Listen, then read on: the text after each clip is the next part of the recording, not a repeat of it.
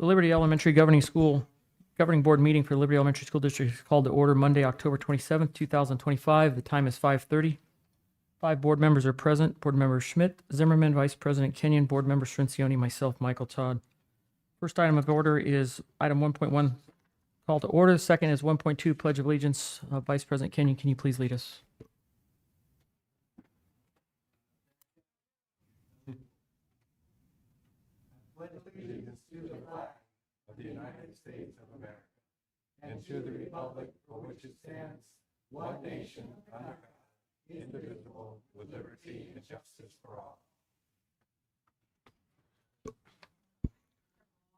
Our next item of business is 1.3, approve regular agenda. Welcome to the Liberty Elementary School District Governing Board meeting. We appreciate your interest in the district. The 5 elected governing board members serve without compensation and volunteer countless hours on behalf of our students and staff. The president and the vice president of the board are elected in January. Under state law, the governing board may only discuss and vote on matters that are on the agenda for tonight's meeting. Agendas are posted a minimum of 24 hours in advance on the Liberty Elementary School District webpage and at the Jerry Rovey District Complex. Copies of tonight's agenda are located in the foyer and on the district webpage. If you wish to make a public comment, please complete a request to address the board form and submit it to the board secretary before the meeting starts. These forms are located in the foyer prior to entering the governing board room. Members of the public will be given up to 3 minutes to speak at the discretion of the board president. Once recognized, please state your name and if you live inside or outside of the district. During the call to the public may speak on any item of business on the agenda that requires the board to take action. The public may also speak to the governing board about a school district matter that is not on the agenda. State law prohibits board members from commenting on or discussing the matters presented at the end of the call to the public. However, the board may ask the superintendent to review the issue or place it on a future agenda. A board member may also briefly respond to criticism of a board member or the governing board itself. We ask that all speakers show respect and courtesy to others. Comments must pertain to a matter that is within the jurisdiction of the governing board. This is not an appropriate forum to complain about an employee, student, or others.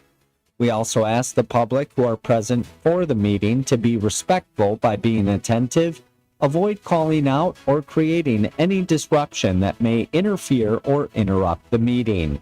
Individuals who interrupt or interfere with the meeting may be asked to leave by the board president. Inappropriate language and repetition will not be permitted.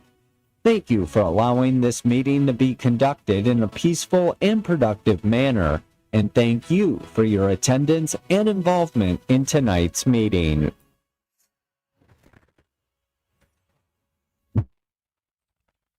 Next item is item 1.3, approve the regular agenda form. I make a motion to approve the irregular agenda form consistent with Board Policy 1-302 and temporarily suspend governing board policy with which this agenda may be inconsistent. Second. A motion is second for the approval of the agenda item 1.3. If there's no discussion, we'll take the vote. Board Member Schmidt. Aye. Board Member Zimmerman. Aye. Vice President Kenyon. Aye. Board Member Strincioni. Aye. I'm also an aye. Would show that approved 5 yes, 0 no. Next will be item 2.1, attendance and enrollment reports in school newsletters. If there's any questions from the board to staff, you may ask those now. Mr. Todd? Yes. Okay. I had a couple questions. So if we could pull up the first document, enrollment count. So if we're looking from the end of August to the end of September, it looks like we're down 13 kids from just month over month. And then if you were to look at last year at this same time, we're down 47 kids. So I think my question is, when we budgeted ADM, did we end up going back to zero? Did you mean zero increase? Yes. Yes, we ended up budgeting for exactly what we had at our May revision, same ADM at the July budget.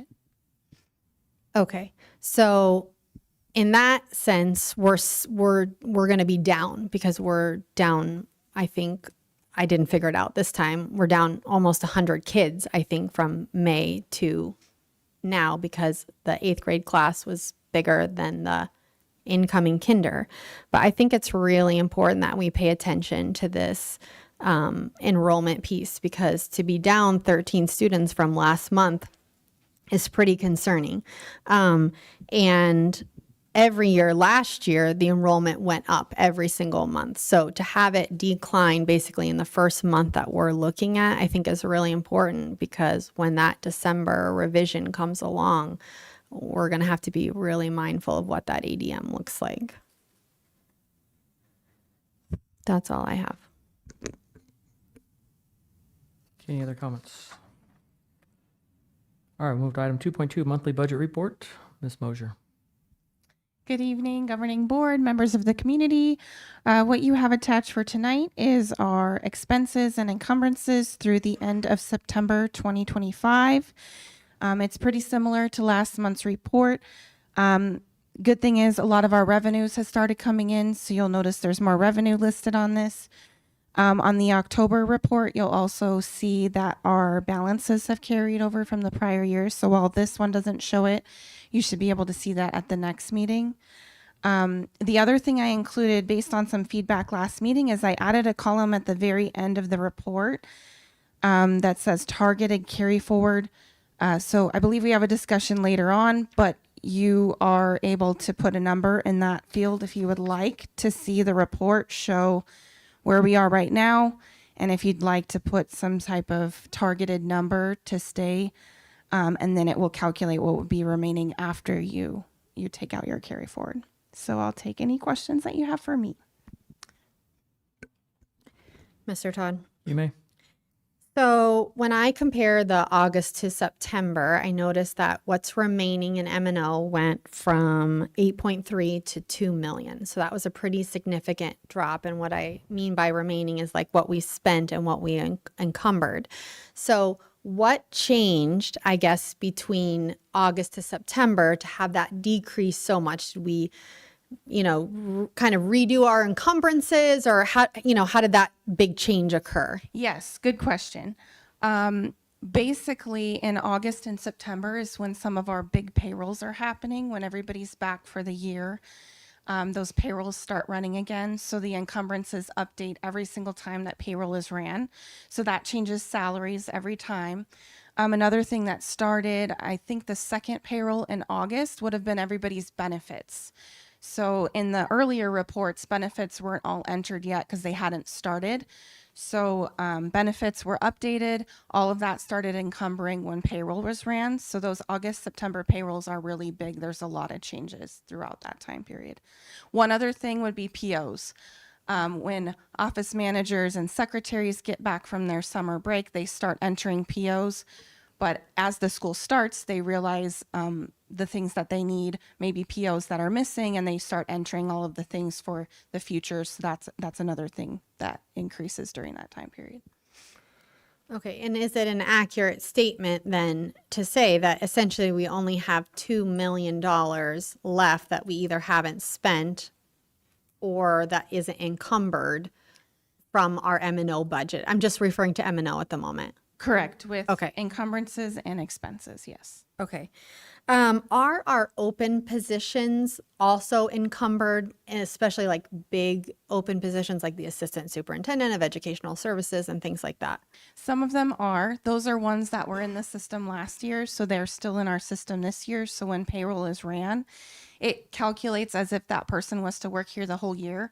So honestly, some of those right now have a little bit higher amounts because there have been months that have passed that we wouldn't be paying somebody for. So once there's a person in that position, the salary would likely be less than what we have encumbered, and then it would recalculate when their first payroll would be ran.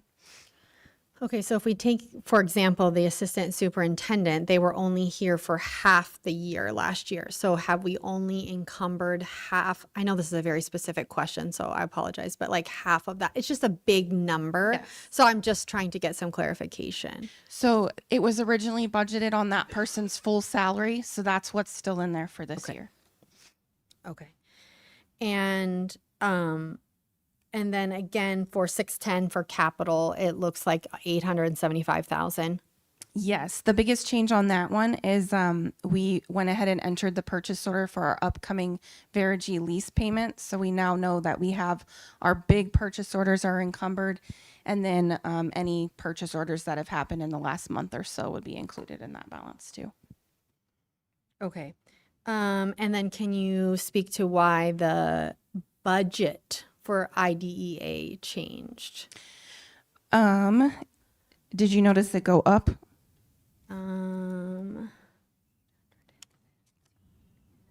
Yes, ma'am. Okay, good. That's consistent with what I know. Okay. We were awarded more money, so they occasionally reallocate funds at the state level. We were awarded more money in IDEA and Title I, and then what we're going to be what's going to happen soon is any money that was left over from last year will carry into this year, but we probably won't see that in our actual grant funds. If we're lucky, December, but more likely January or February. Okay.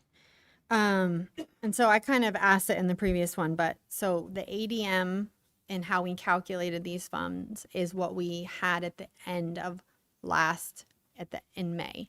Correct. Okay. So we are down from that number. Just to keep in mind that the report that's up on the screen, those are different numbers than our actual ADM. We have reports that we go off of, but I could pull one and find out exactly. We're working on the budget right now, so we're pulling active ADM. Okay. I think in terms of the carry forward, like I'll save that discussion for the agenda item. My only request would be, is it possible when you bring these forward to either kind of stack them with the latest budget on top and then the the months prior underneath, or can you just attach them to the agenda item so it's easy? I think it's important to compare to see the actual changes that are happening. I think it would be nice for our public to not have to try to go back into agenda items and figure out where we discussed it. So I don't know if it could be one document with the latest on top or if it's easier to, Like have another page that would have been August. yeah. And Okay, then that next would be month would easy. be October, September, August. Sure. Okay. Thank you so much. Mr. President, Vice President, go ahead. I agree with Ms. Zimmerman where it would be nice to have those stacked. It makes it a little easier to follow. I will say that I'm going to save it a little bit for the board update, but went to a training, a governing board training that the Maricopa County Superintendent's Office had. Not yesterday or this last weekend, but the one prior, and they did a lot of talking about budgets, which was very, very good. But I have a couple of questions came from that, and then probably at the end of the meeting, I'll request a few charts and things. But first of all, do we have an inactive account policy for inactive codes? I'm not sure exactly what you mean, so I would say no. Okay, all right, I'll look into that. And then one of the other things I would like to request is a chart of your account codes. Sure. So it makes it easier for us to follow and go through the budgeting. I think that we're at that time where we probably need to, as a board, probably do some work sessions or something and get back to looking at this budget really, really closely again. So that's all I have right now. Thank you. Okay, any additional questions, comments? All right, thank you. We will now move to item 3.1, Governing Board Updates. Ms. Zimmer, I'm sorry, Ms. Schmidt. Thank you. I have a short update today. I just wanted to mention between last meeting and today, I was invited to a visit at Loretta Zumbro by Mr. Naminsky. So it was my first opportunity to really get to walk the campus and see the whole school with it full of kids. It was great. It's a beautiful campus. It's so nice to see it full. Well, not full yet, but working at it. I got to talk to some of the teachers and some of the staff, and that was really nice. And I was mostly there so that I could read to the first and second grade classrooms, which was like for sure the highlight of my week. Spending 15 to 20 minutes in each of the classrooms, both first and both second, and reading the same book 4 times because they all chose the same one, which is the same book I read last time too. So I'm well versed in that book at this point. But getting to read with them and talk with them and see the excitement that they had and how they enjoyed the silly book with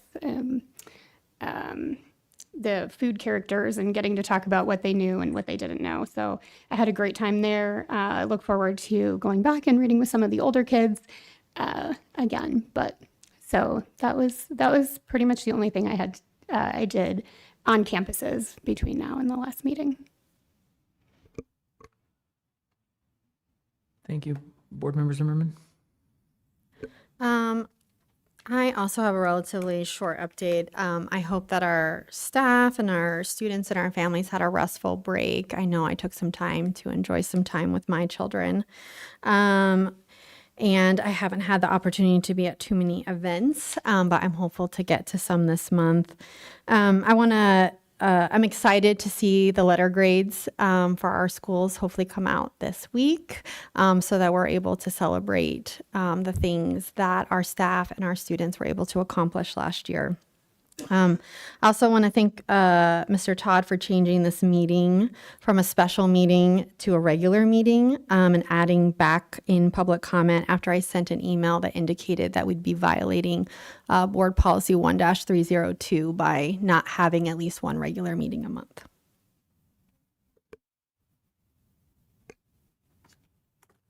Vice President Kenyon? Thank you, President Todd. Yeah, there was a lot that went on since the last general meeting. I'll try to be quick, and I agree. I hope everybody had a really good fall break. It was much needed time at this time of the year for that. I alluded to this a little bit ago, but the week prior to last, I got to attend the Maricopa County Superintendent training from Shelley Boggs' office put on. It was a 2-day free, all day, each day training, and for school board members. And I gotta say, I've been to quite a few of those from different organizations, and that was by far the best. Not even including that it was free. Usually those cost a lot. And that one was a very, very good training, and I got a lot out of it. And so I want to thank Maricopa County Superintendent Office, Shelley Boggs, and her team, and the Leadership Institute that helped put that together. I was able to go to Liberty Elementary School's curriculum night, which was kind of fun. They did a little bit different this year than previous years. This year they did the parents are the students and the students are the teachers. And so it was a lot of fun where we actually showed up at the door with a schedule where our family had to go, just like we were in class. And each class was 10, 15 minutes long. And the kids were the ones that were teaching us what they were learning. And it was really, really fun. And because I have an 8th grader and a kindergartner, I got all varieties of, you're in a kinder class here and an 8th grade class there. And it was a lot of fun.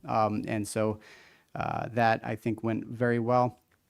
And then they're just looking at the schedule and things that have been happening around the district. There's a lot of celebrations going on. There's a lot of things happening within the next week, especially with Halloween around the corner. There's a lot of trunk or treats happening at different campuses and stuff like that. It's just exciting this time of the year. Fall is always a very exciting time, ramping into the holiday season. And so I encourage everybody to get out there and get involved in our district. Board Member Shensioni? Oh, yes, I was also able to attend the training put on by the county superintendent. There was some really good, nice things we learned in there. It was nice to see outside perspective from what different boards do. There's some things I thought maybe we can implement. Some things might not work for our district. But overall, it was really good. It was nice to see the different topics and get an outside view. So I really appreciate the opportunity to be able to go to that. Thank you. I also attended that training that Ms. Boggs put on from County School Superintendent. I absolutely agree with my fellow board members who attended. It was the best training that I've ever attended in school board training at all. In fact, I think it was some of the most organized training I've ever attended from any position that I've held in a job or anything. It was fantastic. Hearing different ideas, different viewpoints from many different board members around, superintendents from in-state, but various parts of the state. Some people who had served in superintendent special education roles in other parts of the country. It was fantastic. And the simple fact that it was that good and it was free is really kudos to what took place that day. I know it's already being scheduled again for next year. Again, looking at doing it for free. For those that don't know, we typically spend the better part of $1,000 per board member to attend the ASBA conference, and literally got more out of the first morning, of day one than I ever have received from the other training. So it was a great job. I can't say enough good things about it. The budget training they did was great. Members from the Auditor General's office were there to again, talk about public records requests, open meeting laws, conversation afterwards. We are doing a very good job in both of those, and they concur. So it was great. I look forward to doing it again next year. We'll close the comments. We'll move to item 4.1, which will be public comment. Mr. President, we have 4 public comments. Okay. And if I could real quick, I know that there was a gentleman who wanted to turn in public comment, and it was after we already started. Feel free to email the board any concerns or comments. We're all available. All right, first public comment, we'll call Ashley Wright. And just a reminder before you start, it is 3 minutes, and you should have a time up. There it is right now. Good evening. My name is Ashley Wright. I reside within the district. I'm here to address the letter the district attorney sent warning us not to collect recall signatures on district property. Let's be clear. That letter was intimidation, not information, and it was a waste of district resources. We have never collected signatures on district property, not since your own guidance changed last year. We know the law, we follow it, and we've done this before, as you keep reiterating to everyone. We're adults, community members, and registered voters, not children running petitions. We haven't collected on district property since your own guidance changed last year. Not one of us has been trespassed, and you're well aware of that. Forcing site administrators to come in when we're not even on campus, that's not about safety, that's about control. The district gains nothing from it. It's using your own position to create division. But staff see through it. They know who's following the rules. And about this claim the recall is costing the district money, that's false as well. Excuse me, ma'am. Yes. There is to be no altering of any political activity. If you're talking about a recall election, you're trying to alter, and as you start talking about charges that the district has to pay, is that you may not talk about. We need to anything do pause with the recall. time. You may not talk about the recall. You may not talk about cost of the recall. That is attempting to campaign. You for the cannot recall. limit public comment. We can limit that. No, per you legal. It's already been cannot. addressed. Paige, She's not an employee. She's not limited to say, Ms. Zimmerman, we have legal guidance on this. We are not. Where's the allowed to lawyer? talk. She's at another meeting. It was discussed ahead of time. no, We are not allowed to campaign or to do any. nobody's campaigning. You are addressing costs to the district. You may not do that. This is a First Amendment. I'm allowed to do that on my Facebook page. Okay.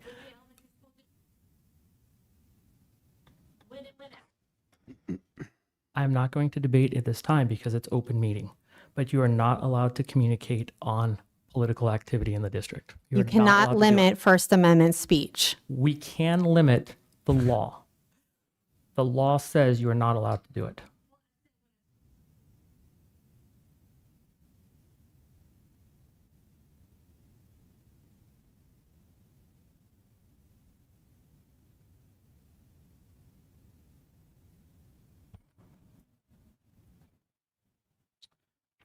All right, Mr. President, our next speaker is Virginia Ferron.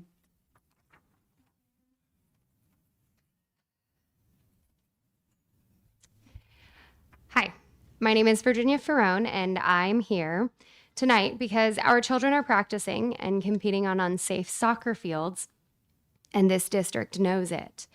I've been raising these concerns for months. Since the end of last school year, I personally met with Bob Young at that time, and he told me about the problems with the fields at Estrella Mountain.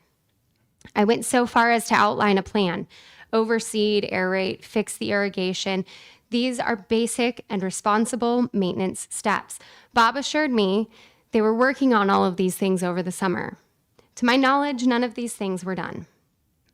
On October 15th, I emailed Dr. Mahorn with questions about athletics and fields.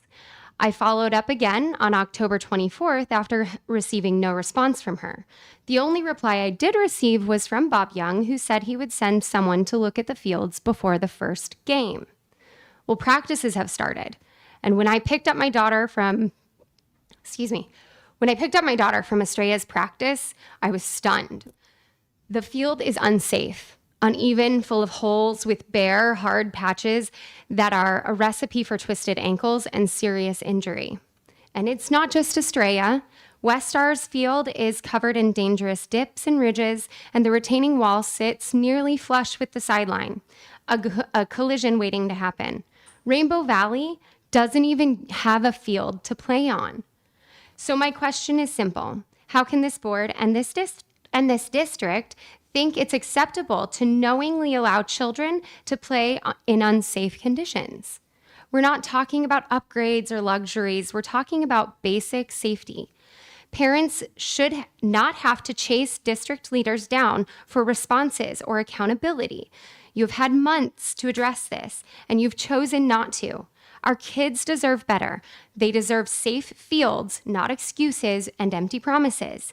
And I am demanding that this district take immediate, visible action to fix the soccer fields before another child gets hurt, just like I did in May. And nothing was done. Thank you. Mr. President, our next speaker is Megan Canan. Good evening, ladies and gentlemen of the board. My name is Megan Canan. I reside in district with 1 current and 2 former students. Mr. Todd, I have heard you speak and read that you have not heard complaints and would like to assist in addressing issues and concerns. However, us parents and community members use the time given during public comment to address our concerns. Yet I have not seen you address or request to address our concerns we have brought to you. Your accusations on Facebook that we have not come to you with our concerns is quite frankly bogus, as we do it every meeting we can in public comment for all to witness.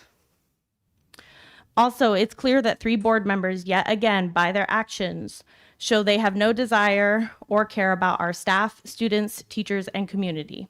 They voted to terminate the contract of interim superintendent Mr. McDonald, even though he was a breath of fresh air and bringing light back into a dimming district.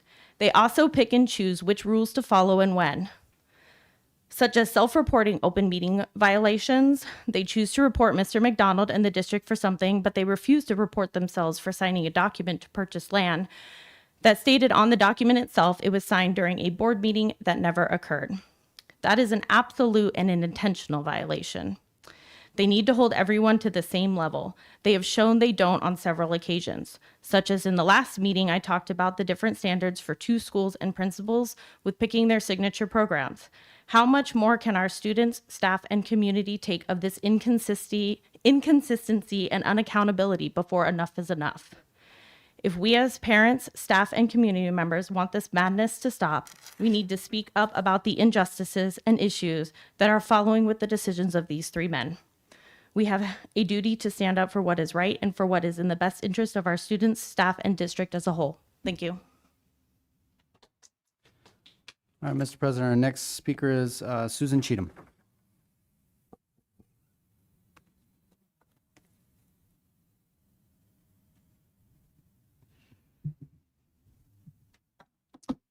President Todd and board, I am here speaking on behalf in support of Michael Todd. Again, all the charges of open meeting violations have been unfounded and dropped. The shortfall of funds, if there really was one, was not on his watch. He has been instrumental in restoring order and discipline to the classrooms. He supports the teachers and parents. And he, along with other conservatives, helped rid this district, again, of DEI and CRT. And I will say there are parents and teachers that want to speak out in support, but are afraid they will be harassed. We just want to thank you for all your hard work for the kids. And Mr. President, that concludes our public comment. Thank you. I'd like to make a couple points of correction. There were 4 board members who voted for the unilateral termination of Mr. McDonald, not 3. Also, with regards to the land letter that was referenced in the comments, the land letter was not signed by any board members. The land letter was signed by a former superintendent. At no time did the board sign that letter. The one I received was not there. Okay. All right, then I'll stand corrected. We'll look at that when we get there. Okay. We'll get a copy of it. All right, let's move to the consent agenda, item 5.1. I would like to pull 5.2, 5.3, 5.6, 5.7, and 5.11. And you're going to have to go a little bit slower. Okay. 5.2, 5.3, 5.6, 5.6, 5.7, 5.7, 5.11, 5.11,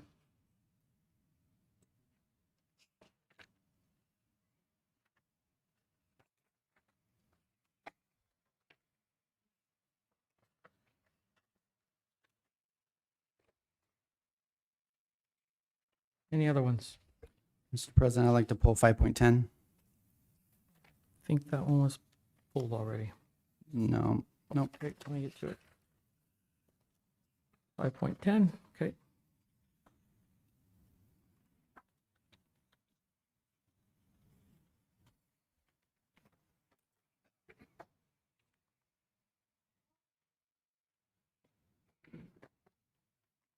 Okay, Are you ready for a motion?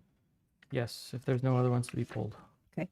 I make a motion to approve the consent agenda with the exception of 5.2, 5.3, 5.6, 5.7, 5.10, and 5.11. Okay, do I have a second? Second. We have a motion, a second to approve the consent agenda with the exceptions of 5.2, 5.3, 5.6, 5.7, 5.10, and 5.11. Is there any discussion?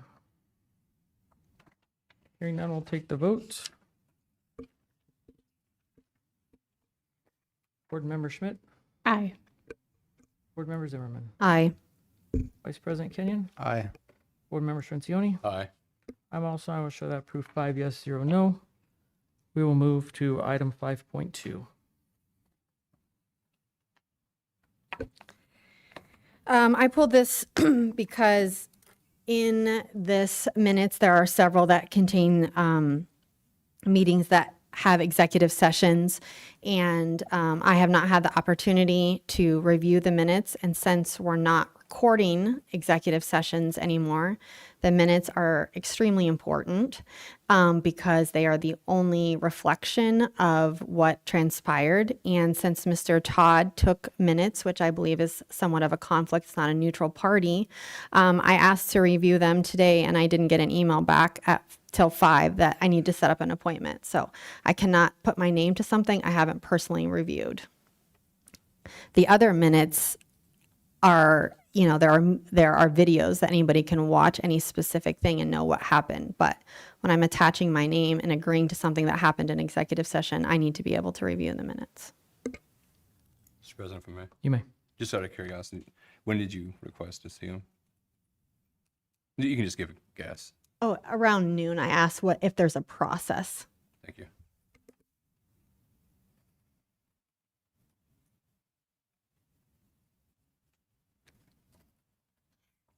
So all we're looking at approving here are minutes of the governing board meeting, not executive session minutes. Executive session is a separate meeting that by statute does not require approval. Actually, neither does the regular minutes, but our board does that. We do not have any board policy about approving executive minutes. With regards to your question about taking the notes, that is what legal advised to do. That's what was done. In a previous meeting, I asked if we were approving the executive session minutes when we approved the minutes of the meeting, and the answer I was given was yes. So I'm not sure why it's changing now, but I did not understand that explanation to be that way. The minute item here, the agenda item is approval of minutes of the July 4th governing board meeting. It is not approving executive session. but the executive session happened within the July 14th meeting. It actually is a separate meeting. It's not a separate meeting. It is. It is a separate meeting. Well, we don't call to order. You cannot take action in executive session to call it to order. Many boards actually will come in and never have an open meeting. They will just go straight to an executive session. We also don't adjourn an executive session because you can take no action. Do call an end to the executive session. We do note the time that the executive session ends. We convene and we end, which are different terms. There is no board action to take a motion to call an executive session to order. There is also no board action to end an executive session. It is a different process. Okay, and this is why we need to have an attorney present so that we can ask the attorney these questions. Mr. President, if I may. You may. So I just want to clarify, because I understand your concern wanting to see the minutes. This motion or this action is only for the minutes that happened during the public meeting. That's Not- correct. We're not doing anything with the executive session.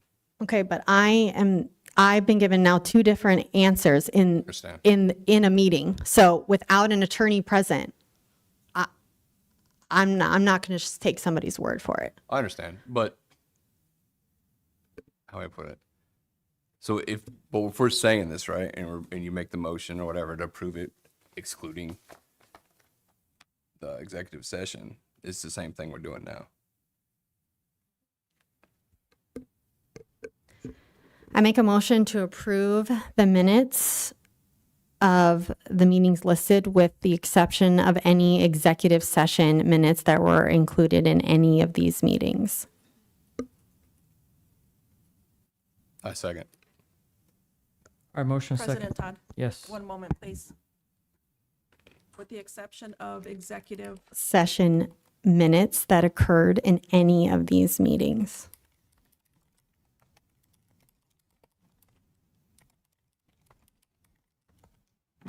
thank you.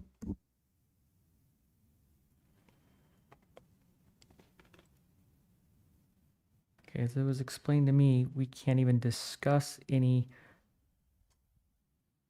objections to executive session meetings in an open meeting. We can take no action in executive session. So therefore, there's not much mechanism or process that can take place. Executive session minutes are taken separately. They're sealed. You're allowed to review them. But there is actually not even a state statute that requires us approve our regular meeting minutes. So I'm fine with the motion. I think we're only asking to approve the general session. Take a vote. Zimmerman, Aye. Ms. Schmidt. Aye. Sorry, I called you guys out of order. Vice President Kenyon, Aye. Board Member Strencioni. Aye. I'm also an aye. We'll show that proof 5 yes, 0 no. Next is item 5.3, approval of personnel action items. Ms. Zimmerman. So I had several questions. At the last meeting, I did ask for the board to be sent any resumes or resignation letters. So I will just make that request again, if we could get them ahead of time, just so that we can appropriately prepare. With that, we only have one for the administrative positions that we are being asked to approve tonight. What were the interview process, for these two positions? The assistant principal one, I did not participate, but Michelle May, who is here, she did participate with the school team on Okay. that one. And then the one that is a central office, I participated on that as well as Michelle May. And I do not remember, is Michelle here? Oh, that's right. And one of our school assistant principals as well participated on that one for the CNI Okay. position. There's been some conversation in the past about, our teachers, our administrators breaking contracts. And so we're hiring people in the middle of the year. Are these people breaking their contracts to come here? They are. Okay. And I noticed that the assistant principal at LBI, Les Brisas, I apologize, is not supposed to start till the end of November. Is there a reason for that, I guess? That was we let them, would not totally let them give a timeline, but we respect if they need extra time, especially those that are breaking their contract. If they say, well, my current school is asking that I give 3 weeks or 4 weeks before I come and start. We really try to be flexible with that, especially if they're breaking a contract. And so sometimes there are situations like that. Okay, so for both of these people, is it a promotion that they are receiving? Yes. Okay. Yes. With Las Brisas, not having a vice principal for almost half the year and being a larger school, what kind of supports are we giving them, in terms of evaluations and AD and, 504s and child studies? Like, what are we doing to make sure that we're supporting that school? I know I haven't worked with Miss Gentry directly, but I know Michelle May is working directly. But I know as far as AD, they have an alternative. They have one of their teachers who is serving in the AD role. But I know Miss May is working extensively with Miss Gentry as far as support for 504s, evaluations, different things like that. Okay, are we offering that school a stipend? Point of order. I think we're getting off topic. I would agree. This is strictly for the approval of personnel action items. All right, I have some other questions. Please carry on. So resignation letters for those leaving, and the recommendation is to waive the liquidated damages. Are there resignation letters? Yes. Okay. Yes. So are we able to see them? Because again, we don't have a policy currently in place. I've asked for a policy with our new policies for liquidated damages, we don't have it. So again, if we're being asked to approve the liquidated damages and they're being waived, I feel like we need to be able to see that. In terms of supplemental compensation, there is a teacher at Westar that is getting over the class max pay from the first day of school to the last day of school.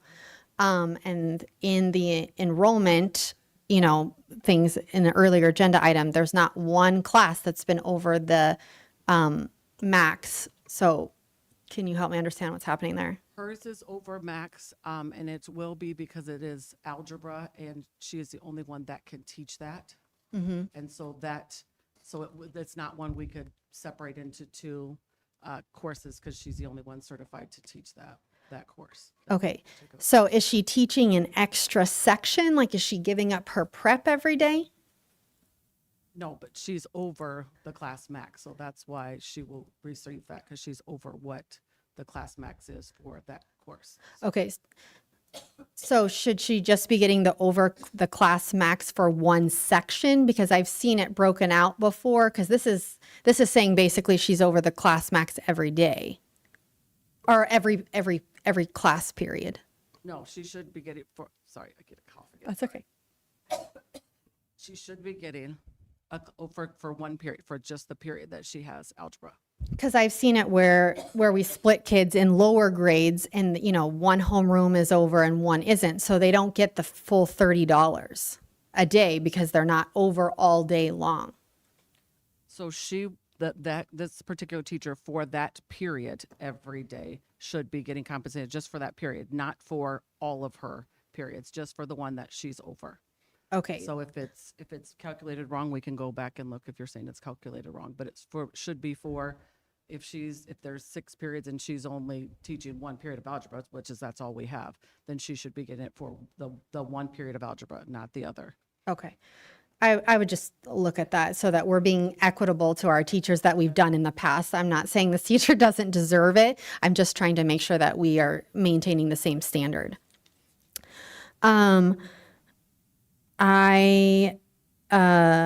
Also the school leads, it looks like some are getting school team teacher leaders.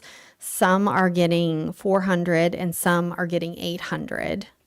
Can you speak to why that is?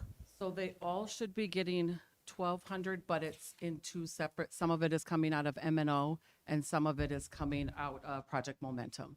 So that's why you should see people's names twice. So it's Okay. the 800 in one spot and the 400 in a different spot. Okay, and so that was kind of leading into my second question is I did not think Estrella or Westar got any Project Momentum money this year. And so some of their teacher leaders are being paid out of the Project Momentum fund. Should not be. Okay. You're correct. They did not get any award for this year, but our last year grant is open. Still, we could have spent money through, I want to say the end of September. So some of those things were done prior to that work. So they were still eligible up to that point. Okay, but on here, the date says all the way to like June 30th, 2026.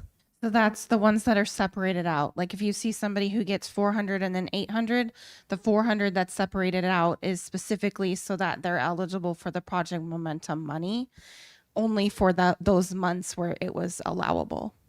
But shouldn't the end date then be for the months that it's only allowable? It could be. Do they both say the full year? Yes, it does.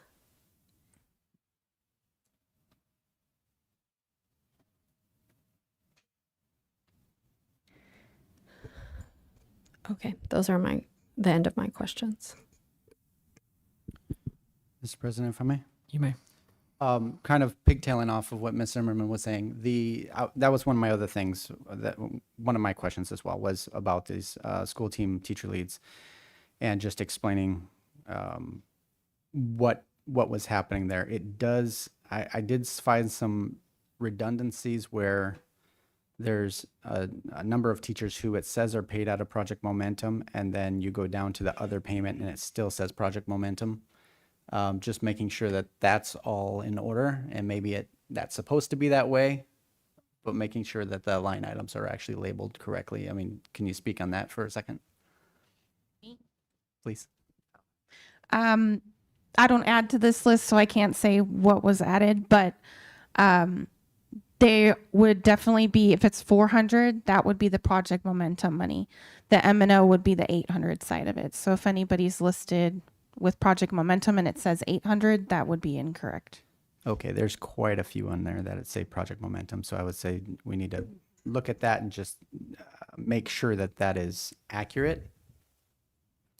I think it's the schools that still get Project Momentum that have the 800. So if you look at all the beginning have the 400 that lists Project Momentum, that includes Estrella and Westar. But if you go down where the 800 is, you'll see where it starts to switch off. Yeah, I Okay. see that. There's just quite a few in there that is still Project Momentum. So I for transparency for everybody to see get an idea of what's going on right there. I understand what Ms. Zimmerman's saying, but I just want to make sure it's coming from account services. Okay, thank you. My other question, well, just for transparency as well, the very last line item on here is for an athletic director season 1, and it says that for season 1, the stipend amount was $900 and the revised amount is 0. I just want to make sure that it looks like there was probably an error with the dates on this one. I just want to make sure that that was the case and that this athletic director actually got her stipend, because I know she did work it. We'll follow up and make sure too. Okay. Mr. Todd, Yes, ma'am. I do think there are some things on here that we need to look at, but there are things that I think need to be approved as well. I would agree. Because again, we're having our regular meetings so late. We have people that have been employed since the beginning of September, and they're not board approved.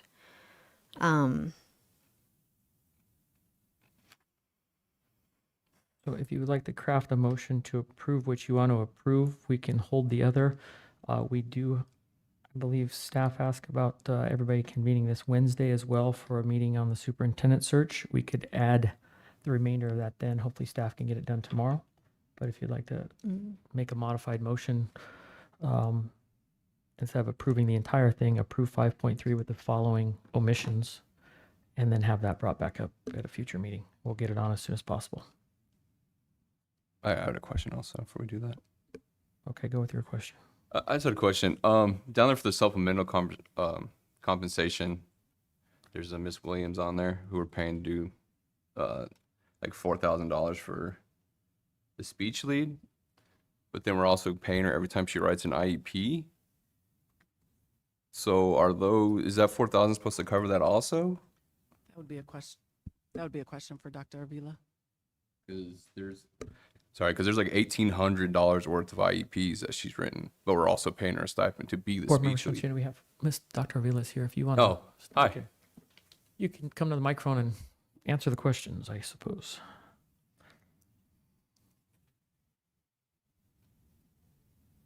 Oh, stand by. Let's get you turned on.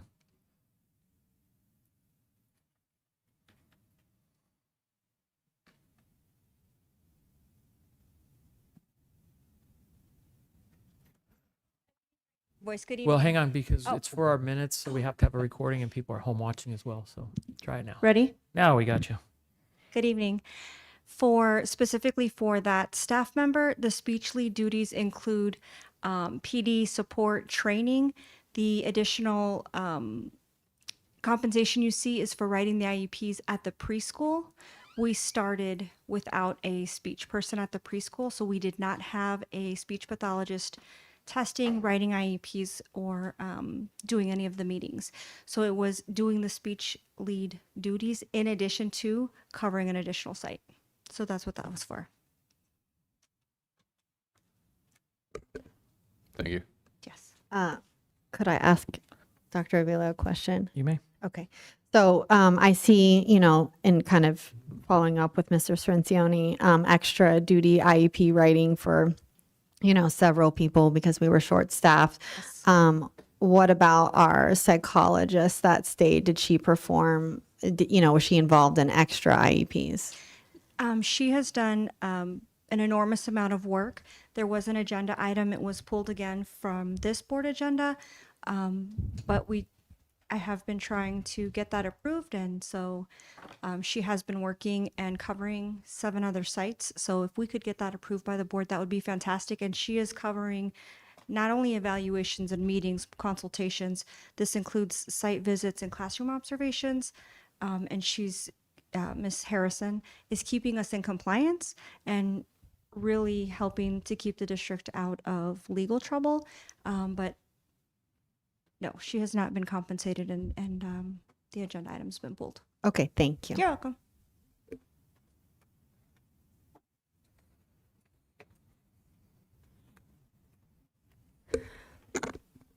I make a motion to approve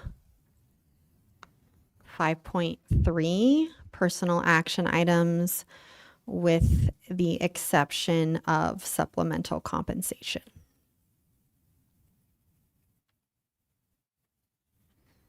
Second. Have a motion, a second. Ms. Camerata, are you clear on the motion? President Todd, crystal clear. Great. If there's no further discussion, we'll take the vote. Board Member Schmidt, Aye. Board Member Zimmerman, Aye, and I'd like to make a comment after my vote. Vice President Kenyon, Aye. Board Member Strencioni. Aye. I will show that approved 5 yes, 0 no. Next will be item 5.6. could I- I'm sorry. You, That's okay. you may. Okay, thank you.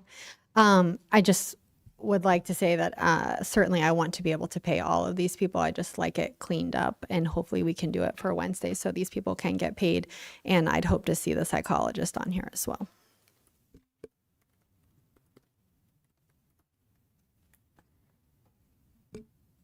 Thank you. Item 5.6, approval recommendation to restore groundskeeper position. I think Ms. Zimmerman, this was yours as well. Yes, it was. All right. Where are we planning to, what fund are we planning to pay this out of M&O? I'll defer that to Crystal, please. Okay. Correct. There's no special funding for groundskeepers. Okay.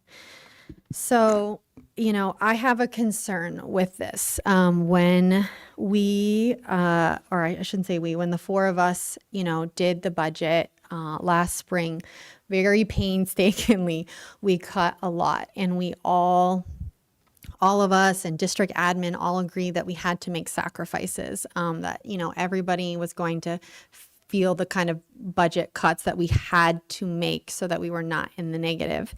And, one of the things that we did try to do was to cut things that didn't directly impact students. And so, with only $2 million remaining in M&O that's not encumbered or spent yet, I feel like that's not very much money to get us through 7 more months of the school year when other things could come up. And while I understand that, it would be great to have another person, I'm not denying that. I'm not saying there's not a need, but the first thing that comes back to the board to add back in, not having to do with students, is very hard for me to support.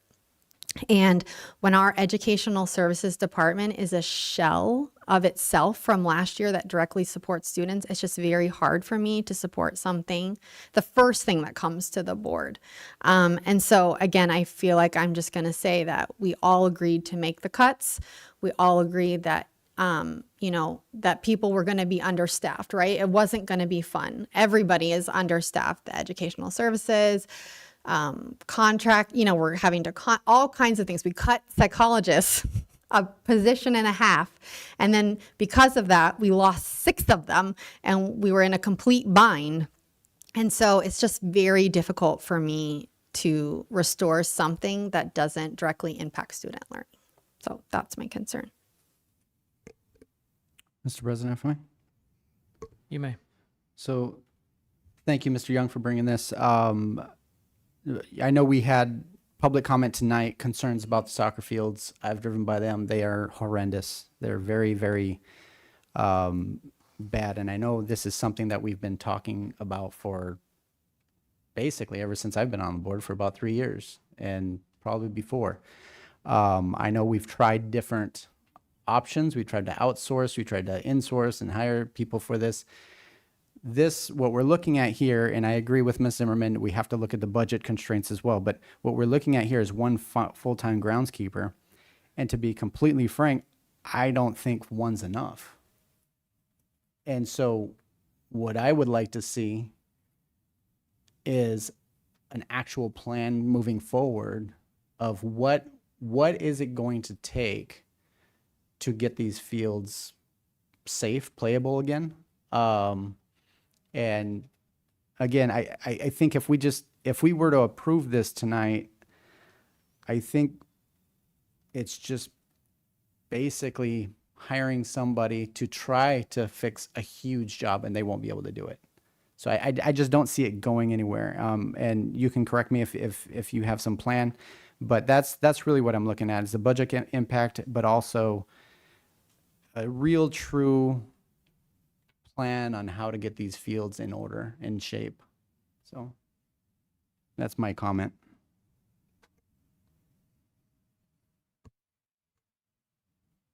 Any other comments from the board? If I may opine just for a minute, I would agree with the concerns that have been expressed by the board. I would also agree with the concerns addressed by Ms. Ferrone. We have talked about these fields being a disaster for a long time. Fields have to be maintained. As we look back over the years and we talk about these great carryovers that we had, maybe we should have put some of those money into the fields, because fields are a lot like auto maintenance. You can defer some oil changes, but it's going to cost you a lot more in the end when it catches up. And that's where we're at now. I believe to get these fields back into a respectable order, and I'm talking a low-level respectable order, we're looking at least $1 million, if not more. We have fields at schools that aren't even big enough to play that previous boards thought would be a great idea. Las Brisas being one of those. The field, they can't even have sports at their facility or at their school because the school grounds are too small. The fields are absolutely atrocious, and I'm not sure that putting one groundskeeper into the middle of this is going to do a bit of good at all. So, Vice President Kenny, I agree with you. There needs to be a comprehensive plan put into place as to what the plan is with deliverables, timelines, benchmarks, so that we can see some progress.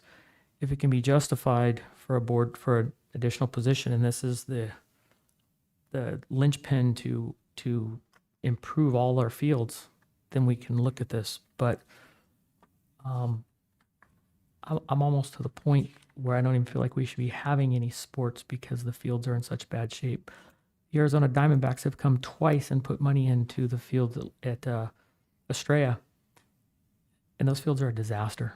The baseball field specifically that they've done twice. In fact, they did it once, and then when they got ready to dedicate it, it was so bad they came out and did it again.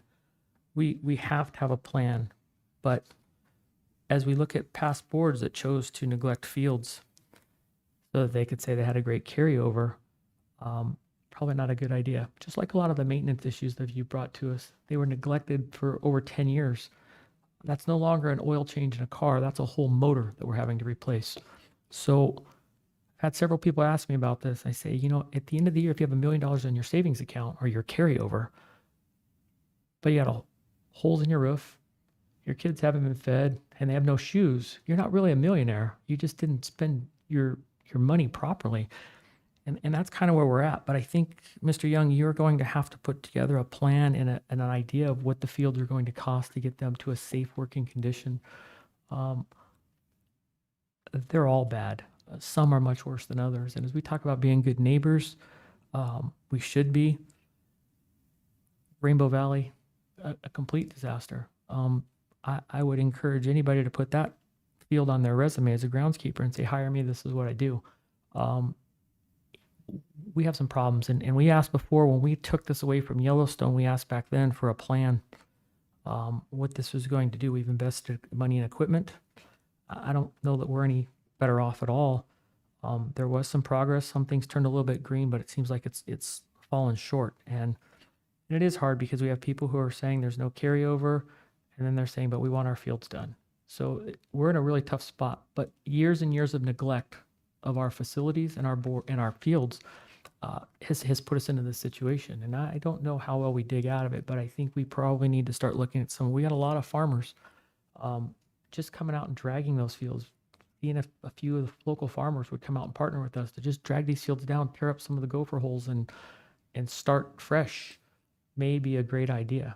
I'm not a groundskeeper. I don't profess to be, but there's a lot that needs to be done, and I'm not sure that one person is going to change 8 schools. Mr. President, members of the board, there's been a lot of work done on the fields that you can't see. I think I've sent pictures of my updates. The valves are bad. I mean, really bad. The piping, it's been patched, and I'm not faulting anybody from what they did in the past. They did the best they could with what they had. The sprinkler heads are all a various mix of different types. They're not even full rotors, or they put different quarter rotor where it should be a full, and those are easy fixes with the sprinkler heads, but the time clocks, the wirings are all bad. It just takes a lot of time, and we've been doing a lot. Australia, a lot of the underground's done, and it doesn't look good from the, and I'll admit, they're not looking good from the top, but there's a lot been done underneath. Rainbow hasn't been touched yet. They've been doing Australia, Freedom, and West Star is the big major ones they've done so far. Rainbow's going to need a lot of work. I did get a company come in just to give me a quote on refurbishing Australia's upper fields, the main fields up there. It was $200,000 just to do that one field up there. So it takes a lot of time, a lot of work. The one person we're asking for is to balance the crews out so we can have two-man crews. And Steven's been, the supervisor, been doing all these repairs. So he's got to come off the repairs to help do, because, you know, there's people get sick, vacations, and so we don't always have 4 men all the time. We got 2, 3, one day we had 1, but it's just very important to get to, the safety of the kids is a big thing. And I know I'm not making excuses. I'm not trying to say, hey, we've done our best, because we haven't. We've done our best at fixing things you don't see. But those things need to be fixed before you're going to see the improvements in it. So I just want to, it's a court, up to the board what you want to do. But I think the one person would make a big difference in helping us get into that goal. Mr. President. Yes. I don't disagree that you probably need the extra person. I don't know that I'm ready yet to approve this person, but I do think, as President Todd said, in this community, there's a lot of partners we could partner with, whether it be, residential farmers or even businesses, Stoats Equipment down the street in Buckeye. We do a lot for the community, and we've actually had some really good community partners that could partner with us in helping us with some of this. Obviously, they probably won't redo the whole field, but if, like President Todd said, they can come out, drag it, level things out, and then we just start with nice flat dirt would be an improvement. And obviously, just getting creative. That's what we always have to do, especially when we're looking at budget things. So. Mr. Todd. Yes, ma'am. So, I just kind of wanted, there's some question about, kind of deferred maintenance and things like that. And so I think it's important to remember that the community approved a bond that included a significant amount of money for deferred maintenance, but a board decided to spend $9 million of that deferred maintenance to build a school for 200 children and with an ADM of 0. So we would have had $9 million of bond money that we could have used. So I think the community did vote to, help fix some things in our schools. And unfortunately, a board decided to change the direction without asking for the voter approval. And I just want, for clarification's sake, Mr. Todd said that there are no sports that take place at Las Brisas, and I do not think that is an accurate statement. Ms. Gentry, do all sports take place at your school? Thank you so much. Your baseball team does? Soccer and baseball both play there? Because as of last year, your principal said they cannot play at that field. Yeah. Praxton, are they playing games there? They definitely played soccer there last year. I attended a soccer game at Las Brisas. They told me they couldn't play there. Mr. President, if I may. You may. Mr. Young, I can't speak for the whole board. I speak for myself. I just want to know, I personally don't think you guys are not doing your hardest to get the fields and the rest of the grounds in best shape as you guys can. So please don't take that from the board from me, that we don't think you guys are working hard. And that's because that's not what I'm saying. We're just saying, I'm saying, that I don't know if this is just the right time, but we definitely appreciate what you and your team are doing. And we know they're working really hard and with what they have, and they're doing a great job. Thank you. Appreciate that. And I would echo that. I think I've said many times, you got to tell your story. So if you're working underground, the public doesn't see that. They don't realize that. So I think every board meeting, every once a month, you need to come and show pictures on the screen so people understand. Because at the end of the day, on the top, it does not look any better. And as we're spending money, we we have to show some results. And if we're making it underground, it's going to change, but there needs to be some timelines and deliverables. So if we're making underground changes today, in 1 year, we should see green grass at Rainbow. 2 years. You can tell me 15 at this point, but then you better hit it at 15. We've got to show progress. We have to tell our story. And that is one thing that continues to struggle here. I have a lot of faith in you. I know you've brought forth a lot of stuff to the district, and you've brought tons of SFB funding to us, but we've got to get the top side fixed. And again, very poor decisions over many years. Sprinkler heads, it's hard for you to even keep those in stock because every school probably has 12 different types, and probably none of them are the correct ones anymore. So, but that's a struggle. But we need a comprehensive plan that says this is the plan for these facilities complete. And right now, we don't know what your business plan is for the grounds. And I think we've heard it loud and clear. I've been asking that honestly for 4 years, that we need to get our grounds in better shape. And all the paint on the outside of the buildings does not fix the look of Rainbow Valley. It doesn't fix the field. Las Brisas, Miss Gentry, it's news to me that they were playing there because I was told they couldn't play. Last year, the coach had to come out on his own just for practice. Your baseball coach told me that. We don't play any games here. Right.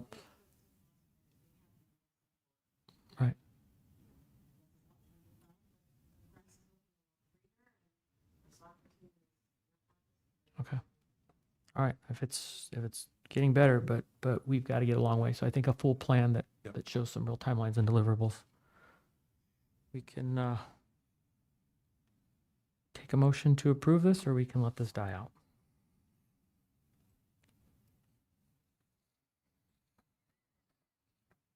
All right, looks like that's going to die out for the time. 5.7, approval to issue purchase order for wastewater and drinking water operations, repairs, and chemicals. Ms. Zimmerman, I think you asked for this one to be pulled as well. I did. So, just for some clarification, and I saw it in the vouchers, but for the first 3 months, we issued a purchase order for $28,000, correct? Correct. And then, which is over 10,000, and then we went out for the 3 quotes. Mr. President, members of the board, the company that we're using is on the SAVE contract. Okay. So we don't have to do the 3. I was getting 3 quotes, trying to find a better deal, I guess, for the company, for the school. So I was just trying to get the costs down because I think, I've talked to several people. So we gave them a 3-month contract just while I was investigating, trying to get somebody, but we couldn't find anybody that had the expertise. And, some people gave us a better price, but it didn't include chemicals, didn't include testing, didn't include lab. And the one that we're doing with West does all of that. Okay. And so we gave them the contract. And so this is an annual thing that comes up. We didn't bring it up at first because I didn't know who we were going to go with. So I was just bringing it up at this point because by the end of the year, we'll go over, but it's on a SAVE contract.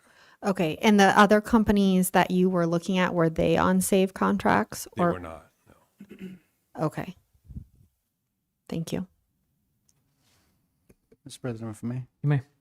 I know, so we're talking about the water treatment facility right here on Liberty. Correct. So because this has been annexed by Buckeye, have we talked to the city of Buckeye about them helping out with this or taking it over completely? We'd like to have a sewer line come through and get public water and sewer here, but they don't have that available to us right now. Okay. And then going back to these other quotes you got, this one is, what's the best way of putting this? I guess, do we know what the quotes of the other ones are? Because, really what it comes down to is if the other quotes may not include, and I'm not saying you didn't do your due diligence, I trust you, Bub, but if the other ones came in, 30,000, they didn't include tests and stuff. And obviously that's a stretch. A big drop where you couldn't see it. It's just that they were probably a little bit lower than West, but again, they didn't do any of those. So I would have to go out and get a somebody that tests the water, a company that go, send the reports into the ADEQ where it's all inclusive with West. And I didn't go with West just because it's easier. I don't do it just because it's more, trying to, okay, well, I don't have to deal with it, so I'm gonna let them do it. I would take care of whatever I need to in the best interest of the district, not the best interest of Bob Young. I appreciate that. Trust but verify. Yeah. So, and I trust you, Mr. Young, but we got to ask these questions. Oh, yeah. That's all I have right now on that. I have a question. In the RFP that you put out, you did put out an RFP, correct? I did not put out an RFP. We did not, because we would have come to the board for that. Okay. It was just calling I contacted a couple other districts that use different people and asked them who they use. And So did we ask, it says here, while the other vendors were lower, they did not include chemicals. Did we ask them for their price to include chemicals? we did, and then they came back with, well, we're not sure what chemicals you need. And so I gave them a list of, but one didn't return my inquiries after that. And So if we were to put out an RFP for this, we might even get West to negotiate down a little bit. yeah, actually, West did come down a little bit on this one, just, Okay, but just if, by going but out. again, if we put out an RFP, everybody can bid this and they're on the same playing field. They can all be told to include chemicals, to include weekly tests, lab testing cost, everything. Yeah, and in one. in fact, that's what I'd like to do for the next school year is I'd have to have somebody prepare a good RFP to make sure I list everything, get everything in there. And then we can put it out for the, for the following school year, and hopefully we get a good. So why wouldn't we do that now? There's still a lot of time left in the year. So why wouldn't we do an RFP now and at least try to get this started and see if this price comes down? Well, we could do it this year, but right now we need to have the water tested and running, so. Right, but if we stay on the SAVE contract for one more month and you do an RFP, It's gonna take more than a month to do an RFP and get it out and get the bids in and review them and stuff. It's gonna take a while to put one together. I see RFPs come out all the time and they take, I struggle with how long it takes this district sometimes to turn an RFP. I think this is critical and we can get this done pretty quickly, and this shouldn't be too difficult to write a scope of work to say what needs to be included and give a short timeline to respond back. I think it's worth doing because this is your total amount is 78,000 for the next 9 months. Correct. It's the pleasure of the board, but I would look at looking at an RFP for this, perhaps. And I don't disagree, but I think we should finish the year with this one, get the RFP done correctly, and get a good company and make sure we have enough time to evaluate them, look at them. Because it's one of those things that what keeps you awake at night, the water treatment and the wastewater treatment keeps me awake at night. No, I Because agree. one little thing can put us in a very bad bind. Okay. Mr. Todd? Yes, ma'am.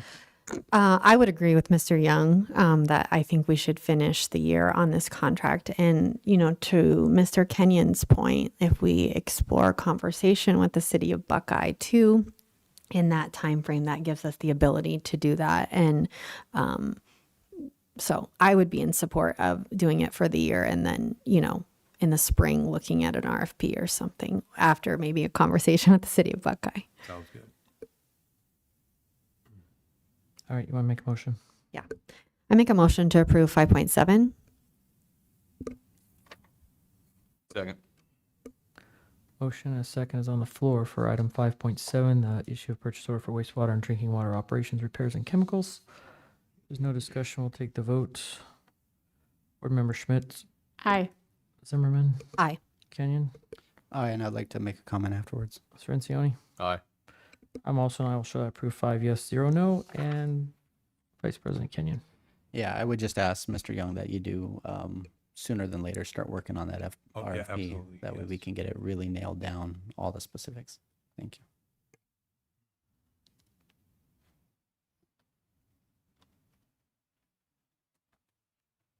All All right, item 5.10, approval of student activity fund for the month of July and August 2025. Mr. President. Yes. So I pulled this one because when I opened the Student Activities Fund, I just noticed, for complete transparency for everybody, all of the accounts are in the green except for Rainbow Valley. And I don't want to pick on them, but they're the one that's negative over $2,000. First, is there a reason why? And second, are they still allowed to use this fund even though they're in the negative? Good evening. Thank you, Mr. Kenyon. Rainbow Valley, they have a large purchase order that they use every year. This particular instance occurred because of their Disneyland trip. So the purchase order was split out between student activities, auxiliary tax credit. When the payments came out, they didn't have enough to cover in student activities. It's something that we are still in the process of fixing. We can fix by journal entry so that they're not in the negative anymore. That transaction just has not occurred yet. And I'm sorry, I forgot your second question. With it being a negative balance, are they able to still use this fund? We don't have them using it at the moment. And honestly, they did lose their student council sponsors. So I don't believe there is a lot of student council activity happening there at the moment.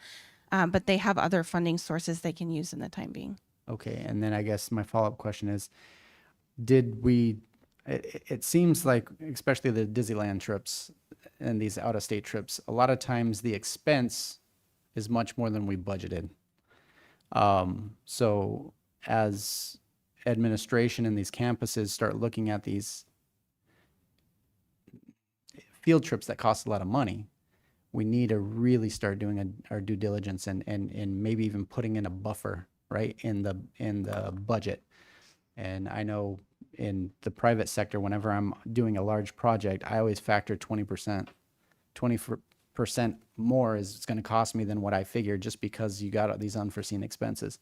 And it just seems like almost every year we end up going into something like this, right? We had something that was unforeseen, and it was in a Disneyland fun field trip. I hope the kids had a blast. I hope the staff had a blast, but you come back to a negative balance and that doesn't look good. So thank you.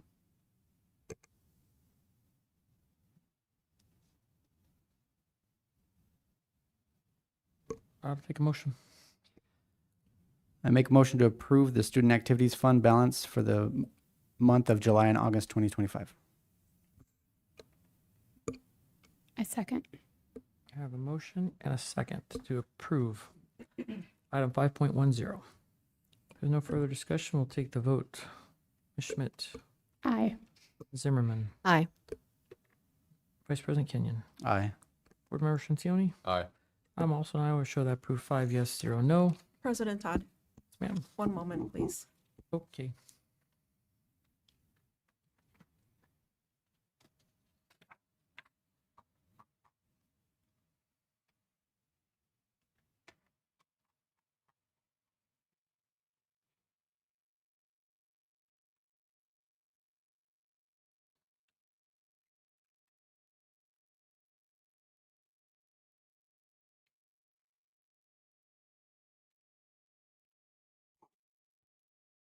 Thank you. Just for the record, I have Chris Kenyon made the motion. Ms. Schmidt, second the motion. Thank you. Item 5.11, approval ratification of expense vouchers. Mr. Todd. Yes, ma'am. Okay. Could we pull up voucher 2612, please? And I wrote the page numbers tonight. So if we could go to page 3. And it's the kind of bottom half of page 3. It's about ASBA. So it's a question about the Diligent Community Platform. And, there's been a lot of conversation, I guess, not conversation. There's been a lot of updates in our board updates about the transition from board docs to Diligent. But I thought Diligent ran board docs. So my question is this payment, it's so people can see it. It's around $10,000. Are we paying, is this a payment for board docs? But we're transitioning to Diligent, but they're the same company. Can you explain what this is for? If I'm answering the question, I would need to look into it. I don't know off the top of my head. Okay. I didn't know if Mr. Mann knew, because he's the one usually providing the updates about Diligent. You'll come to the microphone. Sorry.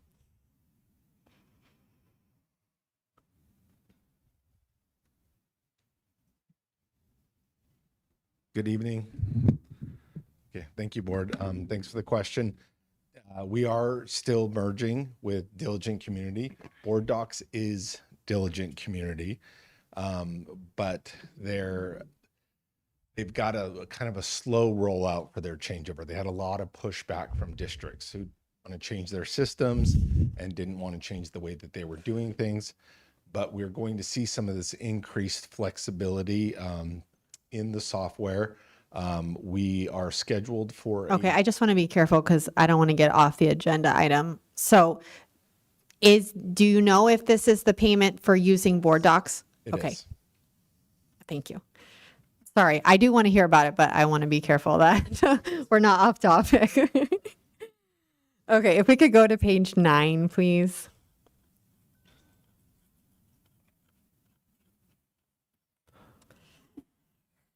Okay, so there is a voucher for IXL, and it's approximately $3,500. It's IXL Complete. For those that don't know, IXL we had used, I believe, Gifted and some other children that had kind of aged out isn't the right word, but kind of mastered Dreambox. They were allowing them to use IXL. So who's using this IXL? This is for the gifted program. Okay. And so Spanish is included. I didn't see that as an option. It's on the it's kind of like the next page. Oh. If you scroll down. Are we still allowing students that were using IXL last year, and this might be a question for principals or Miss May, are we still allowing students that used IXL that were not in the gifted program last year? Are they still being, is that a no? Okay. So I'll bring that up later. If we could go to page 13, please.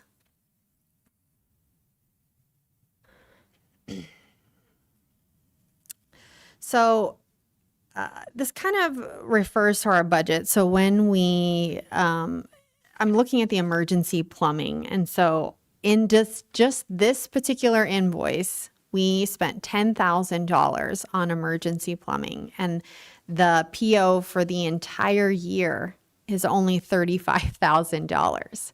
And there was a whole discussion during the budget about cutting that particular position, the plumber, and I expressed concern that maybe that was an important position. And so my concern here is that we spent $10,000 of the $35,000 that we've encumbered. And so I'm thinking maybe that this is not going to be enough. And so when we look at only having $2 million left in M&O, we're probably going to have to increase this PO. And so that's why I'm hesitant to approve additional things out of M&O, because I think this number is going to increase. Would you, do you know how much we spent? I should have sent you this question ahead of time, so I apologize. I'm not going to, if you don't know, just say, Ms. Zimmerman, I don't know, but how much we spent all of last year on emergency. Well, we had a plumber, so it was different, right? Correct, and we do have a plumber now. Oh, we do. So we hired one, so emergency plumbing might be something that happened over the weekend or something when the plumber wasn't Oh, here. okay. And so we have a small amount in there for emergency plumbing, so water's not running all over if we have an emergency. So So we didn't cut that position? No, it was restored. We just hired them back. It was on last month's board agenda, I think. Okay. I'm not going to get off agenda topic. And then page 15.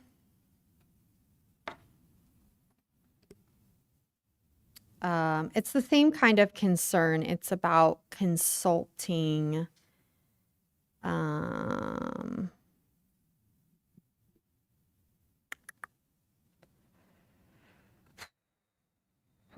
Essentially, we have spent $5,500 in consulting, and the yearly budget, the PO, is $20,000. And so again, my concern is, kind of what we're encumbering. And if we spent $5,500 in 1 month, are we going to need to spend that every month? That PO has already been revised and it's been increased to a higher amount. Okay. And will we see that encumbered in the October? I'd have to check on the date. For sure, October. I don't think it happened during that September budget report. Okay. All right. Thank you so much. Yeah, you're welcome. Is that all your questions? Yes, it is. Okay. I had a question also on back on the first page. We have a payment to the Arizona School Board Association for about $23,000 on the same voucher, 2612. Do you know what that is? That was the PO that she referenced. There was 2 line items on it. So one of the line items was for board docs. The other one, Minnie might have more details. I'm not sure what the second line item is without looking at the actual PO. Okay. Oh, you know what? Okay, I see. I'm looking at this first page and then it lines out. I remember. Okay, my apologies. Okay, great. Thank you. Ms. Zimmerman, would you like to make a motion? I make a motion to approve 5.11, approval of expense vouchers 2610, 2611, 2612, 2613, and 2614. Second. All right, I have a motion and a second. If there's no further discussion, we'll take the vote. Board Member Schmidt. Aye. Board Member Zimmerman. Aye. Vice President Kenyon. Aye. Board Member Scincioni. Aye. I'm also an aye. Will show that approved 5 yes, 0 no. Okay, we'll move now to item 6.1. Discussion possible action to sell approximately 2 acres of vacant land. Mr. Young.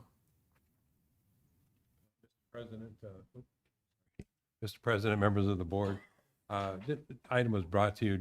I'm not recommending we sell it or anything. It's just we had an inquiry by a company that was looking at building a big solar farm. It's way down on the south end. I don't know if you saw the maps where it is. But it's 2 acres that was donated to the district in 2010. And it's sitting there, and they just wanted to know if the board would be interested in selling that. And we went with the attorney, just, what the options are of how we could go about that. And so those 5 options are listed. It can be put out to public auction. The SFB said they have no interest in it because it's only 2 acres.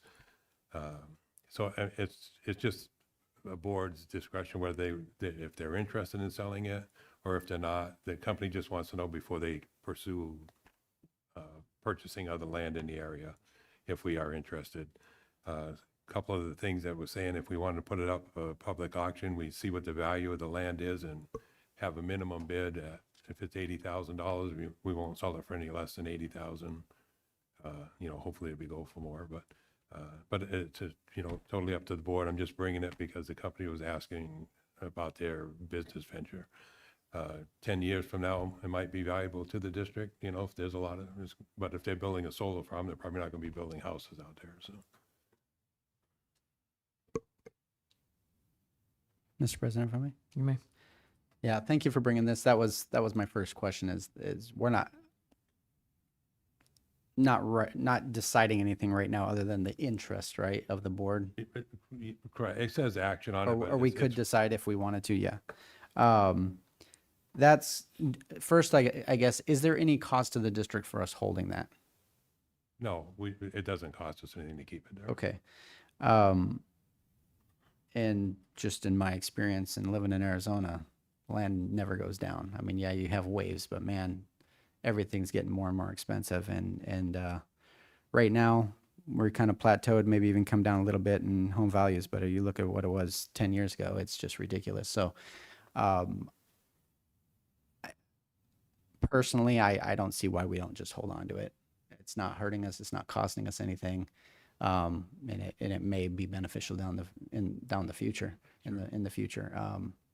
And I guess my other question was, did this company mention that they've purchased around there and they are planning on doing a solar farm, whether we sell or not? The plan is if they want, because the piece of land we have is kind of right in the middle of where they want to go. Yeah. So I'm sure they can adjust. But they just want, according to them, they want to help out public schools and, do the best they can course. for us, Well, let's say $1 whole- million. I'm a car salesman kind of guy. All right. Thank you. Mr. Todd. Yes, ma'am. So I apologize, like I'm not the best with the map. So is there any district buildings, I guess, around or on? None? No, it's way down south in the middle of nowhere, Okay. basically. And so just, do you know how like, I know you said it was donated in 2010, but was it a farmer then? Like, how did we, end up with a random donation of 2 acres? I've asked a few people that were around for a lot longer than I have been, and nobody quite knows how it came to be, so. Okay. And so do you think, did they give you an indication that they would kind of build around the 2 acres? He didn't say, he just said right now they're trying to get the interest in who owns land out there and that, if they're willing to sell so that they could build there. That's, they're just, I guess, getting a feel for who will sell and who won't. And they would need more than 2 acres. They would need, okay. Sorry, I don't, No, work that's in that field at all, so I don't have any big understanding of solar it. Farms, they're huge. I guess, my thought would be if they really do build a solar farm, like surrounding the 2 acres, is it then really not valuable at all for us to hold on to it, If we were to pursue it, is there, which of these ways, I guess, would you recommend that we pursue if that was something the board decided to do? I think it was, I believe it was the 5th one. It's been vacant for 3 years. You may sell the property without an election after it's been listed as vacant school property by the SFP, which I already talked to them. And then the districts have the opportunity to do that. So you don't have to go back out to usually when you sell vacant land, it has to go back to the voters. But if it's been sitting vacant for so many years, then you're allowed to just sell it. Okay, thank you. Mr. Todd. Yes, ma'am. And Mr. Young, looking at the map, it looks like you said it's in the middle of nowhere, but it is literally in the middle of nowhere. There's nothing built around it currently. Is that correct? Like, and it's not even farmland. It's just literally empty land right now. Okay, thank you.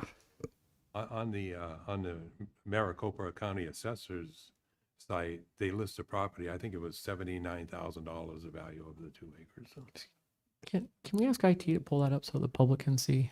So what, That would be one great. of the things they suggested that if you do sell it, you could have a minimum. If you don't hit that minimum, then you don't sell it. Mr. President, if I may. You may need to rotate that as well. So north is up. Rotate to the left one. There we go.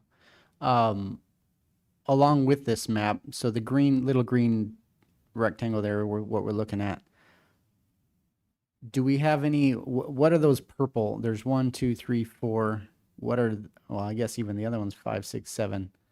Do you know if those are, what those represent? I think those are farmland and stuff. I'm not sure. I've never driven down there, so I don't know. No, that's fine. You're right. It's in the middle of nowhere. And the other question is there easement or access to that 2 acre parcel? I believe it's right on a future road. They show a line where a road's Right. going to go and it's right next to it. Okay. And my other question is, do you know if the district has any other miscellaneous random pieces of property laying around? That's the only. Okay. this came up and I was like, what do we have 2 acres way the heck down there for? And okay, thank you, whoever donated that. We really appreciate it. I'm just wondering if there were other things that I didn't know about. But, all right, I'll leave that so we can discuss, I guess. I would be in favor of probably letting that land go. It's gonna be a long time before we put a school there. It's gonna be a long time before that area develops, and it's 2 acres. So even if we end up putting a school in that general area, and we have to buy 2 acres again to make up for it, I don't know that we're gonna have a school down there before the rest of that land starts to develop. There's gonna be no water there right now, probably. There's no sewage. There's no. I think if somebody wants to give us some money for it, We're trying to build this land up. Like if we're going to think about well, selling for a it, solar let's not farm, it's great. turn it That's what down. they want. Okay. They don't want a lot of. They like to have desolate. It's great for a solar farm. It's not so great for a school. That would be my thoughts. So I'd be in favor of selling it. Are they wanting us to pay for a appraisal, or are they going to work on doing that? They didn't ask about the appraisal, they just asking about selling it. The attorney suggested that we do an appraisal, which probably a couple $1,000 just to, so we know what the value of the land is. We're not selling something for less than it's worth. And I would suggest just one appraisal would work on it to get it. We can always add it to the cost of the land when we sell it, Say the minimum is 85,000. Right. I don't know. Let's see how serious they are, I guess. Yeah. And they may also have some appraisals from area right next to it that are already done that we can get a general idea. If we're asking for 80 and they're wanting to give us 20, we're probably no need to. Yeah, we'd just hold on to it, yeah. No need to do it. Yeah, So- and and they might not find interested parties around that want to sell the land, so they might not even want it at the end, but it's up to the board if they want to decide to sell it. We would need to get an attorney involved in finance to, put out the right wording to get it advertised and put it out there and, receive it, just get some bids on it, see what it's worth. So I'm okay with that. I don't know that we need to spend any money right now to obtain an appraisal. But if you want to continue negotiation or discussion with Yeah, them and I see can where we're definitely at, do that, I'm sure. okay. I don't know if the board wants to take a motion on that to carry on discussion with the group. Let them know we're interested, but I certainly don't want to, until they're a little more sure on it, I don't want to pay for an appraisal. Mr. President, I would agree. I don't know that we're, right now, with all the things we have in the district to focus on, this, as much as it would be nice to have some extra income, I don't want to sell us short. And so I'm okay with the conversation to continue. And maybe if there's a real serious interest, and as Mr. Cerencioni was telling, you let them know that there's a gold mine on that property or something, so it comes up in value. But really just to know that there's, if they really want to help the district, then they're going to help the district, not try and shortchange the district. So Yeah, I mean, if they want to give if they want to pay for an appraisal and then we give them credit on a sell or something down the road for that cost, I'd be okay with that. I just don't think we need to take money out of our accounts right now until they're real sure. It's just a little cloudy if you want the person buying it doing the appraisal, Well, I mean, they're gonna have to. We would pick an appraiser. They would just pay for it. And they'd have to pay for Right, it. right, right. Okay. I mean, and usually you don't pick your appraiser. I think it's kind of a random. It's like a hearing officer. You Yeah, we have a couple prevent that we've used. something happening, right? Okay. Does the I'll- board want to give a motion on anything, or do we just want to continue? Let him continue with what he's been doing with some discussion. I'll just make a motion that we continue the discussion. That district continues to discuss this with the interested party. Okay, President, can you please repeat that? Motion to? Motion for district administration to continue discussion with interested party.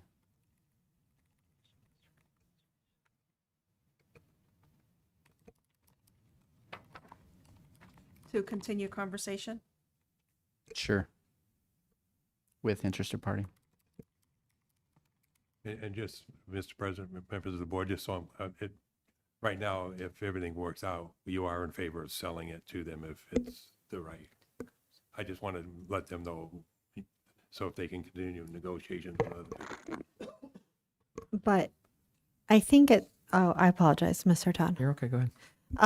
I think number 5 says though, does it have to be, not to pay this?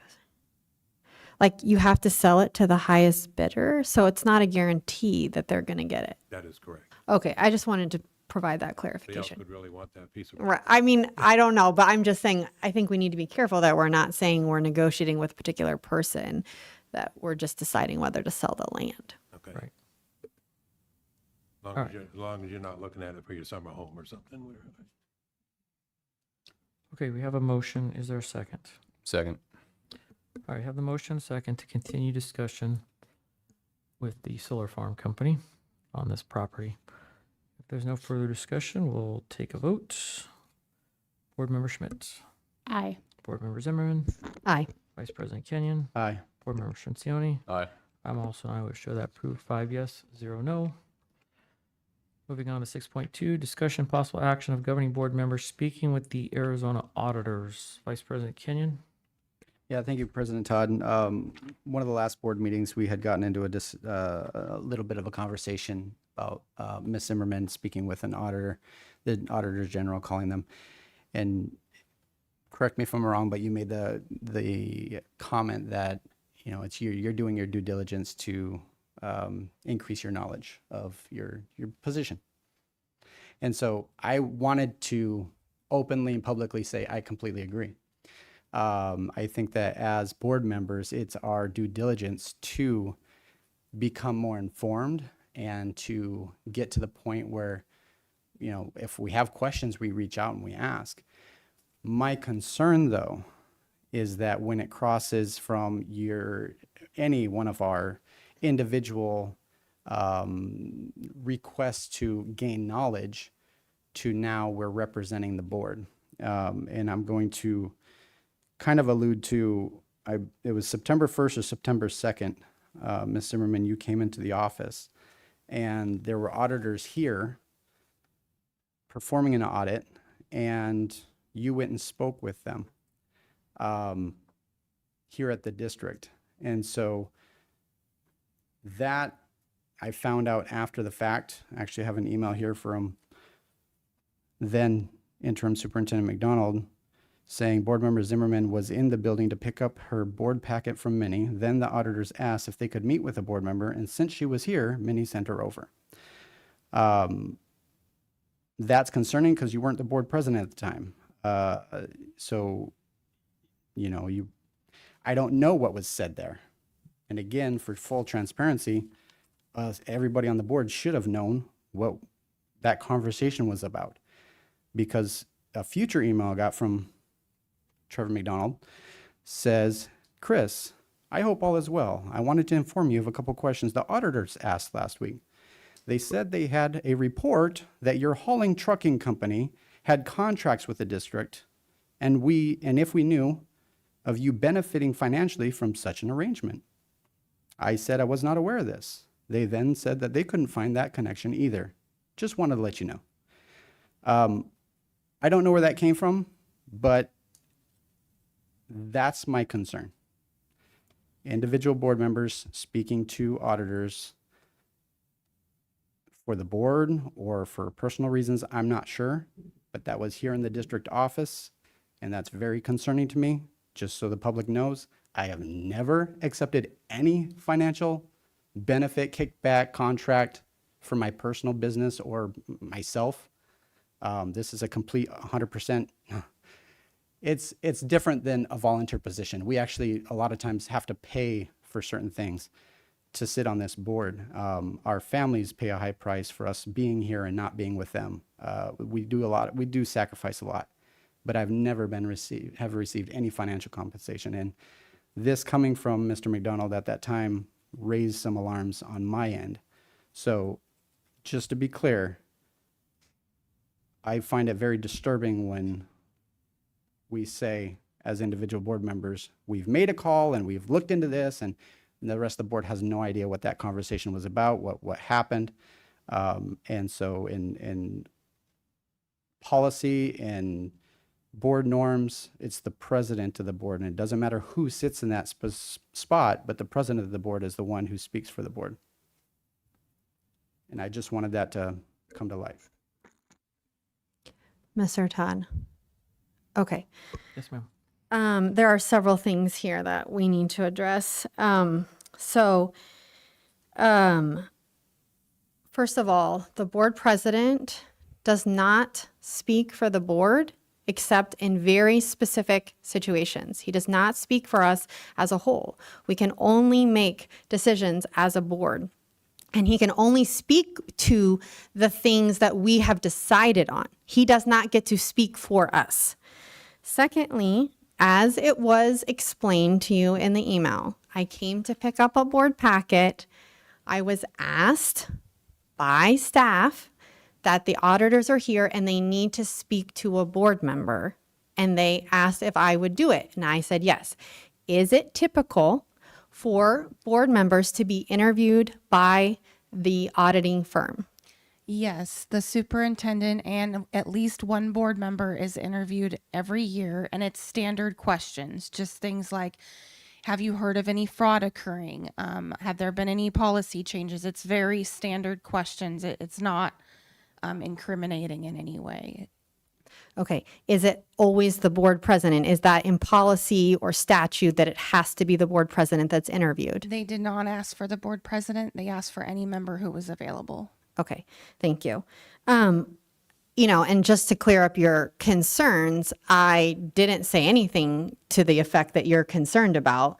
As Ms. Mosier stated, they were just asking very general questions, and I provided very general answers to those questions.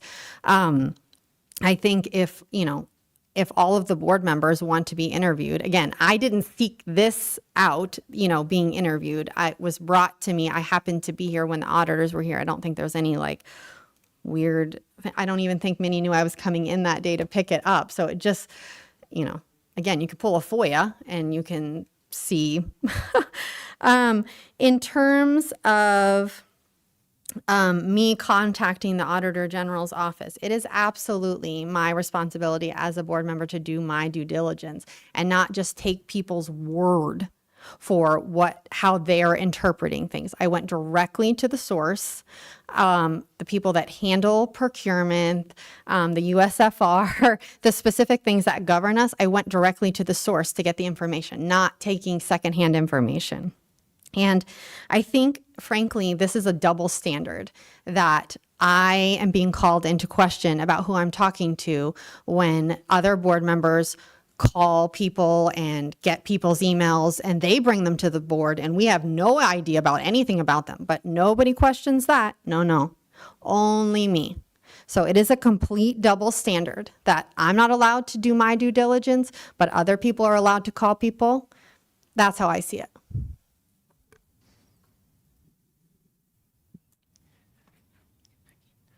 Mr. President, Yes, sir.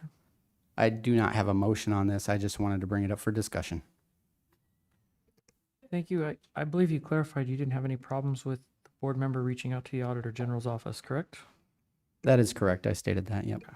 That's what I understood. I would agree. Board members can reach out and should reach out for clarification. So, all right. 6.3, discussion possible action for governing board attendance at the 60th annual ASBA ASA annual conference. Vice President Kenyon. Yeah, thank you, President Todd. Excuse me.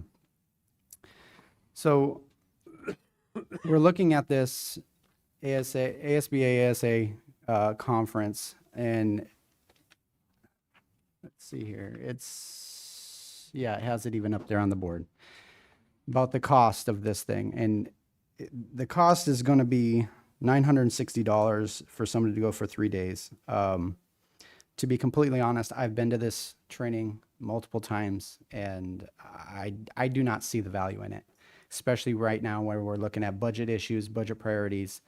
It doesn't make sense, especially since there's what I feel as a much better training that was completely free that just took place a week ago. That will continue as an annual training. From my understanding, they're already planning that. So I don't see the need. I think it's actually irresponsible for us to continue in this with what this would be if we were to send all 5 board members plus staff. That could be a $7,000 to $10,000 bill, and it just doesn't make sense. And like I said in the past, I've never came away from this conference feeling any better, knowing any more as a board member. And so at this time, I don't think, honestly, any of us should go to this. I think it's a waste of resources. Is there any further discussion? Mr. Todd. Ms. Zimmerman? I agree that it's expensive. I think to say that all board members may not get value out of it, I think that's very dependent on different people. So I think that, if you'd like to speak for yourself, that you don't feel that you would get anything out of it, but you have been on the board for 3 years at this point. I'm okay either way. If we choose not to, I agree, it is a big budget expense, but I think making general statements that it's not useful, that's subjective. Mr. President, if I may. Hey. I can clarify that. Yes, those statements were more for me. I haven't gotten anything out of that.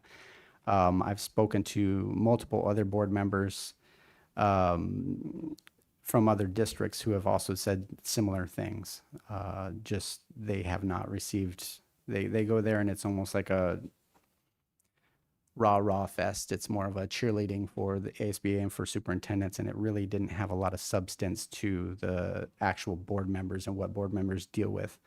Opposed to this training we just had, which was very direct, very concise, exactly what board members and superintendents, there were a number of superintendents there as well, had wonderful training and resources given to us that is just, and I apologize because I had some materials that I was going to bring for those of you who couldn't make it. I got some extra pamphlets and books and things that I wanted to give you, and I forgot those at home, but I'll get them to you. At this point, I just don't think it's worth us going to this. I'll speak for myself, but the board can decide as a whole.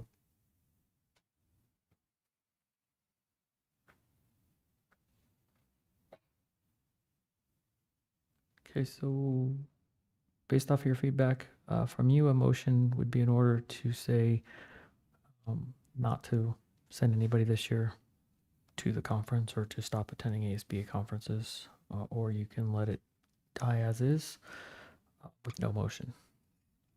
I'll make a motion that we do not attend this year's ASBA ASA annual conference. Is there a second? Second. Okay, I have a motion and a second on the floor to not attend the ASBA ASA annual conference. Is there any further discussion? Hearing none, we'll take the vote. Board Member Zimmerman. Aye. All right, I went out of order again. My apologies. Board Member Schmidt. Aye. Vice President Kenyon. Aye. Board Member Shrentioni. Aye. I'm also an aye. Will show that proof 5 yes, 0 no. Next up will be item 6.4, discussion possible action to review the fiscal year 25 procurement file for Amy Castellanos. Ms. Camerata.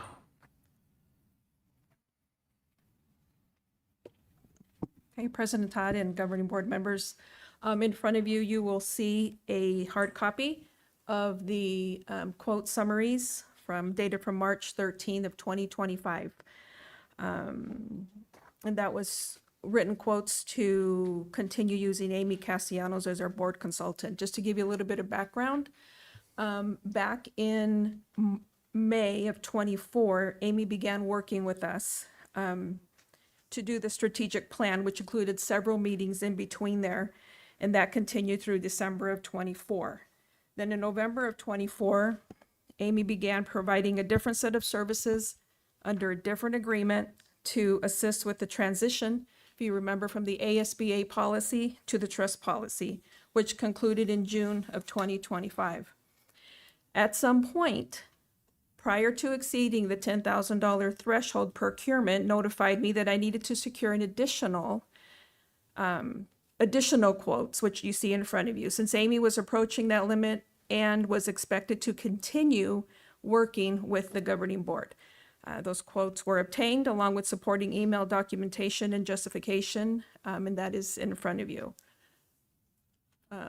I don't have anything further to say. Crystal, I don't know if you wanted to add anything. I can answer questions as you have them. I don't have anything to add right at this time. Mr. Todd? Yes, ma'am. Okay, so this was my agenda item that I requested. And, you know, I wish that staff would reach out so that we could have things attached for the public for transparency to be able to see what we're going to be discussing tonight. So I have several questions, but in here, you know, just kind of from a procedural standpoint, is there a reason that Ms. Camerata was asked to get the quotes versus the procurement specialist? That's pretty typical. The purchaser of the services obtains the quotes for their services. Okay, so in this packet, basically there are no quotes. So the first one says no quote, out of scope of work requested. That was for both of the people that, you know, is not Amy Castellanos. And then for Amy, it says current consultant, but I don't see her quote. That's our quote summary sheet. So that's what our staff members fill out to summarize the work that they've done to obtain quotes. No quotes is a quote. A vendor responding saying, I don't provide those services, or I mean, just in general, not returning your email or phone calls is still a quote. So attempting to get the quote is a quote.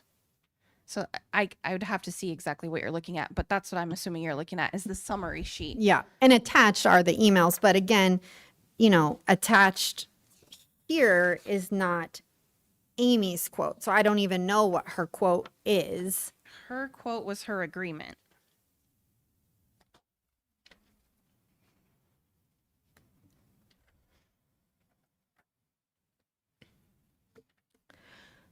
I don't know if you all have what I'm looking at, but her quote is her agreement that she gave to the board, I believe, is who this was for.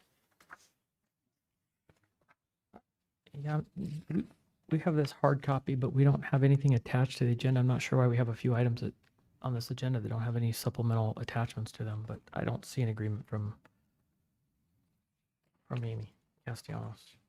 So, you know, my concern, you know, procurement has become a, you know, big topic up here about, you know, the $10,000 and when we reach it and when we get the quotes and things like that. And so my concern is that we are picking and choosing when we're going to make it a class 4 felony, I guess. And here, Amy Castellanos had been employed essentially since May of 2024. And on the board voted to approve the trust policies on October 7th, 2024. So in October, you know, the board, the district administration knew that we were going to need her services to help us transition those policies.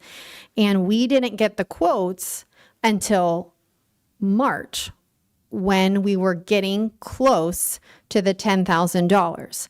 So as of 1/29/25, we had paid Amy Castellanos $8,924. I'm pulling all of my notes where the money is coming from vouchers. So just to be clear where I'm pulling that from.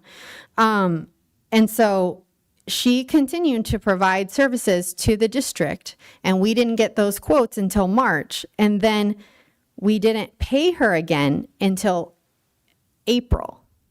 And so my concern here is that, you know, when we had a procurement discussion, Ms. Williams had stated that, her understanding was basically we needed to get the 3 quotes from before we paid the purchase order. And Mr. Todd stated that was not his understanding. But here, that's essentially what happened with Amy Castellanos, is that we got close to the 10,000, she continued to provide services, and then we got the 3 quotes, and then we paid her. So I just want to make sure that when we are doing things, that we are holding everybody to the same standard. And I don't feel like it's been done. And this is just one example. Again, I'm not sure why my name isn't on this item because it is my agenda request.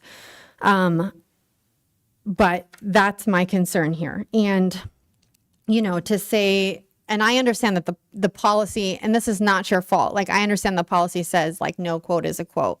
But, I would have liked to have seen as part of this agenda item, Amy's contract, because essentially I don't know what she agreed to. I wasn't on the board when she first started. And so, Mr. President, if I may. You may. So basically what I heard is everything that was done here is legit. That's what I heard. So for I'm so go sorry. ahead. Go ahead. I did not mean to interrupt you. For fiscal year 25, what we're talking about is she had a purchase order in place that was under 10,000. That did not require quotes. Then what happened is a second purchase order was put in place for a separate service. So this is the perfect time to clarify something that was said in a prior meeting. When we get quotes, it's based on services, like services, not vendor. So if Amy did 2 separate projects, as long as they were separate projects, separate services, then there would have been quotes for one thing and maybe not the other. So that's just a clarification. But if we knew right away, like the second purchase order, I believe that you're referencing already, we knew that was going to be more than 10,000. That's the point where we should be obtaining the 3 quotes. But if we have one where we don't know what the expected amount is going to be up front, maybe we think it's only going to be 3, 4, 5,000. That's what we put our PO in for. Then as our PO starts increasing, we realize we were wrong on our guess. That's when we get the quotes. So there are different scenarios, and they're based on the situation at hand. And thank you for that. I agree wholeheartedly. And the biggest point is Ms. Castellanos helped us with one project and then helped us with a different one completely. That is my It was completely understanding. separate. And so that's the difference. And I don't want to get off track on talking about other things other than what this agenda item is. But to me, it looks like everything was done appropriately with getting Ms. Castellanos and her help that she provided to us. Mr. Todd. Yes, ma'am. So would you not consider providing board consulting a like service? Because that's essentially what she did both times. She was a board consultant. I think you'd have to define exactly what her scope of work was. So if she was doing something like, for example, I know she was working on board policies, but then she was also doing a totally separate project. I don't know what that other one was. Those are separate things. So something like PD is separate from consulting for a particular staff member. Mm-hmm.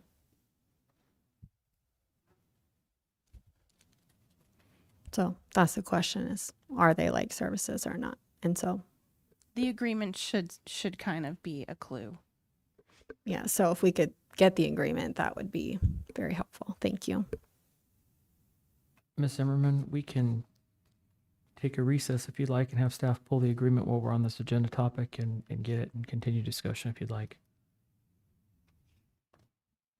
I'll ask staff if you feel like you can achieve that quickly or we can. Well, I have the signed November 2024 agreement right here, but I personally don't have the one for the lower dollar amount. So I would probably need Minnie's help to obtain if we need 2 separate agreements.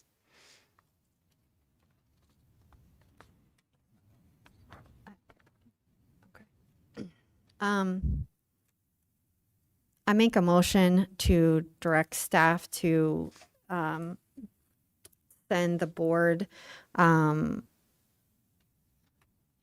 Amy Castellanos' scope of work. Anytime she provided board consulting. And to table this agenda item. You can't take action and then table, so you're going to have to, you have to pick one or the other. You can table it and ask staff to bring it back. We can bring it back with all that information. Would you like me to revise it? Yes, there's no Okay. second, so you can revise it. I make a motion to table this agenda item for staff to gather further information. Second.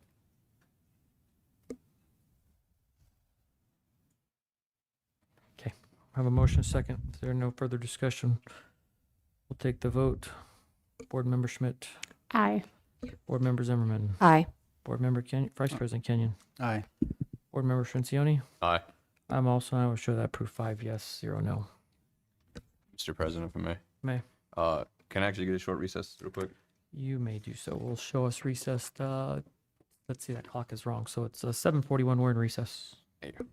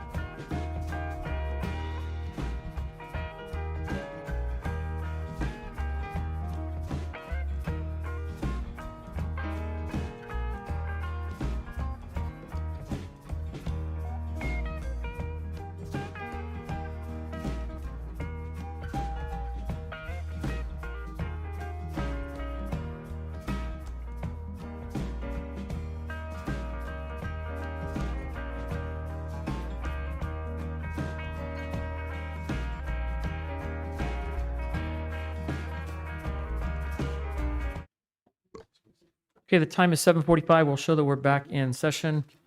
Moving on to item 6.5, discussion and possible action of requested agenda topics that have not been added to the agenda. Ms. Zimmerman requested this. Ms. Camerata, you were going to review the agenda items. Ms. Zimmerman, if you would like to say something up front, I think we captured everything you said last time. I know we reviewed the tape later to watch it, but Vinny has some information. Okay. President Todd, governing board members, at the October 8th meeting, Board Member Zimmerman mentioned a few agenda topics that she had previously requested that had not been added to the agenda. That very night, I went home and I emailed the board along with Dr. Mohorn, and I tried to review which agenda topics had been missed. I did notice that in the time frame of when Dr. Monroe, in Dr. Monroe's absence and upon Mr. McDonald, when he became our interim superintendent, some of those topics were not captured in that time. Dr. Monroe was diligent in recording all agenda topics on a Google form that I had created for him. After that, we would meet the morning of a governing board meeting and the very next day after a governing board meeting to debrief from the night before. Since Dr. Monroe's absent, we have not continued those meetings as a cabinet team. And that's what I know. Once I emailed you all that night, which turned into wee hours of the morning, I did try to capture some of the topics that Board Member Zimmerman was speaking about. Okay, and just for the board to understand my process, when a request is made, staff captures that request for an agenda topic. Once they are prepared with the information to bring it forward, then when we have our weekly agenda setting meetings, the superintendent, who, by the way, canceled the last 2 agenda setting meetings before he departed the district, or the previous one, who absolutely met every week, and even the one previous to that, I think, met with the board president at the time. It was not me. Once staff is prepared for that, I add it to the agenda. At no time has anything been intentionally, purposefully left off an agenda or omitted. There have been a few things that a superintendent has advised they would send in a staff update, and I trust at that point, if the board member wants it in a different manner, they'll get it that way. In order to rectify this problem, in the future, what I have asked our staff to do is create a form that board members will be able to fill out at any time. And that form will then be able to be tracked as well by staff, who can then assign things moving forward. I think we did have some issues by not having our department heads at meetings. There were some balls that were dropped, and I've heard on more than one occasion, well, that wasn't assigned to me. It's not my job as the board president to assign anything to a specific staff person to prepare. That is the superintendent's job. So moving forward, we've done a couple test runs, and it looks like that's going to work better. Ms. Camerata, I think you can, or I'll leave it up to you, but if you agree that that system's going to work a little bit better for you to track these, then we'll do that as well. Is that your feelings? So everybody. President Todd and governing board members, I have created a Google form after a board meeting. If you can go on there and enter your agenda request, then I believe that it's going to work as long as you follow through on adding your agenda item in the Google form. So we'll give it a try and we'll go from there. Mr. Todd? Yes, ma'am. So I just want to be clear that I understand that it takes time for staff to prepare agenda items. The reason that I chose to read all of those is because at a meeting, Mr. Todd, you said that you felt that all of the agenda topics had been cleared, and that was not the case. And so I just wanted to then have a clean list of them since you stated that. So at no means do I think that they can happen all the time or super quickly. I understand staff has to prepare, but when that statement was made, I felt that was an inaccurate statement. And so I wanted to make sure that I provided the the dates that I requested and what I had requested. I think though that, you know, if we're talking about things that I have requested, you know, oftentimes I have heard you say to Mr. Kenyon, you know, I'll have staff reach out to you to make sure the agenda item is what you're looking for. And that has never been done for me. And I think that's a reflection of some of these things tonight that don't have executive summaries and attachments. And I think a lot of that could have been avoided if staff contacts me to make if it's my agenda item that I requested. And as the board president, the agenda has your final say. Like there was this very big discussion during policy about whether the board president develops the agenda or the superintendent. And I believe you stated, this is the board's meeting, it's the board president's agenda. And that's what policy 1-302 says, is the board president is authorized to develop the agenda for each board meeting in collaboration with the superintendent.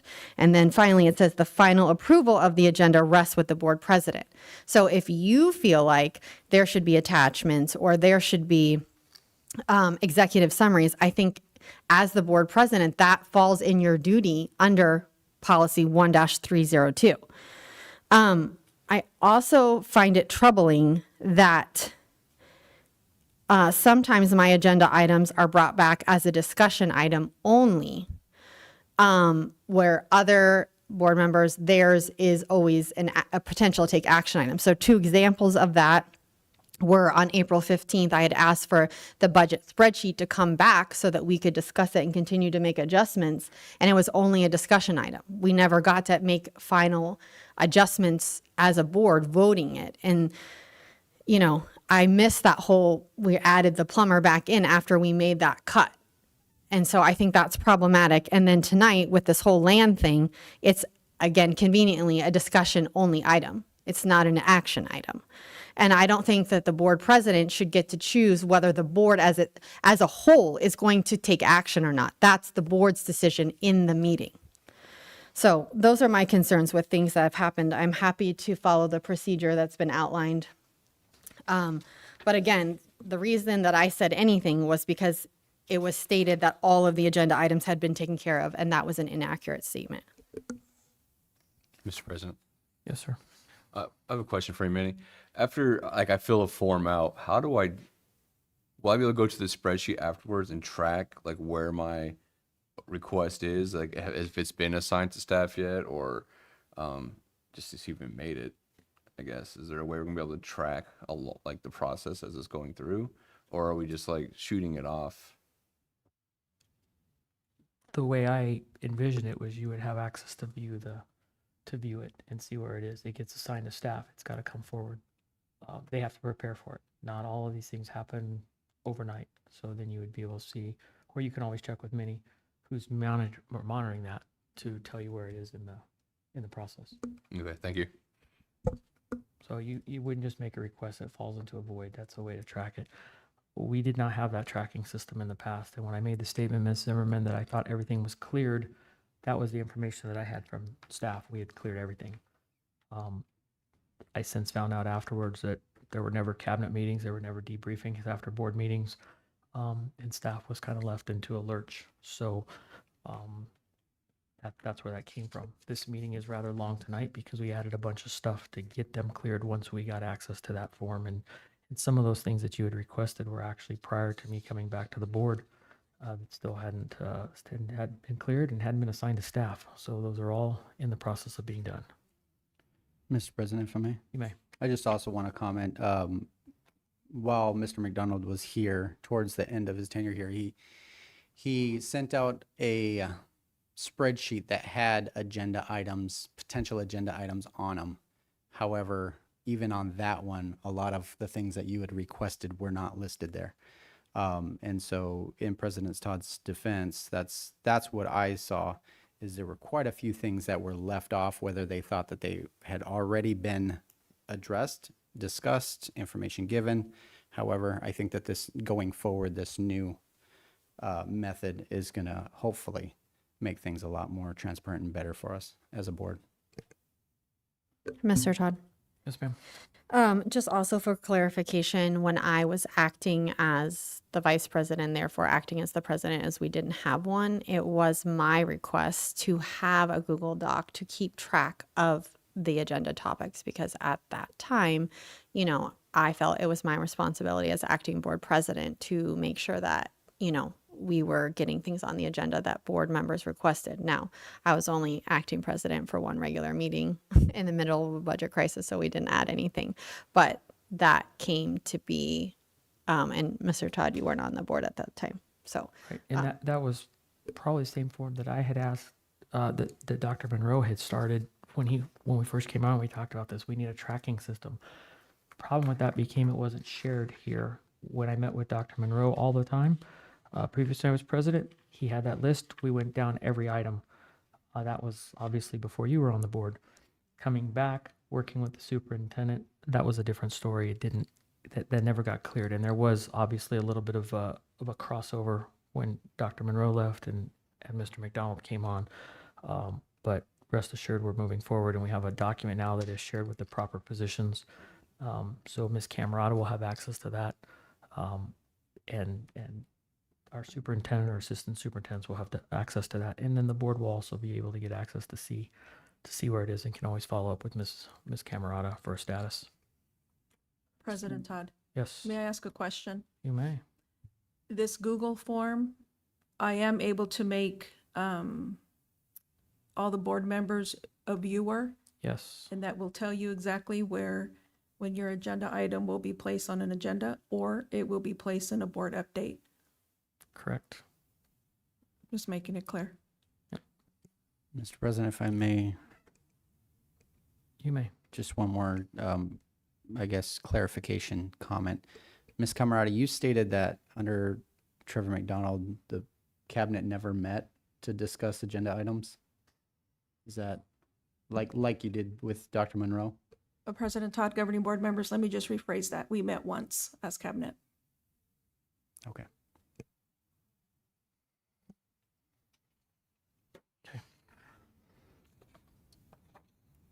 Also, just for clarification, before we approve the agenda, we always send it to legal, whether that be Mr. Dangerfield when he was here, Ms. Siegel, to review the agenda as well. We did make board docs a little cumbersome sometimes in the drop down, whether or not it becomes action or discussion. And so we're trying to make all of those a default. Now, it's kind of strange to say we have action. We'll always have discussion with that.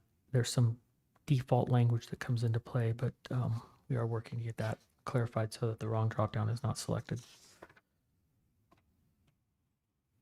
All right. Move to 6.6, discussion possible action for cabinet and or department directors to attend regular governing board meetings.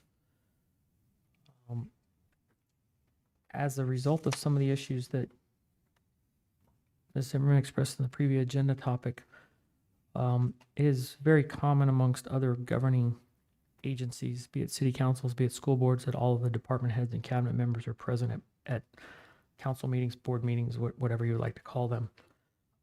This gives them the idea to hear the discussion, and it eliminates the idea that I wasn't assigned.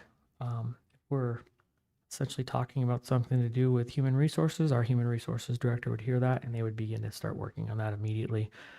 Finance would do it. If it's facilities, somebody in Mr. Young's capacity would do that.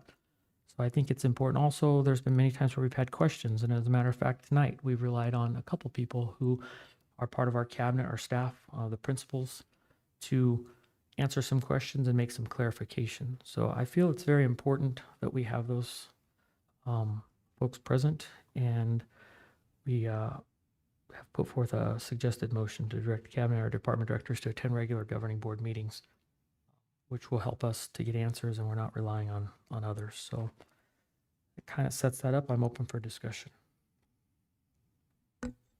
Mr. President, may I? You may. Looking at this list you have here, one question would be the transportation supervisor, because we don't have discussions about transportation very often. So I would kind of be hesitant to require them to be here all the time, because I feel like a lot of the questions the executive director of operations would probably be able to answer. So that's one of the ones I'm not really comfortable with having here all the time or making come here all the time. Okay. I mean, it's open for discussion where that is. Mr. Young, are you comfortable with not having that department head here? I know it works under you, but kind of separate. There's a lot of moving parts over there. Yeah, Mr. President, members of the board, most of the questions I can answer, but if there's a special thing that comes up for transportation, I can ask her to be here for that night. But she does early morning, so it's probably hard for her to be here late at night and everything. Mr. Todd? Yes, ma'am. So I had a couple thoughts. You know, I have a little bit of a little trouble with it because we are not these people's bosses, right? Our only employee is a superintendent. And so requiring that people that are not our employees to attend meetings feels a little bit out of our scope. It feels like that direction should come from the superintendent. With that said, I think we need, if the board decides to, you know, make a motion, that we need to consider several things. One, I would only be in support of staff, all these lists, attending regular board meetings. I think forcing all of these people to come to special board meetings, we have them very frequently on this board, is unfair. I also think that, you know, we need to consider the time. As Mr. Cirincione has asked to have an agenda item about kind of a drop dead time, you know, our principals need to be, you know, fully present for their staff and their students every single morning. And if we're here till 11 o'clock at night, I think that is unfair to them, when I feel like their staff and their students should be their first priority. I also think we need to consider that our principals who do not have APs, you know, they can't split time with their APs. They have to come every single time. And considering that, you know, this board has chosen to keep the day of the week of meetings on the days that we have school sports, again, for the schools that do have APs, they are acting as our athletic directors. So therefore they need to be on campuses to, you know, make sure the safety of our students is there. So I just think there are some things that we should consider. And I guess I had a question for staff in terms of, you know, in the past practice, I guess, if you're here for a late meeting, have you been able to like flex time basically and come in later the next day?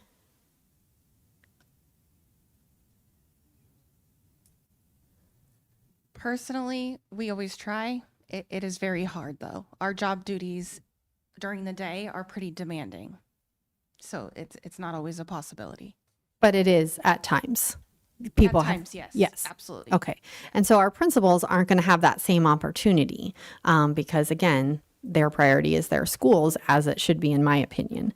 So, you know, I would just ask the board to consider, you know, only if this is the direction we decide to go, only regular meetings and having a drop dead time so that principals are fully present for their staff and their students the following day.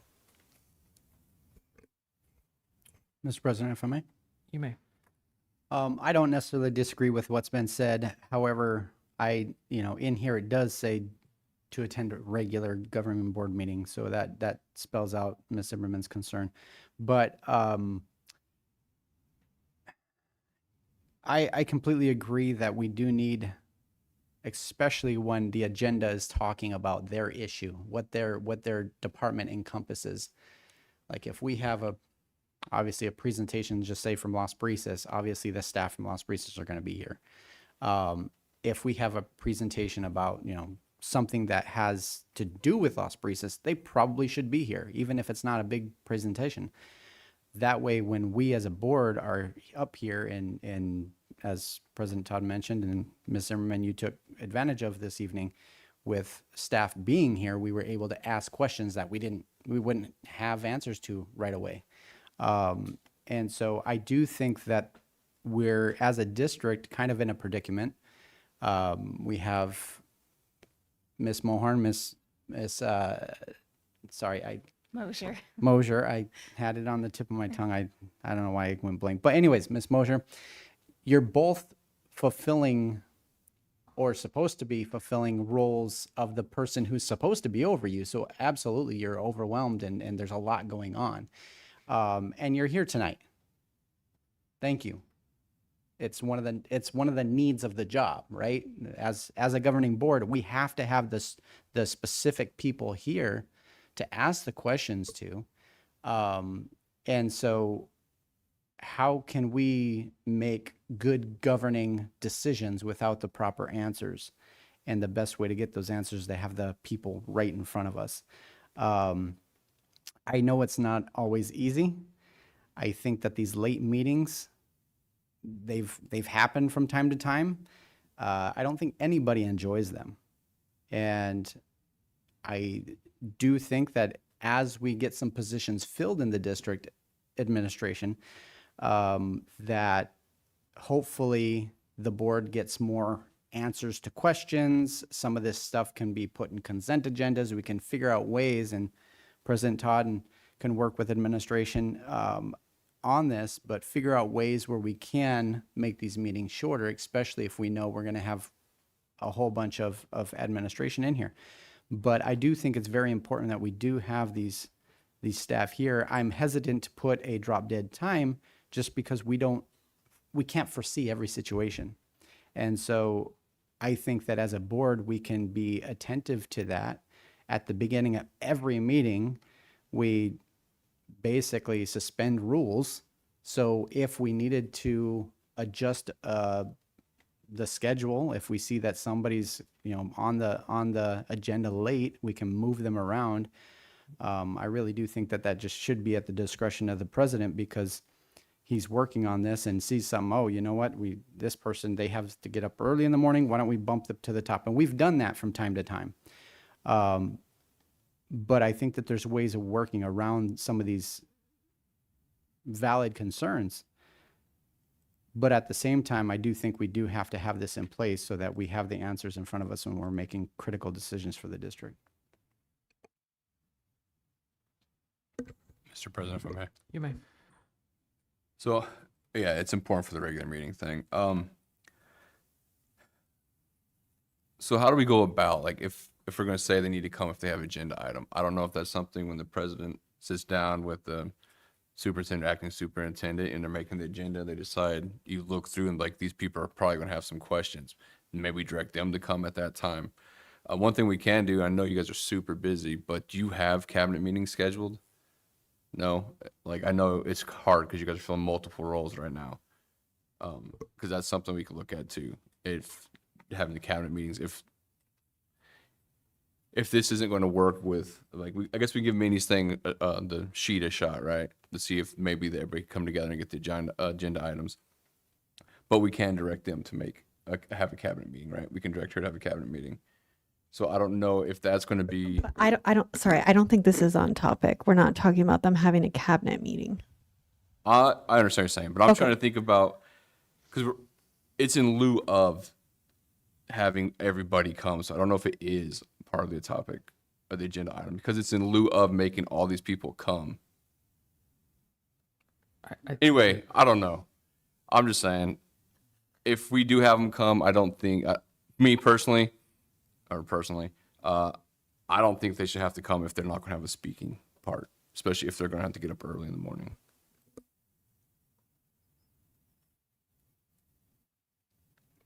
My thoughts were, we don't always know that they have a speaking part, and then it comes about.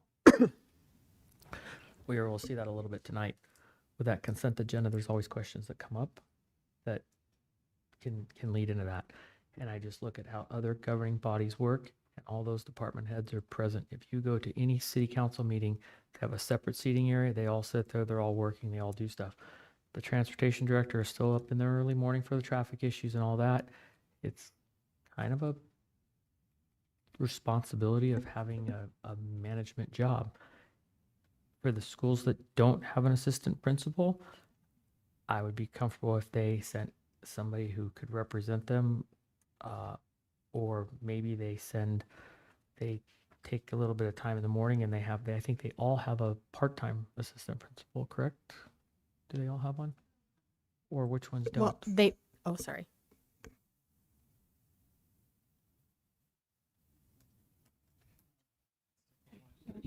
Now it's on. The two have a 20%. 20%, so that's not very much time, right? Again, we have to be able to have answers and be able to move meetings. So it was just an idea to bring to surface to the board and look at this. But we've seen tonight where we've gone out to those folks, and sometimes something comes up that we're not even really aware. There's been several instances where our principal has just been present, been able to add something that we might not be aware of.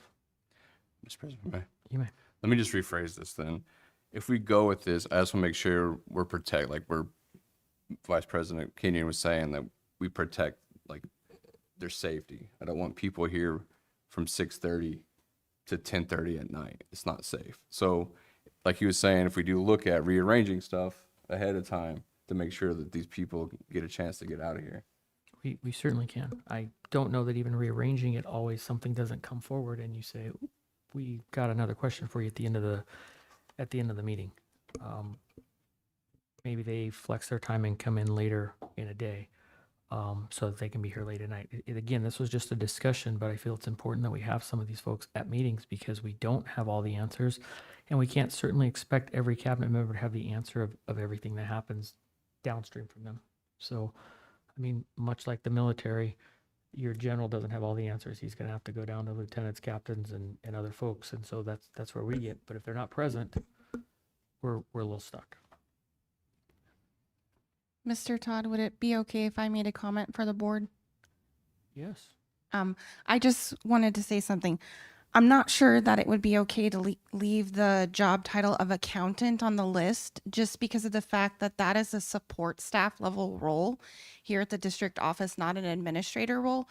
I understand. I think you're including it to make sure to include me, but I think we could do it in a different way. Maybe put executive director of business and then temporarily an alternate designee or something of that matter. I just wouldn't want a future Right. accountant to be liable for something that you really intended just for me. No, it wasn't for you. It was really just the finance, and I think I probably said accounting, and maybe I said accountant. So I apologize. I wasn't singling you. We definitely need somebody from the department that you're Correct. currently That's heading our up. executive Right. director of Right. business. Yes. And obviously, if we don't have one of those, then it's whoever's filling in for that spot, which I think is you. I mean, it's you now. So, and I think some of this can be adjusted if you can't make it for one night. I know, like Miss Williams is here, you could ask her to cover for you. And she does. Correct. And she has. I know she's been to these. So, you know, a lot of these positions, but I just feel like it would be a good time to have that. And sometimes questions come up that we can get answers for right away. Mr. President, Yes, one of the things I don't see on here is procurement, that we have a lot of questions. that's finance. That would be finance. That's accounting, still under the finance. business office. Yeah. Okay. So there's sometimes, and not picking on you, but you're here right now. There's sometimes we ask questions about procurement and sometimes there's questions that you're not positive on, right? So I'm not speaking to you specifically, but people who have sat in some of these roles, there's reasons why sometimes we have backup. And again, this all goes to the agenda. When you look at the agenda, you should be able to see who are the people who are going to possibly be questioned on certain things. And it's good to have those people present. And us as a board, I think we can do a better job. And I think we do a decent job, but we can do a better job of getting our questions to staff ahead of time as much as possible, clear up things, questions we may have. That way, one, we know it coming in, but two, we may not have to be redundant and say it again and again and again in a meeting just because we already got that information. There's a number of things I could have said tonight that I left alone because I have reached out and been able to get some questions answered. So as a board, we can work on that as well. You know, to follow up with Mr. Kenyon, I agree it would be helpful to ask our questions ahead of time, but I'm not finding the same experience of getting answers back. So as a board member, that's difficult. If I write an email and I don't get a response back, I'm not having my questions answered. And again, as I've said before, when we don't get the agendas finalized until Friday and staff isn't working and we have a meeting on Monday, it makes it very difficult to ask our questions because, you know, there are 30 items, let's say, between the consent and the regular agenda tonight. I don't have the time frame in one night to review everything accurately. So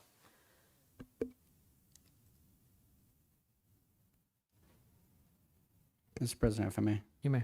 So I understand what you're saying, Ms. Zimmerman, but just so everybody's clear, us board members do have the ability to see the drafts, and we can go into the agenda and how it's being built. It's not that it's all of a sudden, that's the first time we can put eyes on it is on a Friday. We could put eyes on it before that. Sometimes the attachments may not be there. Sometimes there may be some information missing, and I do agree. It would be better if we got them out earlier. If staff were able to make those available earlier. But I will say that, you know, as President Todd and I, or just President Todd, meet with staff to try to get these agendas created, we're trying to give as much time for district staff to answer and get the information compiled and get it to us as a board for the agenda items that we're trying to discuss and deal with. And sometimes that's it. We're able to make that happen. Sometimes staff can make that happen. Sometimes they can't. But I do agree that the sooner we can get it to the board, the better with all the information.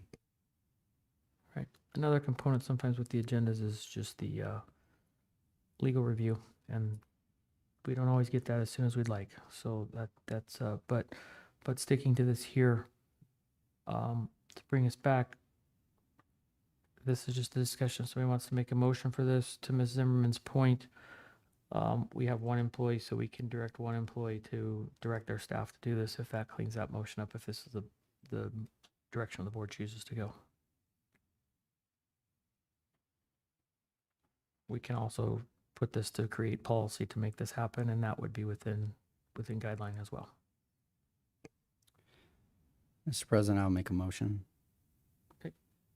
I'll motion for the superintendent or acting superintendent to direct appropriate cabinet and or department directors to attend regular governing board meetings.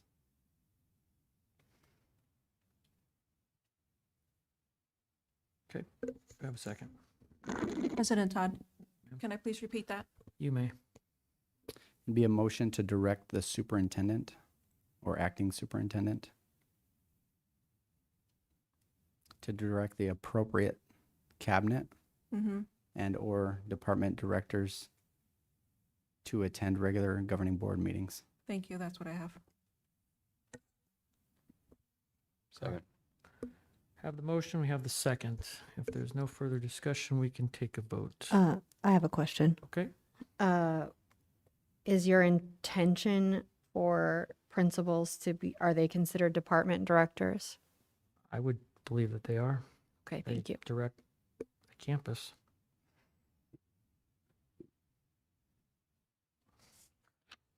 And I'm okay if they want to send somebody in their spot. That person just needs to be able to have the authority to address the board. And if what I don't want to hear later is, well, I wasn't there and I sent Miss So-and-so or Mr. So-and-so and they told you this and that's wrong. Well, if you send somebody, the old analogy I used to hear, send your check writer and your check casher. So if they write the check, they got to be able to cash the check.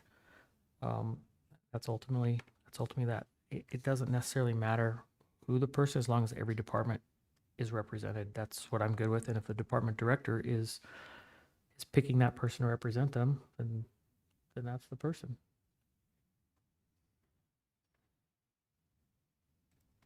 Mr. Todd, Yes, ma'am.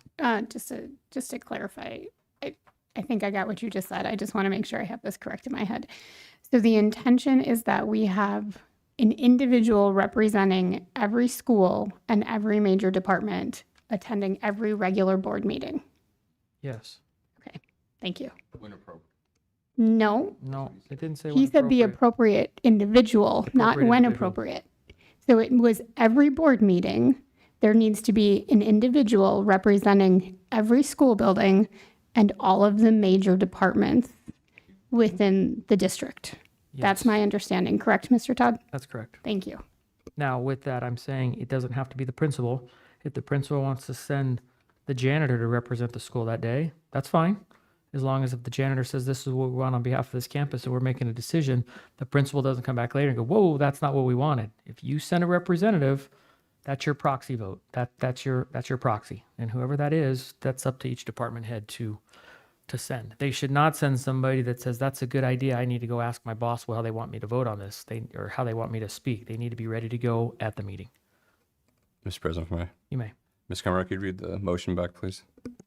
Yes, President Todd, members, the motion will read, motion for the acting superintendent to direct appropriate cabinet and/or department directors to attend regular governing board meetings. Thank you. Motion made by Chris Kenyon, second Brian Cirancione.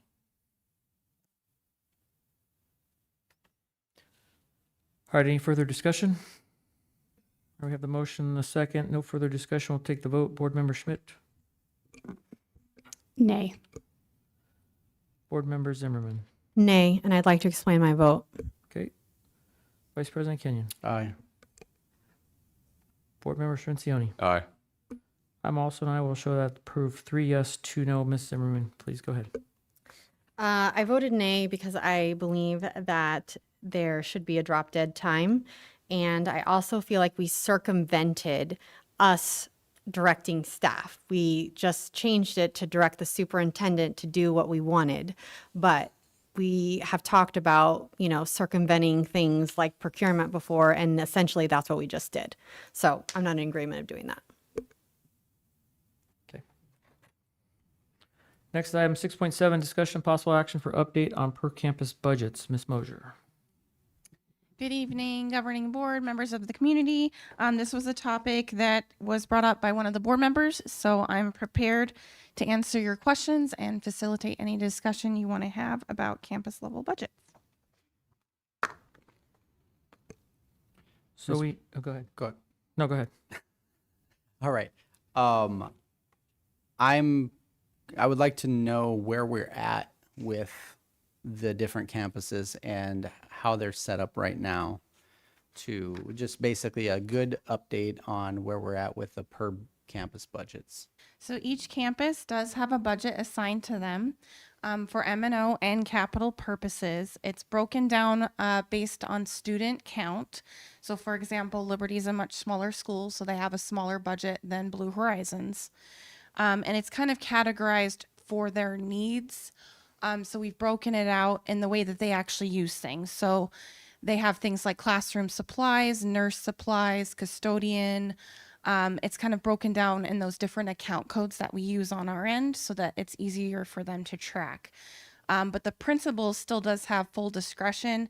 If all of those things total to, say, a $90,000 budget and they need to make adjustments, they have the authority to do so. Okay, so can you tell me what the operating cost for Estrella, or our 8 schools, can you just tell me what the operating budget is for each of those schools and where they're at year to date? I can tell you the budget that they have as a campus, not their operating So costs. we need to know cost of each facility, what it's costing us to stay open, what it costs us to keep the lights on, what our payroll is at that campus, what our maintenance costs are, what our IT costs. That all has to be broken down so that we can see per campus what it is. For example, if you were to go to the city of Phoenix and say, what is your operating budget? They tell you how many billions. Then they would break it down saying our police department is this many millions. And within the police department, the SWAT team costs us this much. The air unit costs us this much. And then they could break it down and tell you, we spent this much in fuel for the helicopter. We spent this much fuel for police cars. We had this much in overtime. We had this much in firearms. And that's where we need to get to have a better understanding of our budget, of the actual operating costs versus where we're at in the budgets. That's what I've been asking for. So we have a more clear and transparent snapshot of where we're at in budgeting. We currently have our higher level budgets. I would imagine that the city of Phoenix has quite a large staff of budget people that can break things down to that level. That's not something that our district really has ever had. We don't even have a business manager. We just have executive director I mean, of business. the town of Gila Bend can do that, and they have a very small city staff. Every government entity can tell you operating costs of what each business model, which each business unit is, be it a campus or a district office, transportation. Everybody should be able to break that down, really based off of expenditures of what's Yes. happening. And then we can look to have IT that. to say how much have they spent this year to a school. If we have one school and we've replaced 200 computers because they were broken, we've got a problem with either aging technology, lack of respect for technology, whatever that might be. Every time a maintenance person goes out to work at a school, they should bill back something. If they're changing a sprinkler head, we should be able to look back to say, this was a cost to operate the entire school. Much like you would do with any other business. You can look at every single unit and see where you're at trending on your budget and the overall cost. That's where I'm trying to get at with this. So if you're talking about expenses, that's something that's included in our annual financial report. So we have a high level annual financial report. That's something we just talked about at the last meeting that was approved. But then we also have a school level financial report. So it does break down each school and the expenses that they had. The full financial report also breaks down in the ways of like your example, maintenance, transportation, those types of things are all on that report. We're required to do that for reporting to the state of Arizona.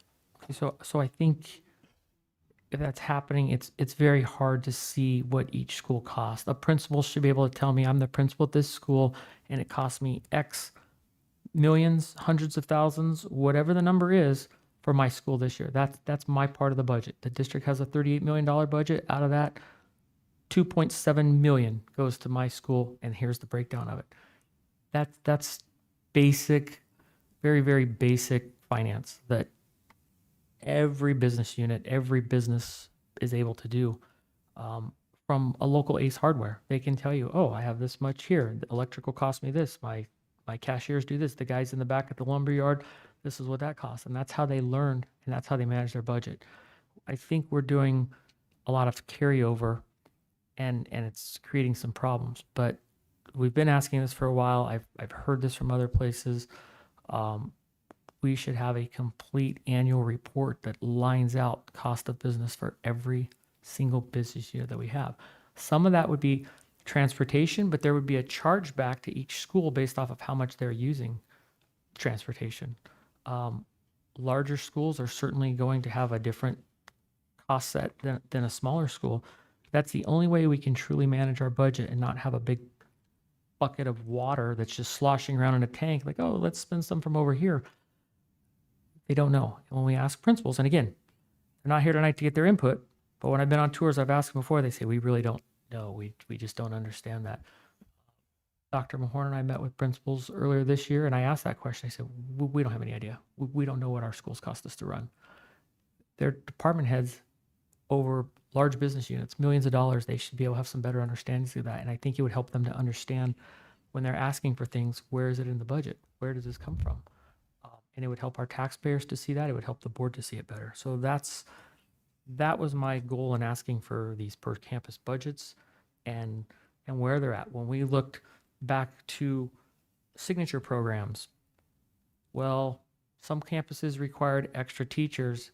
That was a cost of that signature program, but it got lumped in differently. It got lumped in just as staff. No, because if we get rid of this program or we modify this program, we may need something different. And that's the true cost of ownership of that campus. That's where we need to be at. Mr. Todd. Yes. Okay. So, I think that what you're referring to, Mr. Todd, is very different than, I guess, my understanding, because last time this was brought up, again, my concern is, okay, you want to know how much electrical it costs for each school, but in the end, you have a budget for the electrical for the district.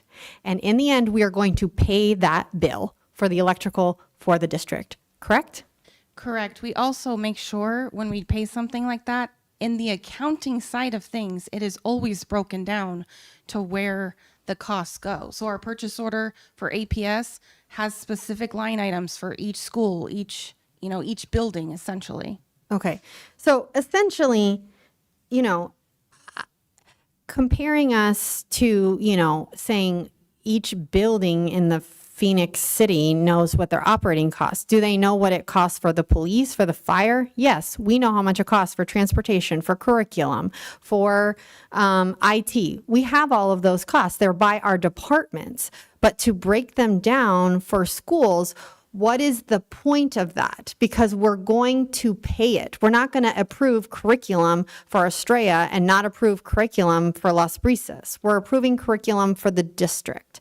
So I think it's great that, you know, they have a budget kind of per ADM, right? That's kind of what you said, for classroom supplies. And, you know, you listed some other things, and maybe you can send that to us of, you know, things that they are required to track. I think that is appropriate, but to break it out for electrical, and it sounds like maybe you're already even doing it, but again, the principal's job is not to pay the electric bill. That's why we have cabinet. That's why we have a director of finance. That's why we have a director of operations. That's their responsibility. This is my personal opinion. And like a chargeback for transportation, like I don't understand the purpose of that. Like, what are you looking for? We have to transport students.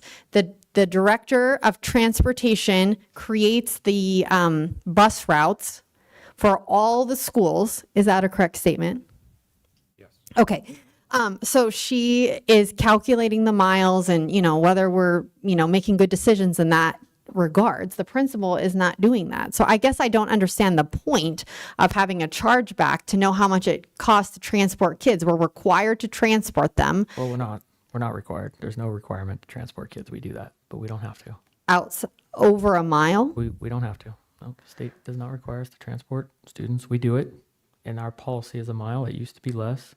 It could change. It could go less or it could go more. Just like charter schools don't do transportation. It's not a requirement. There are school districts, public school districts in the state who have stopped transportation because, like every other district in the state, like we are, they're seeing a decline of enrollment. They're seeing declines of budgets. This is not new to just Liberty. I know there's some people who think the sky is falling in on Liberty, but the sky is falling in on education in some aspects. But there are many districts who have stopped transportation. It's not a requirement. Okay. So, but I'm glad you brought that up because we can now start looking if we're paying an absorbent amount of travel, transportation from somewhere, maybe we need to adjust our lines, our boundaries of schools. But the only way you can get a true snapshot of how our budget is really being spent is to do a full report and look at costs. For years, we spent thousands of dollars keeping the old Liberty campus up and running. Those costs went down after we built the new school. We built the school, maintenance costs happen. We don't have to worry about replacing a roof on a building every few years. If we're seeing exorbitant cost of computers breaking at one school, we can recognize that trend and start looking at expenditures. Do I think the principals have to pay the power bill? No. Just like the fire chief doesn't pay the power bill at the fire stations, the cities do. Somebody in finance does that. But you have to have a budget on each campus, and the only way we can do that is to manage per campus and look at that as a whole. And that is a much more transparent way. Excuse me, we're trying to talk and all I hear is people in the audience. If you need to talk, please take it outside. This is a board meeting. The only way we can do that is by looking at each business unit. And if you were to just look at the local McDonald's, that owner, that franchisee has to look at each one that he owns and see what it's costing. At some point, has to recognize I need more staff or I need less staff. I need to order more things here. I need less things here. That's how you do it per business. You don't just throw all the money in the one McDonald's pot and say, have at it. can I continue my questions? You may. So you mentioned like schools have their own AFR. Yeah, there's a school level report. Yeah. Could you, I honestly had never heard that before. So could you explain what is in a school AFR? So it takes a lot of the district expenditures and breaks them down per site level, because each of our sites have a specific accounting code. So we can kind of break those out so that you can see things like how much is staff at Liberty versus staff at Estrella, something along those lines. So there's a report for each site basically that shows the same spending that you'd see on the district level report. So like curriculum, maintenance, operation of the plant. Sorry, I'm trying to pull the All AFR those categories. Correct. So I don't know if we could propose that. I don't know if you've ever seen the school AFR, Mr. Todd, but maybe Crystal could send it to us so we could see even if available that's right what you're now. if that is going to suffice, because that does break it down at, you know, to a school level that we do for the district AFR. It breaks down part of it. Again, I ask a simple question. Tell me the cost of ownership of a campus. We can't answer that question right now. We just cannot answer what the cost of ownership of a campus is. What does that campus truly cost us? We're not able to do that. So there's no way you can create a budget that's efficient, that's proper, when we don't know. I would tend to venture that there will come a point in time where some schools are costing us more than the money that we're getting for the student population that's there. That's happening all over the place. We can head that off and keep schools open by learning what the true cost of ownership of each campus is. That's the critical part to this, and I don't believe that the AFR shows all of that properly. As I've seen those in the past, it's very unclear. Well, I would agree with you that some of our schools cost more money. That's why I know I was not in support of opening Loretta Zembro when we're paying for principal, specials, instructional coach for 200 kids. So yeah, I agree. Some schools don't cost the same with their ADM. So Mr. Todd, may I? You may. So I think we're getting to the point of I believe what the intent of this agenda topic is. So it sounds like from Ms. Mosier, we have a decent breakdown per campus in the school AFR. Yes, of expenses. Yes. Okay, of expenses. So now this is talking about the budget. Obviously, they're different things. There's a budget and there's what your income, what you're spending, right? So I see this as fairly easy. We have the information. It's not as difficult as being made to sound. If the information's there, we pull that per campus. We make sure our budget for that campus aligns with what we've been spending, or it's close to. And then we do a PD session with the principals and say, do you know what's going on in your campus? Here it is, right here. You inform them, you help them, you build them up, you educate them. And they'll only be better because of it. I really reject the idea that they're too busy to know what their campus runs. They're too busy, or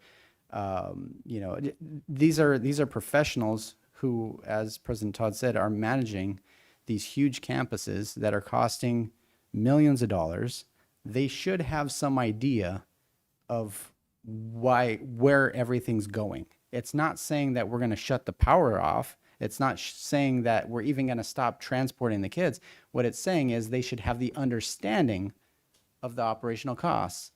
And us as a board, we dang sure should have an understanding of every campus's operational cost, which, to President Todd's point, I couldn't tell you what Liberty costs. I can't tell you what Westar costs. I can't tell you what Freedom costs to keep running.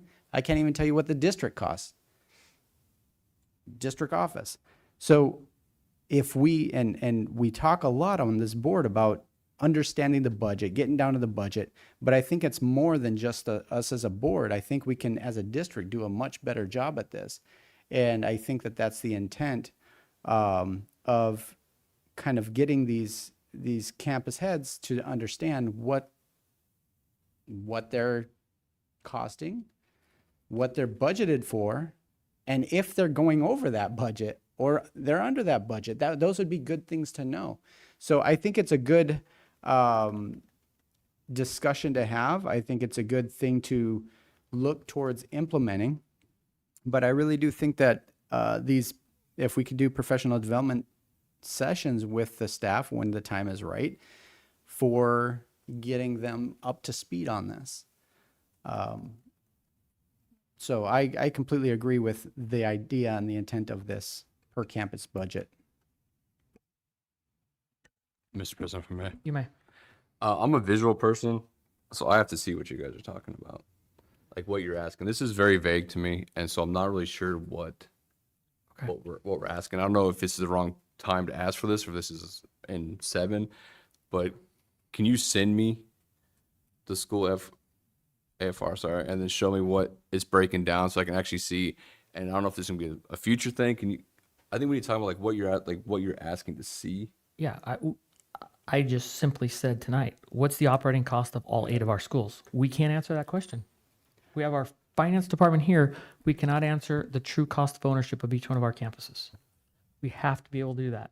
When you were in the military, each operating cost, each company, they knew what that cost was going to be. That's how you make decisions on how you're expanding something, how you're not.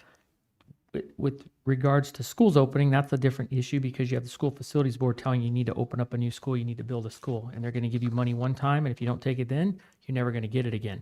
But in this case, it's true cost of ownership. What does it cost to own anything? When you look at your budget in your house, you know you need X dollars every year for insurance. You have an account probably set aside for co-pays and miscellaneous medical stuff. Maybe that's an HSA. You know about what your power bill is going to be. And you know what your vacation fund is. And if your roof gets a big leak in it, your vacation may change from Hawaii to Nogales. I'm not saying that it's a bad idea. What I'm saying is I don't know exactly what you're asking for. So before I would like to take action on it, I would like to see like written down, like what would it look like? What would we be asking them to do? That's what I'm asking for. Okay. Mr. Todd. Yes. And just, I agree. I'm a complete visual person, and I think it's important that some of this is, again, in the executive summary. And as the board president, I think it's important that you ensure that these things are there so that the board can be prepared, because we didn't know what was going to be discussed about this agenda item because there's no summary or attachments. This is because we have a board right now that doesn't have a lot of business experience and doesn't understand where this is. So this is very simple language to anybody else. If you go to a company now and ask them, if you go up Estrella Parkway to Ace Hardware and you ask him, he owns about 3 of them in town, and you say, what does this store cost you to own versus this store? He can break it down exactly. Overall, that's a corporation that runs 2, 3, 4, 5, 10 stores, but they can break each one down and if they have to move that aside, they know exactly what that business model is costing them, what that business unit costs them.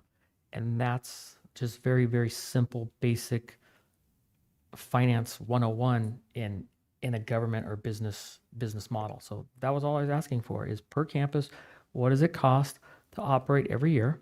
What does that cost that ownership? What it's become due? Just if you purchase a car, if you buy a Chevy truck, you've got a $200 oil change every 6,000 miles. If you buy a Ferrari, you have a $4,000 oil change every 4,000 miles. If you buy a Corvette, you're paying $200, and then every 20,000 miles, you got about a $5,000 oil change that comes to be.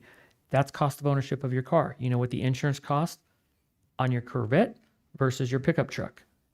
Those are how you determine what your true cost of ownership and what a unit within a larger organization costs. President Todd. Yes. So would it be safe to say what we're looking for is a per campus AFR and a per campus budget that would help get us started in the right direction? Well, I don't think the AFR is real visual, and I don't think it also goes back and tracks things like broken water pipes all the time and that sort of stuff. So you have no idea. If we're breaking water pipes every week at a campus. Right, but I mean, this would be somewhere to start building. I mean, it's a start. I think it kind of goes along with what the training that was on Saturday which, by the way, this has been on the agenda long before that, but you look at this, and Mr. Cincioni left, so you didn't hear probably the best part of the training, but that's where it goes to of looking at this. And you can't do this on, what was the one thing they said? You can't do this on state reporting forms because it doesn't show it properly. Mm-hmm. You can't do anything this way. You've got to do it like a business model. And they talked about large companies and large universities and those sorts of things that are doing this already. We seem to just kind of do a carryover. Mr. Todd, are you looking for a motion or is it just something to direction? Well, I mean, we can do a motion. I think we need to look at developing true per campus budgets. Maybe that is to look at a zero-based budget. And we can do that now for the rest of this year. We can get it started and probably have it done to kick off in January. That would be an option as well.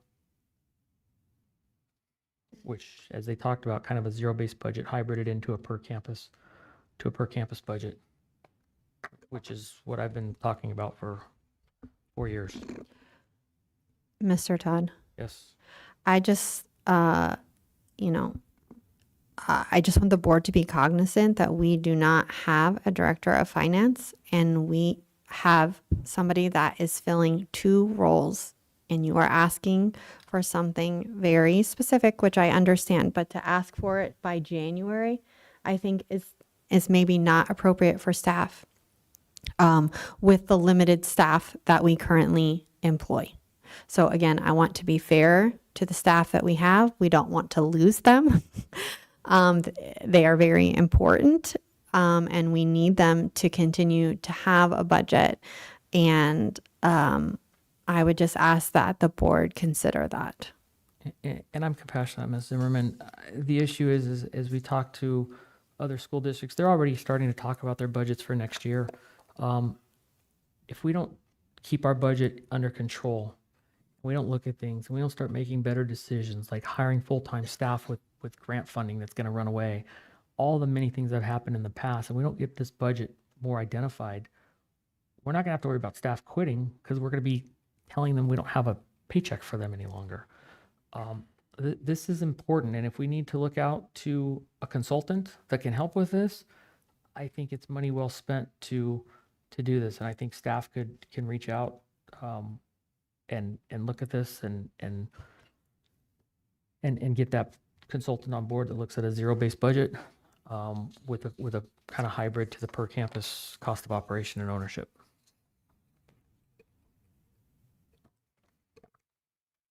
Mr. Todd. Yes. So I think if we're talking about hiring a consultant, then that cost needs to come before the board because, again, we made, over $2.3 million in budget cuts. And so, I think that we need to discuss that in a separate agenda item. We can do that. Also, if we want staff to start preparing next year's budget in general, which I agree we need to start way earlier than we did last year, which is why I asked for a budget study session in February, because nothing had been done prior to that. Again, we only have a limited amount of staff, and again, it's up to the will of the board. I'm asking the board to consider our staff and being able to manage what they are required to do, submit AFRs and manage the budget as a whole. That's all I'm saying. Mr. President? Yes. Right now, I think it's a good starting ground if we can get the per campus AFR, the per campus budgets. We can look at those, compare them a little bit. I think that's going to start us on the path to be having a true campus budget, and so that they know what their operating costs are. I'm not opposed to reaching out and trying to get some help with a consultant. The training that we went to was very, very in-depth in finances, and that's probably why we're getting pretty ramped up on finances, because it's important. It's very important that we're diligent and we do what's best for the taxpayers that fund our public education. So in regards to that, I think that right now, with where we're at, I think if we look at the per campus AFR, the per campus budget, we get that provided to us by staff, that at least gets us going in the right direction. I'm fine with that. I would trust that you'd be able to get those and then make a presentation to the board of your understanding of those, because as we learned in the training, those are very difficult to get a clear snapshot and things fall into cracks. That's why, again, this doesn't come from the training. I've been asking for this sort of stuff for 4 years. We're finally to a point where we're pushing harder for it, because now one of you heard it at a training as well, but that's the key. And we have 2 board meetings coming up one in November, one in December. And we're into January and we're hot in the budget season at that point. We cannot continue to do budgets the way we've done them in the past. There's way too many loopholes and things where money is just not transparent. It's not clear where it goes. So again, it's the pleasure of the board, but every day we waste is we're going to do this and then we're going to come back and try to do something else because these are not clear. I've seen these at campus AFRs and they're not clear. They're just not a clear definition. I guess maybe you would expect a phrase of trending in the right direction. I think you heard that the past weekend, and that's what I feel like we're at right now. Trending in the right direction. Mr. Todd, can I ask a question? Yes. Ms. Mosier, you said earlier that every school has a code. So like when you're paying the electric, it's coded for each school. And that goes through the software that you use, like that we see oh my gosh, I'm sorry. I've been up since like 4 a.m. So my brain is like fried at this point. Earlier when we were going through, yes, thank you. So is there a way with the software that we use to filter by code for each building so that you could like print a report that showed the last 3 months of this specific code's expenses and you could look at it that way?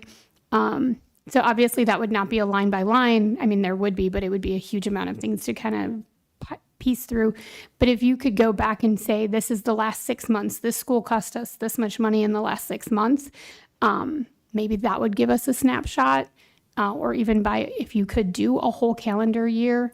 But if you could filter it that way, then you're not having to potentially do manual work. I was just trying to think of some way that we can use the software and get a snapshot, at least to start with. That would not be so time intensive for you to have to do. Yes, our software does do that. We can run reports that we already have available by our account coding structure. We can also build reports. So if there's something that we're looking for that maybe isn't already readily available, we can kind of make some selections and build a report that we're wanting to look at. So yes, we can do that. That's perfect. I want total cost of ownership of each campus. One line item. We need like 10 things. Total cost of ownership. That's the snapshot that helps us to make determinations on campuses, what they're costing, what they're doing to us. Total cost of ownership.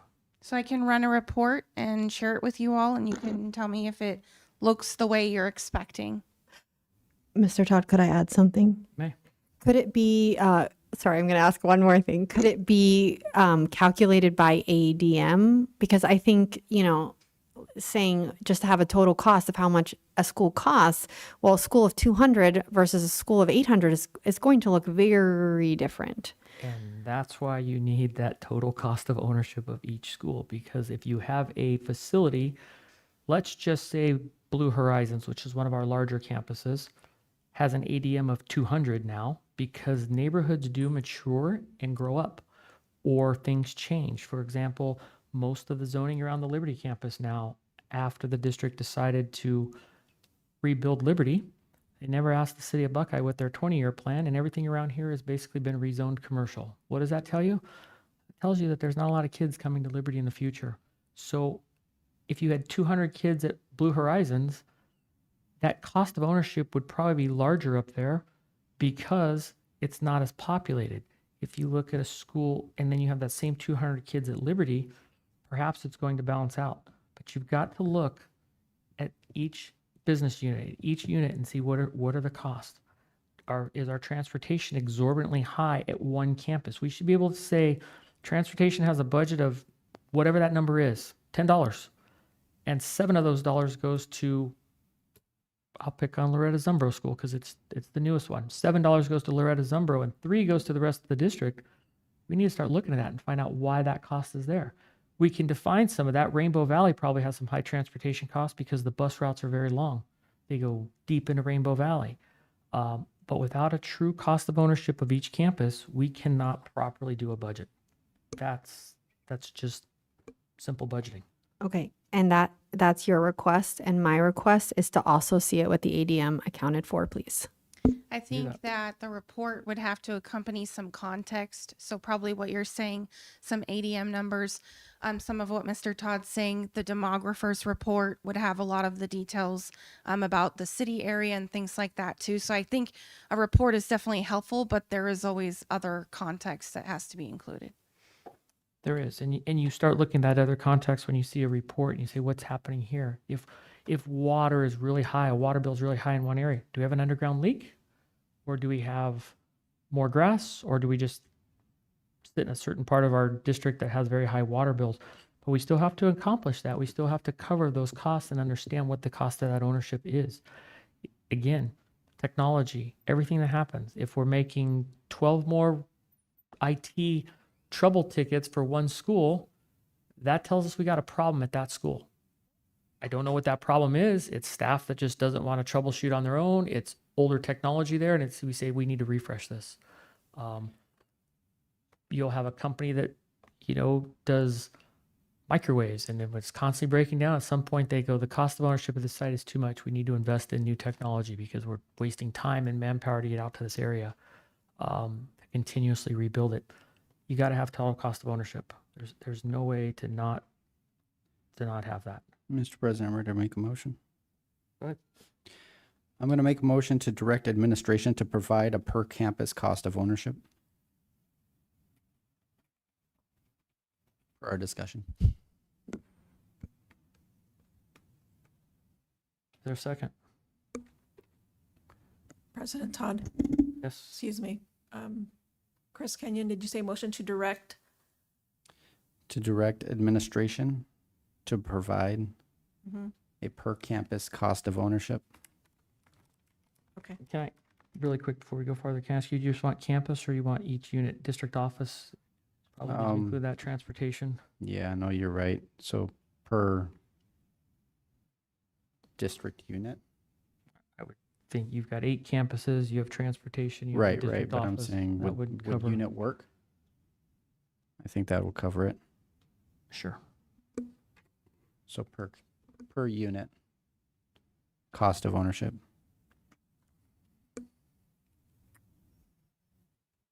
Mr. President, if I may. You may. So to define cost of ownership, we're just talking about sending the reports that there's been so much going on this topic. Yep. So what I'm getting at, cost of ownership, what kind of the discussion was that Ms. Mosher has this per campus AFR or the codes that she can filter to give a breakdown of each location and their expenses, operating costs. So that would be the cost of ownership. So for administration to provide for each unit, as President Todd said, each campus plus district office plus administration, all these different location or all these different areas to make sure that we just get that cost of ownership for each unit. Based on her just pulling the report with the software we already have. Correct, with the AFR. Okay. I mean, I don't know if that shows it because what that's not going to show is your transportation costs at each school. I don't know if we break that down. I think we start with this and then we get to that. I Starting think point. we're just going to dive into too many details and we won't be able to get anything accomplished if we don't just start somewhere. And with ADM. Yeah, I mean, that per the discussion, that would, I assume, be included. Thank you. I second. Okay. Have the motion second. Is there any further discussion? Mr. Todd? Yes. I would just ask Ms. Mosher that you communicate with your supervisor since you are not an employee of the board. If you feel like this is something that is too big of a scope with what you have already taken on, and allow your supervisor to bring that concern back to the board, and whether it needs to be, whether we need to look at a consultant if we're really going to go down this road.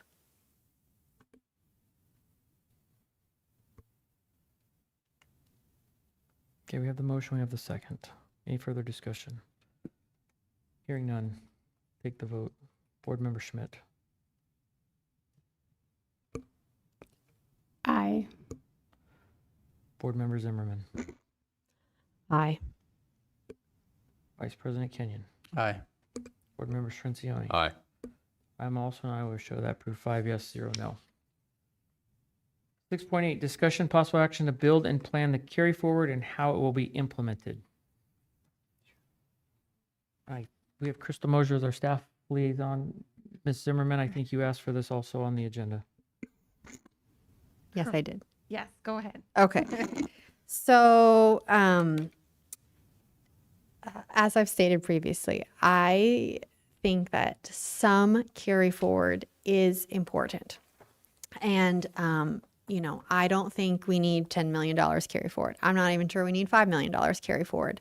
What my concern is that we have very little of only around $500,000. And I think this board has seen how quickly $500,000 can go. Essentially, we went through $2 million in 1 year of carry forward.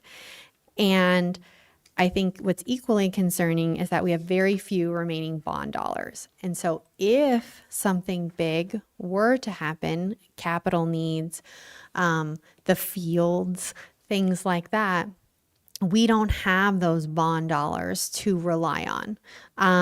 And I think we need to protect the district for if something big were to come up, that we are not cutting into students, which is what I feel like we had to do this past year when we had to make these big cuts. We impacted student learning. And so by creating a carry forward plan, I believe it will help protect in the end, right? It will help protect what we budget for M&O and things like that to protect student learning.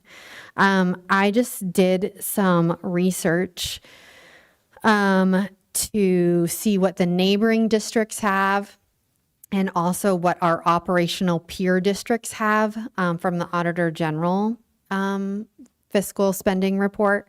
So our neighboring districts, meaning location-wise, that's what I mean when I say neighboring. So Avondale has 10 million in reserve or carry forward. I know that's a touchy word.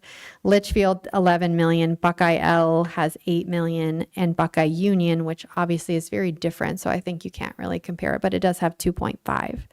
Our operational peer districts as identified by the Auditor General. So they create these peer districts for operational spending based on a lot of different factors. So Buckeye L is part of our peer district. They, again, as I said, have 8 million. Littleton has 6.5. Fowler has 8 million. Tolleson Elementary, 2.2. Avondale, 10 million. Phoenix Elementary, 2.6. Madison, 1.9. And Wilson, 2.3. So from that, you can see that every single district that I looked up has more than us. And again, some of them are higher than others, but what I would be looking for is to direct staff to develop a 2-year plan that would allow the district to create a $2 million carry forward. And so that would not occur till the end of fiscal year 2028. My goal would be to not have that money until the end of 2028, but that staff would create a plan for us to build it.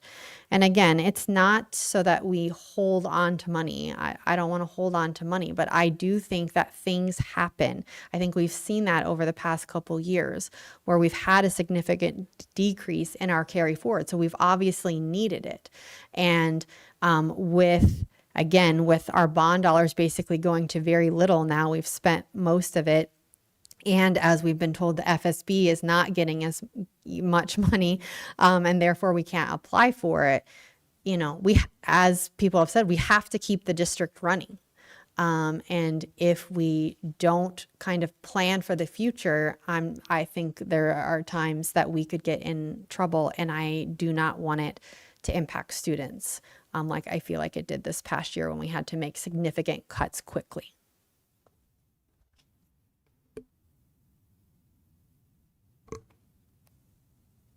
Okay. Do you wish to make a motion?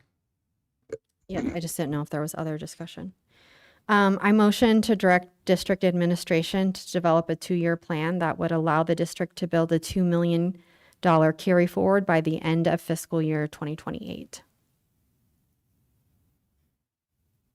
Slowly. Okay. I motion to direct district administration to develop a 2-year plan that would allow the district to build a $2 million carry forward by the end of fiscal year 2028.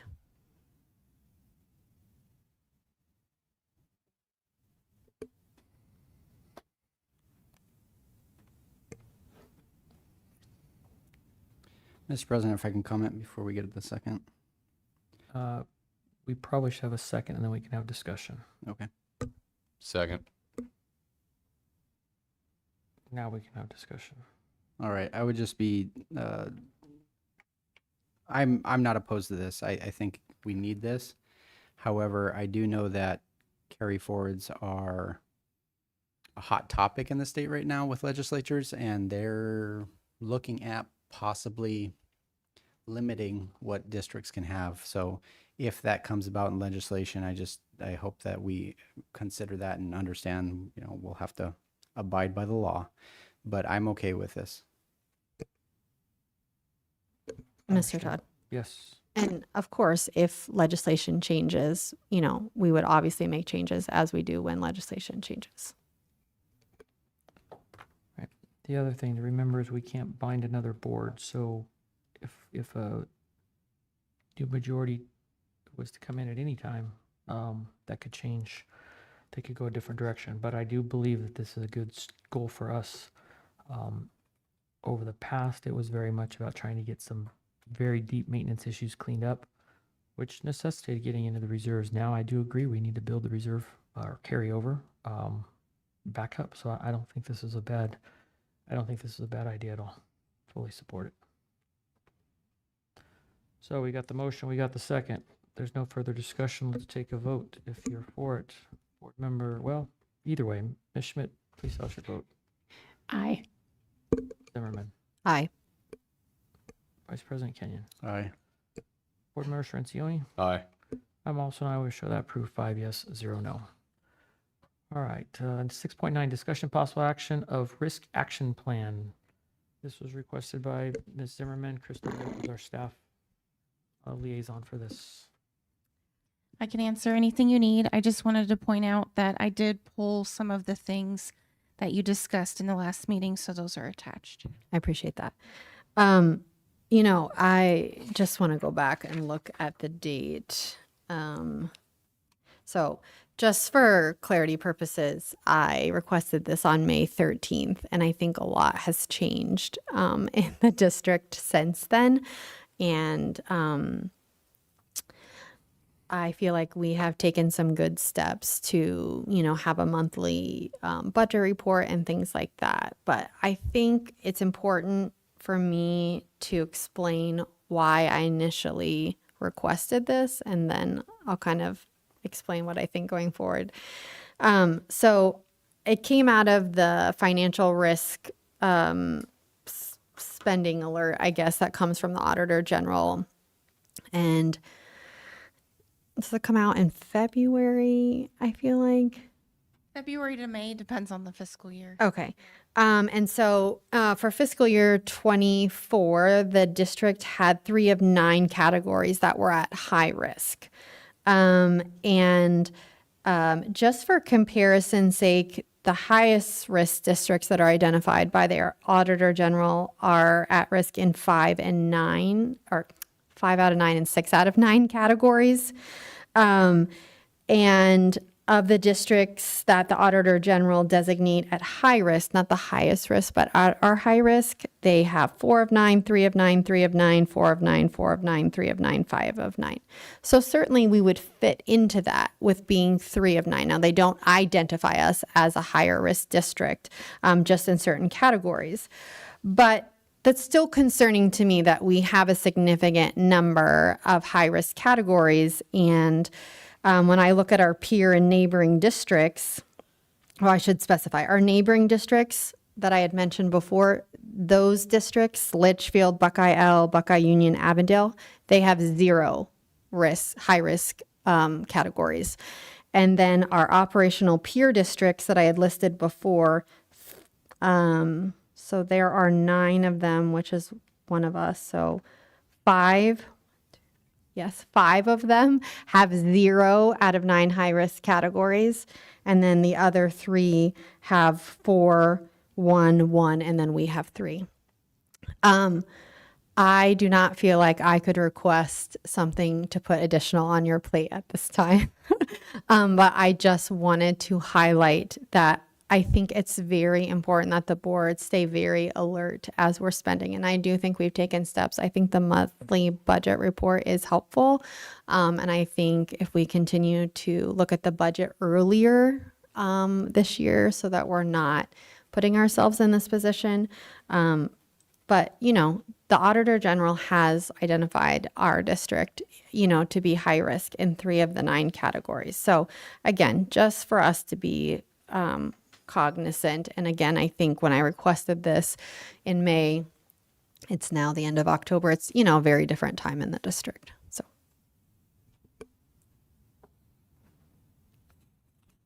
Okay, so you're not recommending any action. I am not. Move to 6.10, discussion possible action of Dreambox agreement in a funding source. Ms. Michelle May.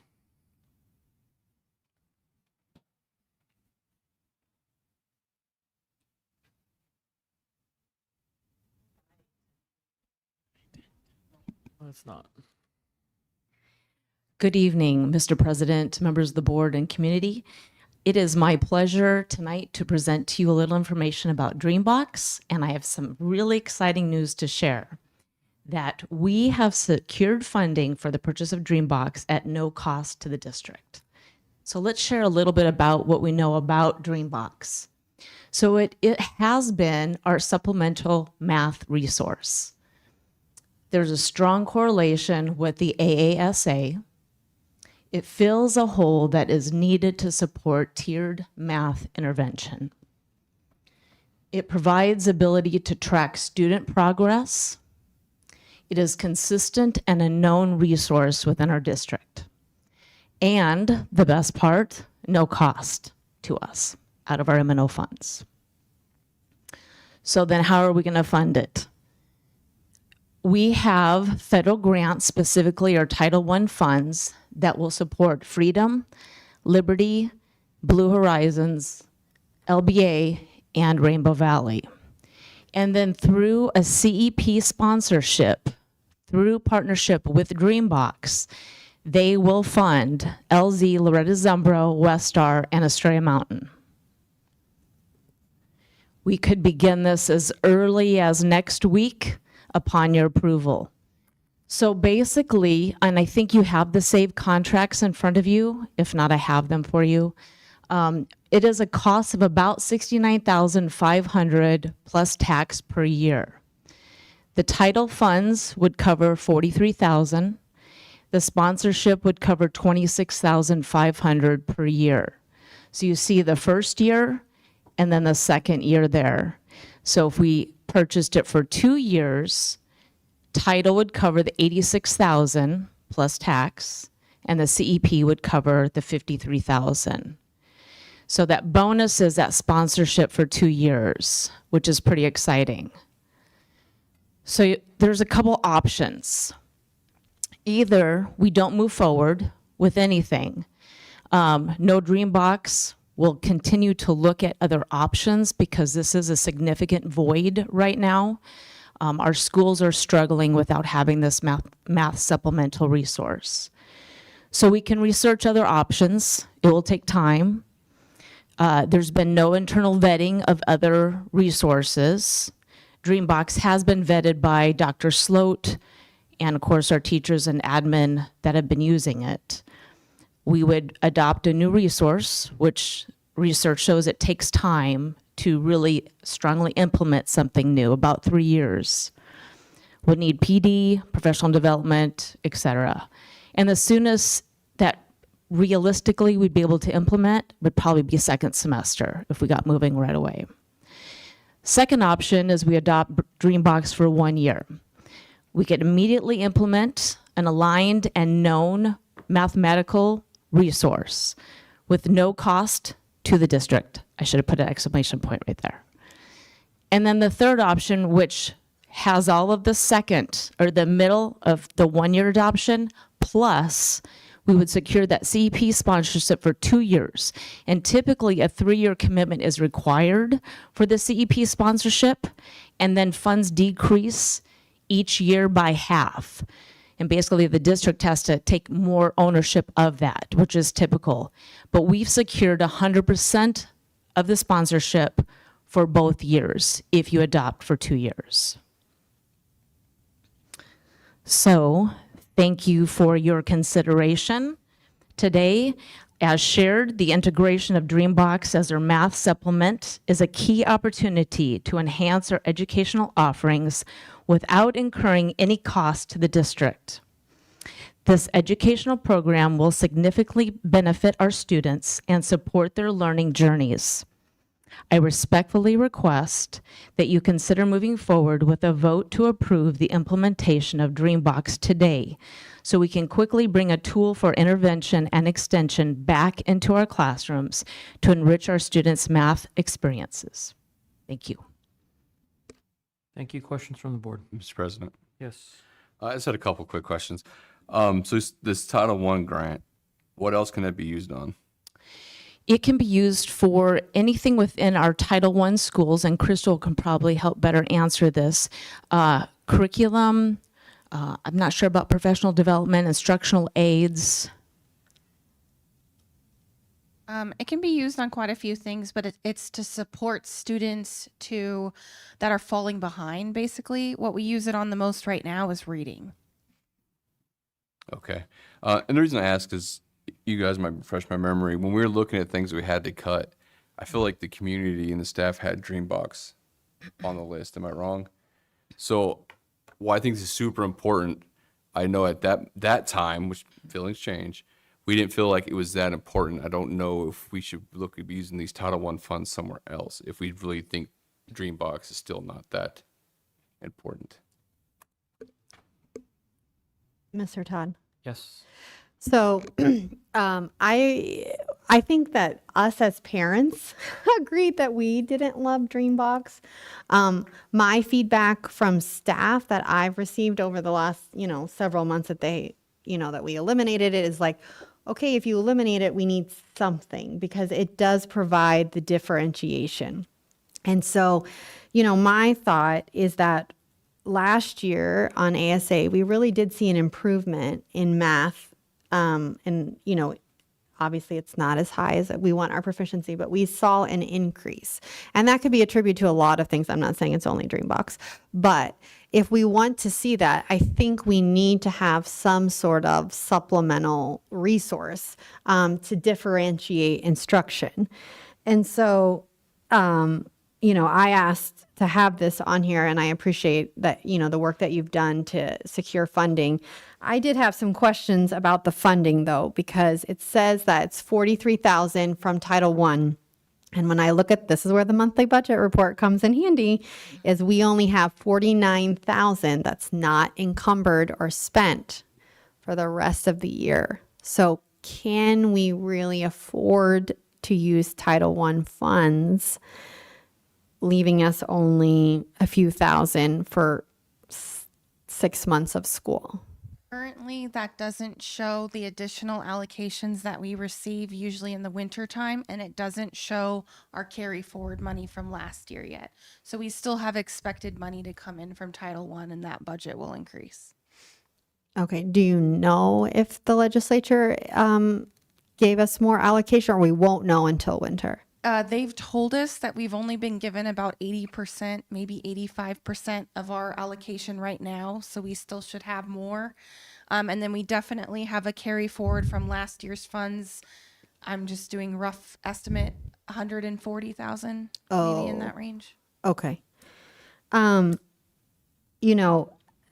During that, budget discussion where we did go back and forth and we were, trying to cut $2.3 million. And so, yeah, we made a cut then, but, at one of the meetings, it wasn't that specific one, but on April 21st, I did ask that staff look at other options because you weren't here. I'm not saying I'm fully aware that we explore other options because again, I think a supplemental math curriculum is needed. And I think your point about it's a known program, it's been vetted, it aligns with ASSA. I didn't think about the time to implement and professional development. So I think those are all important factors. And again, because we're already in the middle of the year, I'd like to see us do it at least for this year, especially that, grant covering our non-Title I schools, I think is a big deal. So I appreciate you finding that. In addition, can I just add one thing is we don't have to pay for the second year until next year. So we're required to pay for the first year within 90 days. And we're looking at some possible additional funding coming to us within those, about that 90-day mark. And then we wouldn't have to pay for the second year until next year. Mr. President, if I may. You may. Ms. May, I want to apologize. I've gotten tired and so my manners kind of went away.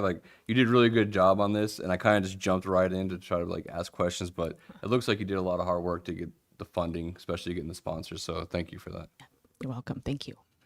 Mr. President, if I may. You may. So if we go back one slide, actually, is it back forward? Sorry, forward. Forward, okay. One more. There we go. So typically a 3-year commitment is required. So what you're saying is right now they've waived that. We don't have the 3-year commitment. We only have the 2-year. If we agree to this as a board, we have the 2-year, and that provides the CEP sponsorship. So basically, At 100% for both years. so the $53,000 basically is the sponsorship for us to go ahead and do this. Correct. Okay, Exactly. and thank you. Yes. Mr. Todd, could I add one more thing? You may. I'll give you two. Just I think that it's also important to consider that a lot of our parents do know the program, right? So that, it is something that could be used at home. They already know it. Whether it's their favorite or not, I think could be up for debate. But it is there as a resource, and certainly the kids know it as well, right? But, having families at least know what it is, know how to log in, I feel like sometimes that's half the battle. I agree. And there is a desperate need for that supplemental math resource. I'm hearing it from principals and teachers. They're desperate to have something. So if not this, then what? Mr. Todd. Yes, ma'am. This is not going to be a novel statement because they've already pretty much covered it, but I just wanted to reiterate that I appreciate that you mentioned that if we bring back Dreambox, we're not required to do any more PD. The teachers in general, outside of, new teachers who would need it, already know how to use it. That saves the district time, money, and effort right there as well, which is something to think about because we know that training is not easy or cheap or really fun. So let's be honest. So I think that's something really that we should consider in using it. I have no idea what it's like. So this is just totally from that perspective of it's easier to implement. Teachers already know it. Students already know it. Parents know it. And we don't have to spend more time and money on professional development in order to train staff.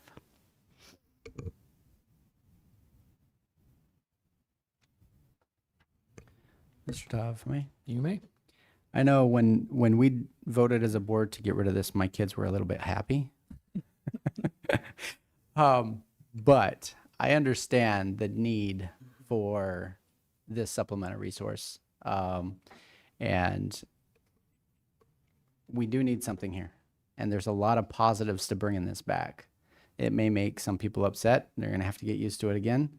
But this is for the kids. This is what they need at this moment. This is to assist the teachers to help educate these kids to give them the best education possible. And so thank you for doing the due diligence and working on getting these grants and scholarships because it means a lot and it shows that the district, and you in particular, are working on trying to help this district. So thank you. And Mr. Todd, if you're ready, I can make a motion. I'm ready. Motion to approve Dreambox agreement and funding source. For 1 or 2 Oh, years? yeah, that was my For question. 2 years. Okay. Do I have a second? I second. Okay, a motion and a second to approve Dreambox funding for 2 years, utilizing the Title I and the CEP dollars, correct? Okay. All right, if there's no more discussion, we'll take the vote. Call your name, please let me know. Board Member Schmidt. Aye. Board Member Zimmerman. Aye. Vice President Kenyon. Aye. Board Member Strencioni. Aye. I'm also an aye. Will show that approved 5 yes, 0 no's. Thank you. Thank you. All right, 6.11, discussion possible action, discuss interim superintendent position. Members, we had to hold off until we had the last situation resolved. It's resolved. Wanted to bring this to you all for discussion and possible action if we want to stay the course of where we're at now, if we want to look at somebody else coming in to take on the interim superintendent role. And then we've had a few people who have kind of reached out to the district and so we have those. We can post this. It's just to bring this forward now that the last situation is resolved. Mr. President, if I may. You may. Yeah, I think it's really important that I appreciate all the work that Ms. Mahorn, Dr. Mahorn, and all the cabinet staff are doing in this vacant position, and so trying to keep everything running afloat. But if we have candidates, I would really like to hear from them, and the sooner the possible. So, I mean, even if candidates would be willing to show up on Wednesday night. I know that's a quick turnaround, but I do know that there's quite a few people that have been watching our district and seeing what's happening, and seeing that there's a vacancy. And I know of 1 or 2 people, and maybe other staff may know of others, but I would like to hear from anybody who's interested.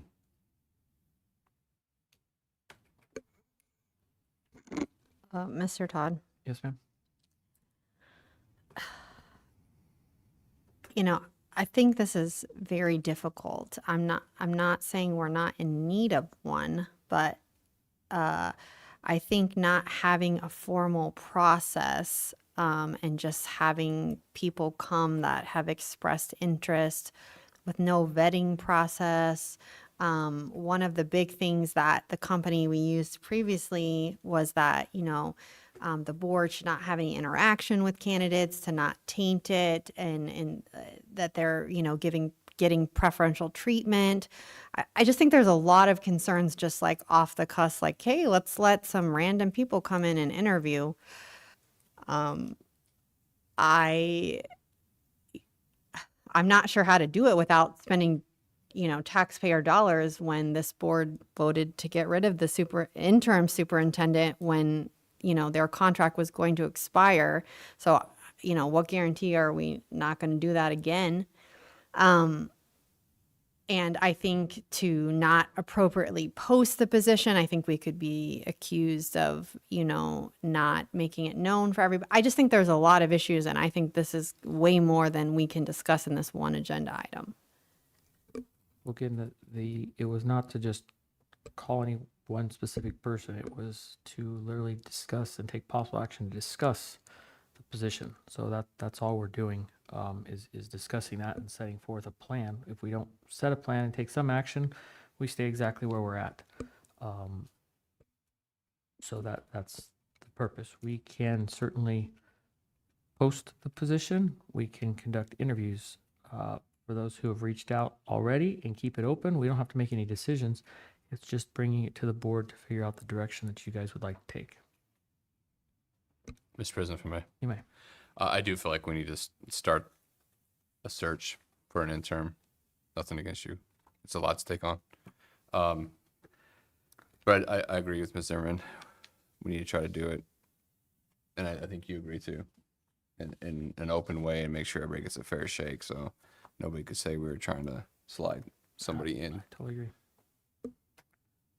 We can do that. I don't know if you guys want to go out and hire another company to come search, or if we want to do this internally. If we do that, we got to go out for proposals, and we'll be graduating kids before that all gets done, apparently. So there are, opportunities. It's again, it's what you guys would like to, do. Mr. President, Yes. as I stated before, if we have interested candidates, I would like the board to at least talk with them. I don't see the need to have to hire another agency to help us with an interim. We've been through this process a few times. We could save the district a lot of money by doing this ourselves. There's ways that districts do this without having to hire somebody, and it's not trying to skirt anything. It's being open and transparent. You post, you set up an email account. Anybody who's interested, they email to that account. We as a board would do, and I think we're fairly active board. We do our research, we do our homework for the most part. So we could even hire an investigating company to do backgrounds on these that I think would probably be a lot more sufficient than the past backgrounds we've gotten on from the last couple that we paid a lot of money for. And so, always finding out things after the fact is always the problem. And so I think that money can be spent more wisely if we use it on background searches and figuring out who these people are. And honestly, one of the complaints that I think every board member has stated in the past is we haven't had enough time with candidates. So the sooner we get with candidates, we don't have to make a decision right away, but at least we start to get to know who these people are. So if there's people expressing interest in this, I would be open and willing to meet with them or have them come and present who they are, kind of the resume.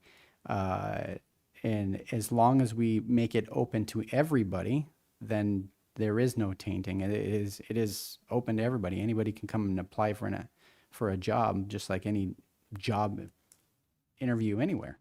So that's kind of my position. I would like this to get done sooner rather than later, because we do need an interim. We're sometimes feels like we're on life support in this district, and I think we do need somebody who's good there at this position. As for the permanent superintendent, we're not talking about that right now, but my intent would be that would be a much longer process. This one, I'm more looking for somebody to help us navigate this time period. Mr. President, if I may. May. I don't have a big issue with that. I think what we need to do as a board is come with the requirements for the position, as in like the experience or whatever we want it to be. And then I guess everybody who applies and meets those, then I think the right thing to do would be interview everybody, as long as they meet our requirements that we set forth. Mr. Todd, Yes. I think it's very important that we get legal advice about posting. Are there certain requirements and how to ensure that we do it in a way that the board is not involved with individual candidates, as the previous company made it very clear that we could be held liable essentially if it wasn't a fair process. So again, I think that, if this is the direction the board chooses to go, which I'm not necessarily saying I'm in support of, but I think we definitely need to have legal involved in this conversation before it goes too much further. We always have legal involved. We talk to them 4 or 5 times a day on average. Okay, but the whole board needs to be present for those conversations because you're having them and you're not sharing them with the board. And so I have no idea what conversations you've had with legal counsel. We do that.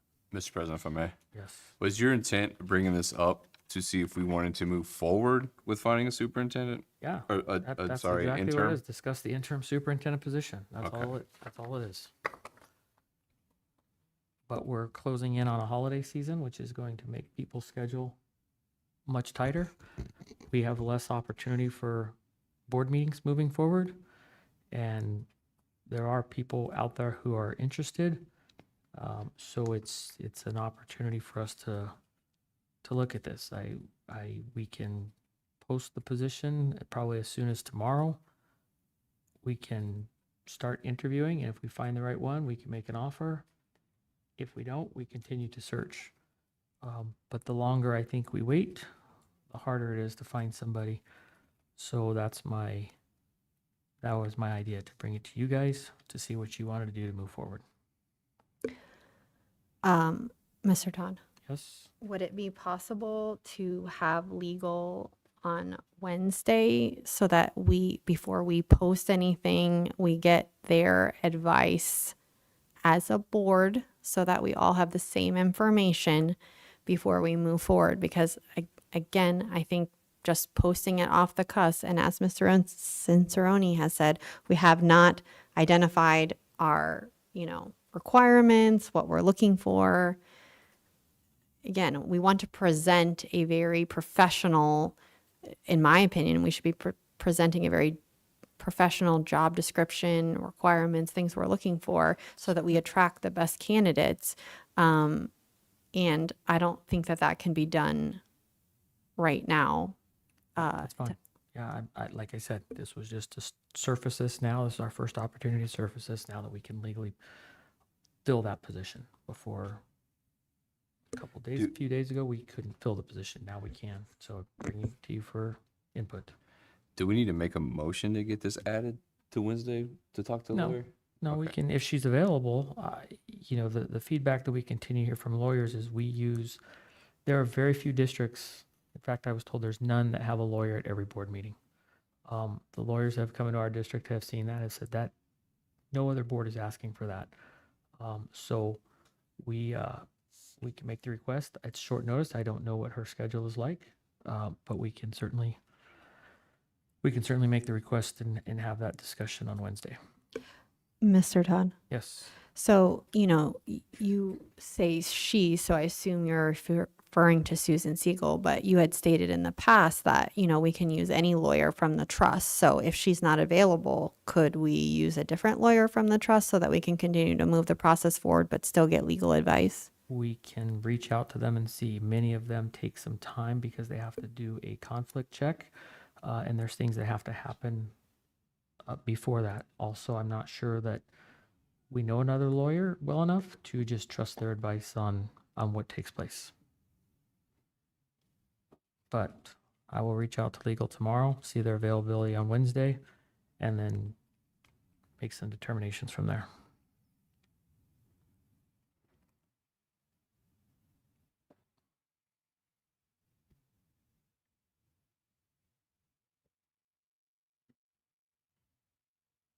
Does that resonate okay with everybody?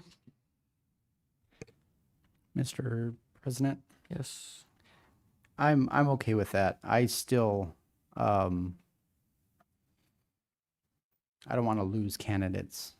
If there's candidates that are asking, and I don't know if that there are, but it sounds like there's candidates that are asking to be included. I would like to get their information, the sooner the better. Or even have them present to us, the sooner the better.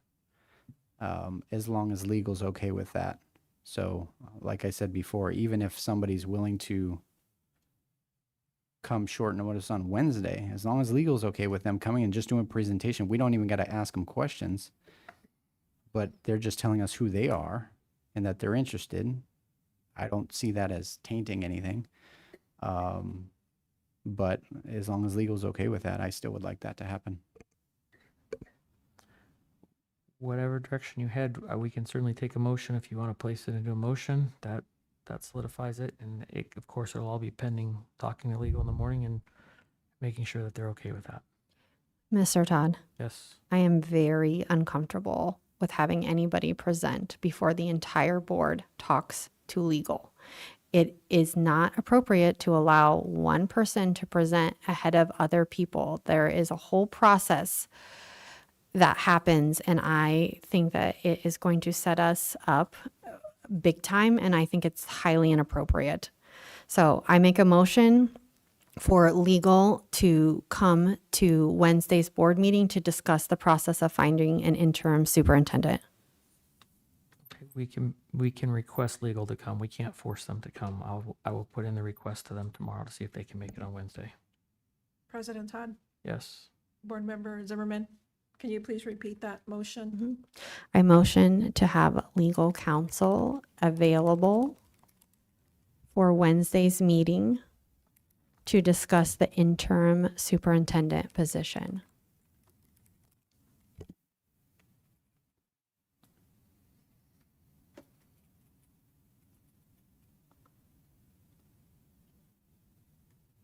Is there a second? I second. Okay. Have a motion, a second, to request legal to attend Wednesday's meeting to give us advice on the interim superintendent position, posting and interview process. With that, if there's no further discussion, we will take a vote. Board Member Schmidt, Aye. Board Member Zimmerman, Aye. Board Member Kenyon, Aye. Board Member Shinciani. Aye. Show me an aye as well. It'd be a 5 yes, 0 no vote. Item 6.12, discussion possible action to issue RFP for staff insurance and benefits. Dr. Mahorn. Yes, we are ready. We have already reached out to Gallagher and are ready to put out an RFP for benefits for our staff. Again, the last time we put our RFP, we got a great rate. We are hoping to again get a great rate. Lots of rates have gone up, but we were able to get an amazing rate with Meritain. Not sure if it will be with Meritain or who it will be with, but of course we're always looking to get the best rates we can for our staff for benefits.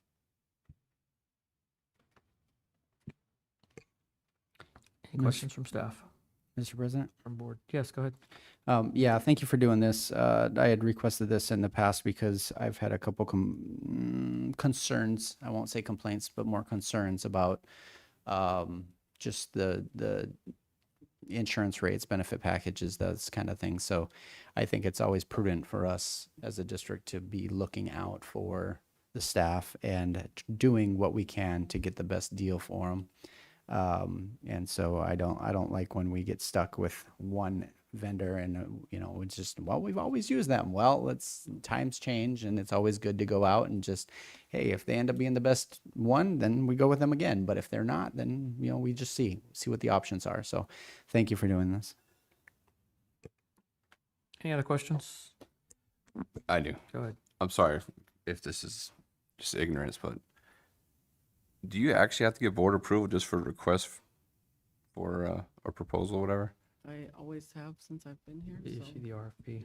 to RFP, so. Can I comment? It is not actually in state statute that the board has to approve it, but our district has done that in practice. Okay, so it's just yeah. I just have a question. You mentioned Gallagher. I'm not sure, Gallagher's been with us for years, but it's been one rep. I don't know if our relationship is with that firm or with the rep that's no longer there. And I think somebody had said she moved somewhere else. So different brokers like Gallagher have different relationships with others. So do we lock this just to Gallagher, or do we look to other folks who know our district better? Because I'm not sure that Gallagher knows our district as well as some others now that their people have gone. So I don't know if we lock ourselves just with Gallagher. Maybe we have a couple work with us and see who can bring us back the best benefits. That's always been an item for me that we want to see. I will be honest. Meritain gave us good benefits the first time, but the second year they played some games, and so I think we should be looking at everybody and see who else is out there that can bring forth some opportunities for us to see the best benefits package. It's not necessarily a low bid issue. It's the process. So I don't know that I would say, if I was to make a motion, I wouldn't lock it down to Gallagher, but that's again for the board to. That's just who we currently have who we've paid already with our contract with. Right. I just, Dr. Horn, I hear this all the time. It's what we've always done. We always do what we've always done. We're always going to get what we've always got. It's not always the best. We need to look at some things. So I don't, if we're on contract with Gallagher, I don't know for how long that is. I hope we didn't recently sign that. If we're under contract and we have to use them, then that's what it is. If we're not, I think we should take a wide view of our opportunities. We fought this really hard 2.5, 3 years ago when we started going out, and everybody said, this is just what we always do. I said, let's do something different, and we did, and we got better rates, got better coverage, we got everything better. When you force some competition, you're going to get better. So that would be my thoughts. Mr. Todd, Yes. I had a question. So for the RFP, Gallagher is just the consultant that gets the rates, right? But this is not looking at a consultant, is it? Okay. Okay. So that's a separate agenda item. Yes, they just help us gather the different companies. They just help us with that. They are just the consultant. Okay. And this RFP is not No. in regards to them. This is specifically getting rates. Getting rates, yes. Ourselves, essentially. Yes. Okay. They just help us gather. They are just the conduit that help us gather through the different companies, Blue Cross, Blue Shield, different companies, yes. Okay. Thank you. So do we pay them Yes. to do this? Yes, How much is that? a lot. Oh, yeah. you could- Specifically, just RFP services, 15,000. And we're on contract with only them, Right now, but we can contract with, that's not a sole contract. We can get, well, I think as part of this process, we should look at who's going to I give us the best. believe that contract with them ends this year as well. Okay, well, it depends on when it ends, but Yeah. I mean, part of this process would be to We have the a best new rep- representation we have moving a new forward. rep with Gallagher, Right. who has been really, really great to work with. Okay. I mean, you guys know brand- better. I just want to make sure we have It's a brand new competitive person people that want to give us the best and that we've worked with. and It's defend us. different. Mhm. So I know last time Gallagher brought forth everything, and then there was a swaparoo right at the end, and they didn't filter that out very well. So Did not- we'll just be honest, I haven't been the most impressed with working with Gallagher, and they've been the only ones that have been around forever. So if there's an opportunity to look, maybe they are the best. They may still be the best, or maybe there's somebody else out there. But we have to quit just hitting the easy repeat button. That gets us in trouble.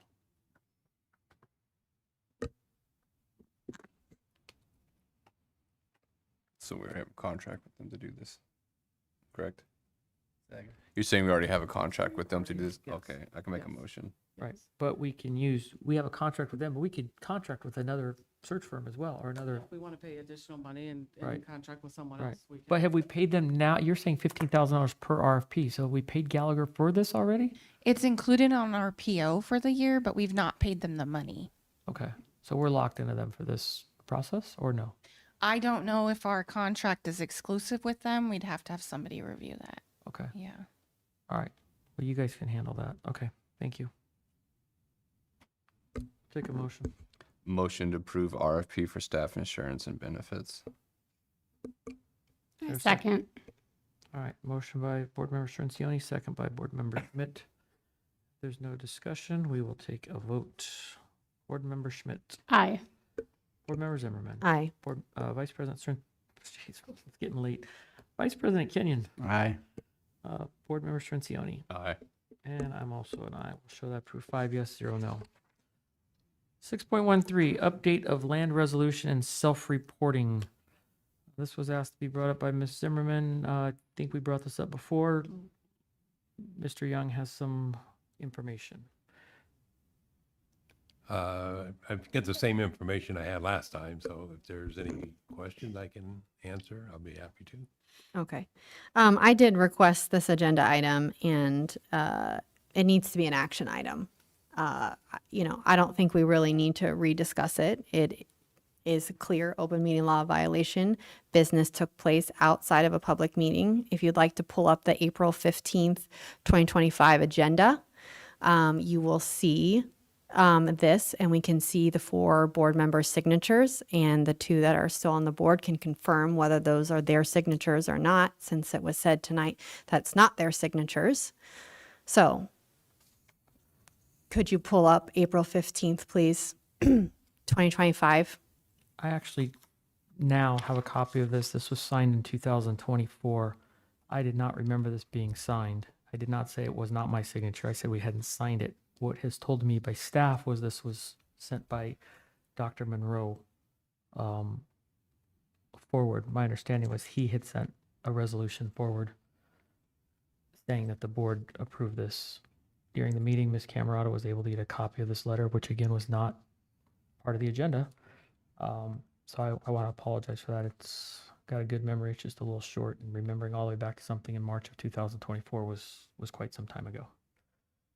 So, yeah, April 15th, and it's agenda item 7.16. So, it's just the land resolution.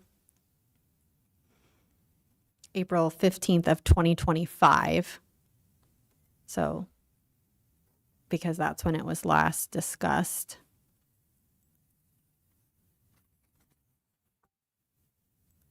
Where essentially some board members voted to ratify something then say it was valid. But 7.16.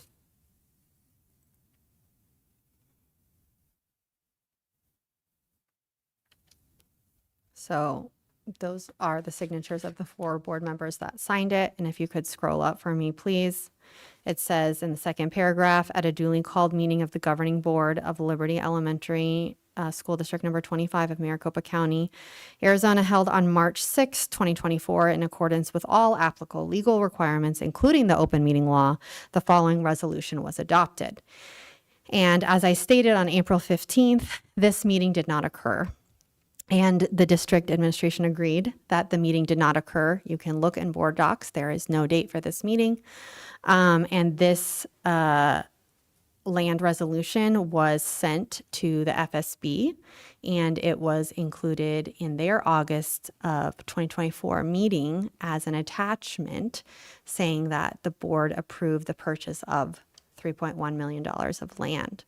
So this is about self-reporting it. This is a clear open meeting law violation, and recently the board has elected to self-report some open meeting law violations. So again, to be consistent, I think that we should do that for everything. We should not pick and choose what we decide to self-report. Again, I'm not sure why this wasn't an action item, but it's not, so we cannot take action at this time. Mr. President, if I may. You may. As being that one of those signatures is mine, I also have done a lot of background on here that you're right. I don't see where there was a meeting on March 6th. With that being said, we've basically done a lot of investigation on this, and it turns out, from my understanding, is it was a clerical error that had been reported to the FSB, and the FSB had given us a response. And I was under the impression this was all done because it was all, we had already reported it, and it's been, we've received responses on it. So Mr. Young, if you don't mind just kind of speaking on that, please. Mr. President, members of the board, we did contact the SFB after this mistake was made, and they asked for a copy of the April 15th agenda item saying that it was ratified. We sent that to them, and they included it in their records on their side. But what they told me on the phone, it wasn't a big deal on their side as long as the board signed it. Obviously, it's a problem because, the date was wrong, however it got wrong, I'm not sure how it happened, but there was obviously a mistake made So, here. yeah, and I just want to be clear. I think the accusation is that 4 board members met secretly to sign this document when that is not the case. Correct. Yes. Yeah. I mean, I have, the only time I've handed somebody something to sign on the board was President Todd, when we're in there, like tonight, the SFB BRGs that were approved. We hand those to him and he signs off. I don't go around, hey, can you sign this? Can you sign this? Can you sign this? Right. So a clerical error doesn't mean that there was an open meeting law violation. because obviously those were signed during a meeting, including our old board member Paul Bixler there and Brian Parks. We were all in a meeting when we signed that, but there was a clerical error with the date, and that's what was corrected. Mr. Todd. Yes, ma'am. Okay, it's not a clerical error. The board took action outside of a public meeting. No, we It did was not. never an agenda item. There is no meeting, it's not that the meeting date is wrong, that there is no agenda item regarding the land purchase until this was ratified. So my thing is if you're so convinced, last time you all were like, well, we can just self-report because if it's, we're just doing the right thing. We don't know if it is or not. We're just going to self-report. So what is the difference here? The difference here is this was all done in a meeting. It's not done in a meeting. It's All right, not quit an yelling agenda over me. item. Don't yell over me. This was done in a meeting, okay? And so you're telling me that all 4 board members signed this outside of a meeting, and is that the accusation? I don't know when you signed it. Thank you. You don't know when we signed Right, it. but it wasn't But in it a, was signed in a meeting because that's when all 4 board members were present. Now, if there was a clerical error with the date of when that meeting took place, that makes sense. It was a clerical error. It does not make sense that all 4 board members signed that outside of a meeting. okay. So Sorry, this can is, I interject for just 1 second? I apologize. No, it's okay. So I just want to pull it back a second because I don't think what's being said is that it wasn't signed during a meeting when everyone was present. Clearly, everyone was present. It was very likely a board meeting because when else would you all be together, right? However, there's no agenda item from any board meeting at all where this was discussed, which is what the problem that Ms. Zimmerman is trying to make is that it's not an agenda item ever. So you signed something that was never brought forth as an agenda item to be voted on. So you signed it in a meeting, agreed. But when was it discussed and voted on in a meeting? That's the problem. There's no agenda item at all. Does that make sense? Because I think you guys are arguing about it, but like maybe not getting all the points. So just taking that step back to clarify, we understand it was signed in a meeting. I don't think anybody is disagreeing with that. We get all kinds of papers where we sign them. Absolutely. However, it was never brought up as an agenda item to be voted on in a public meeting. That's where the issue lies. Right. So it was, I hear what you're saying, and I agree with that. We get a stack like this given to us at many meetings to sign. If this document got into one of those stacks and the 4 board members present signed it, they signed this. This document, we did not have a meeting. Now that I'm looking at this for the first time since whenever we did sign this, which wasn't on March 6th because we didn't even have a meeting that day, we signed it. However, the board did not discuss this at any time in a meeting. That's where the open meeting violation would come. However, we can table this and ask legal to come back on this one. I'm perplexed how this document got into the folders to sign to begin with. We get these, lots of them, and it's usually late. I know we had some late meetings at this time. Something could easily be signed that was that got into the file and signed. I think that's what happened here. But we can table this and ask legal to weigh in, given this. As it was explained to me, and again, this was not attached to the agenda, but what was explained to me was Dr. Monroe had sent a letter forward to SFB saying the board approved this. I did not realize that this is what we had signed. If I had realized this, we certainly would not have signed it. But I'm guessing that this was pre-drafted, somehow got slipped into one of the many documents that we signed, and it inadvertently got signed by 4 board members. Myself, Brian Parks, Paul Bixler, and Chris Kenyon. And I will apologize for saying we didn't sign this earlier. Like I said, it's something that I didn't remember, and was told that this was just something that was sent forward by Dr. Monroe, confirming to the state SFB what happened. So we can table this and bring it back, have legal discuss this a little further with us if we need to self-report or not. I don't think we can table it. It's not an action item. Well, I can just, you're correct, but I can bring it back as I can add it to an agenda item, so I'll do that. All right. And I'll try to get that for Wednesday's meeting. 7.1, board comments or agenda topics. Mr. President. Yes. I would like to see the psychologist compensation added to a meeting. I would like an action item for the land resolution self-report of open meeting law violation. I would like a presentation from legal about the legal right to limit free speech in public comment.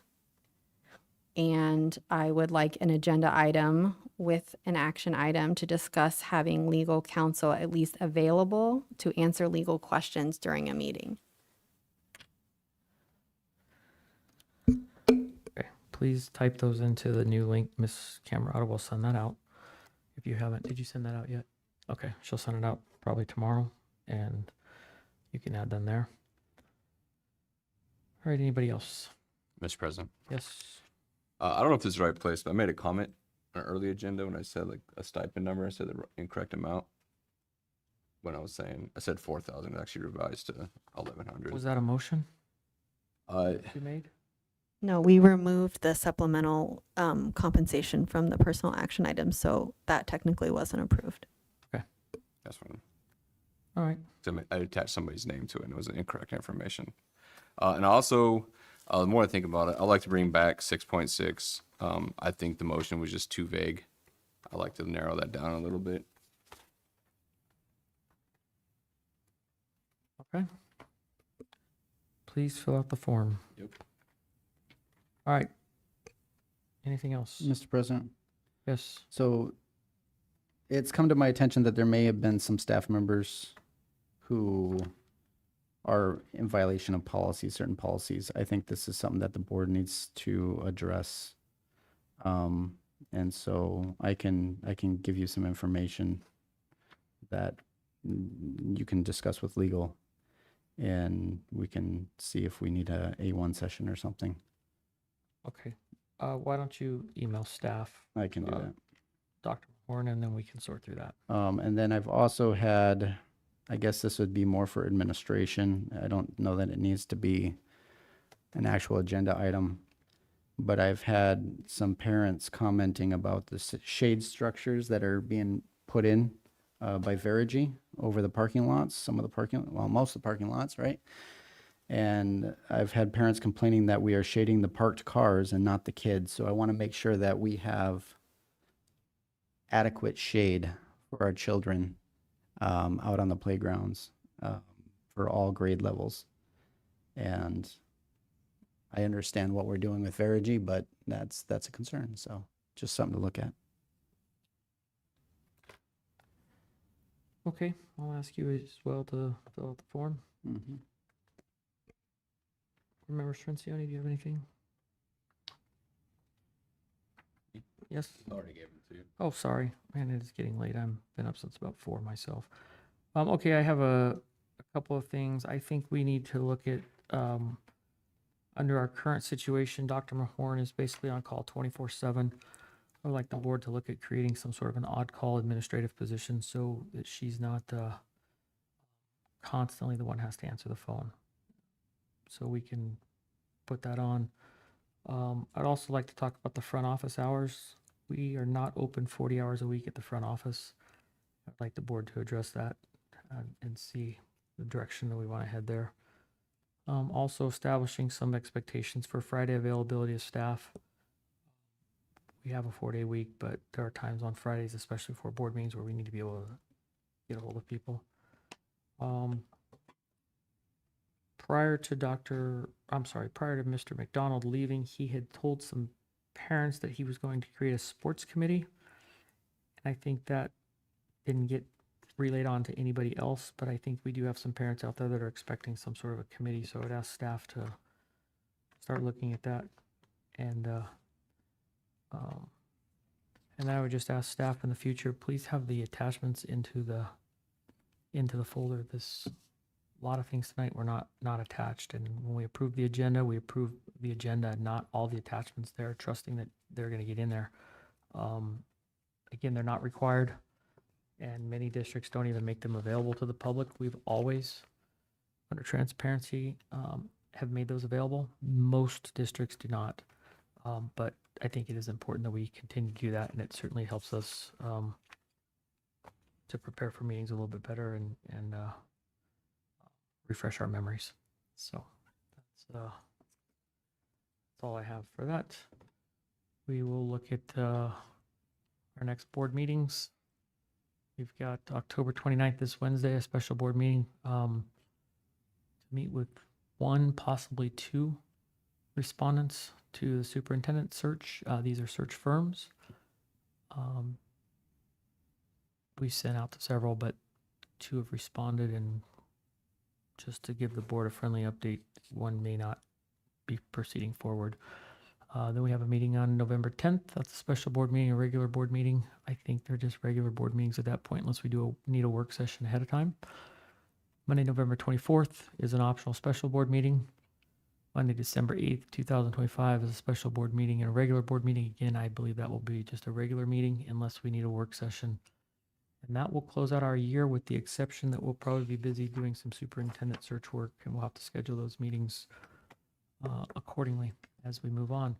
I would ask the board to please let staff know your availability as we, throughout the rest of the year. I know there's Christmas parties, vacations, and so forth, but if you can let staff know what your availability is, that will certainly help us when we have to get meetings scheduled. And we'll rely on that update. So if you can get that to staff soon, that would greatly be appreciated. That takes us to 9.1, the adjournment of the meeting. We've concluded business for the night. We will show the times 10:07, and we're adjourned. Don't worry, I know.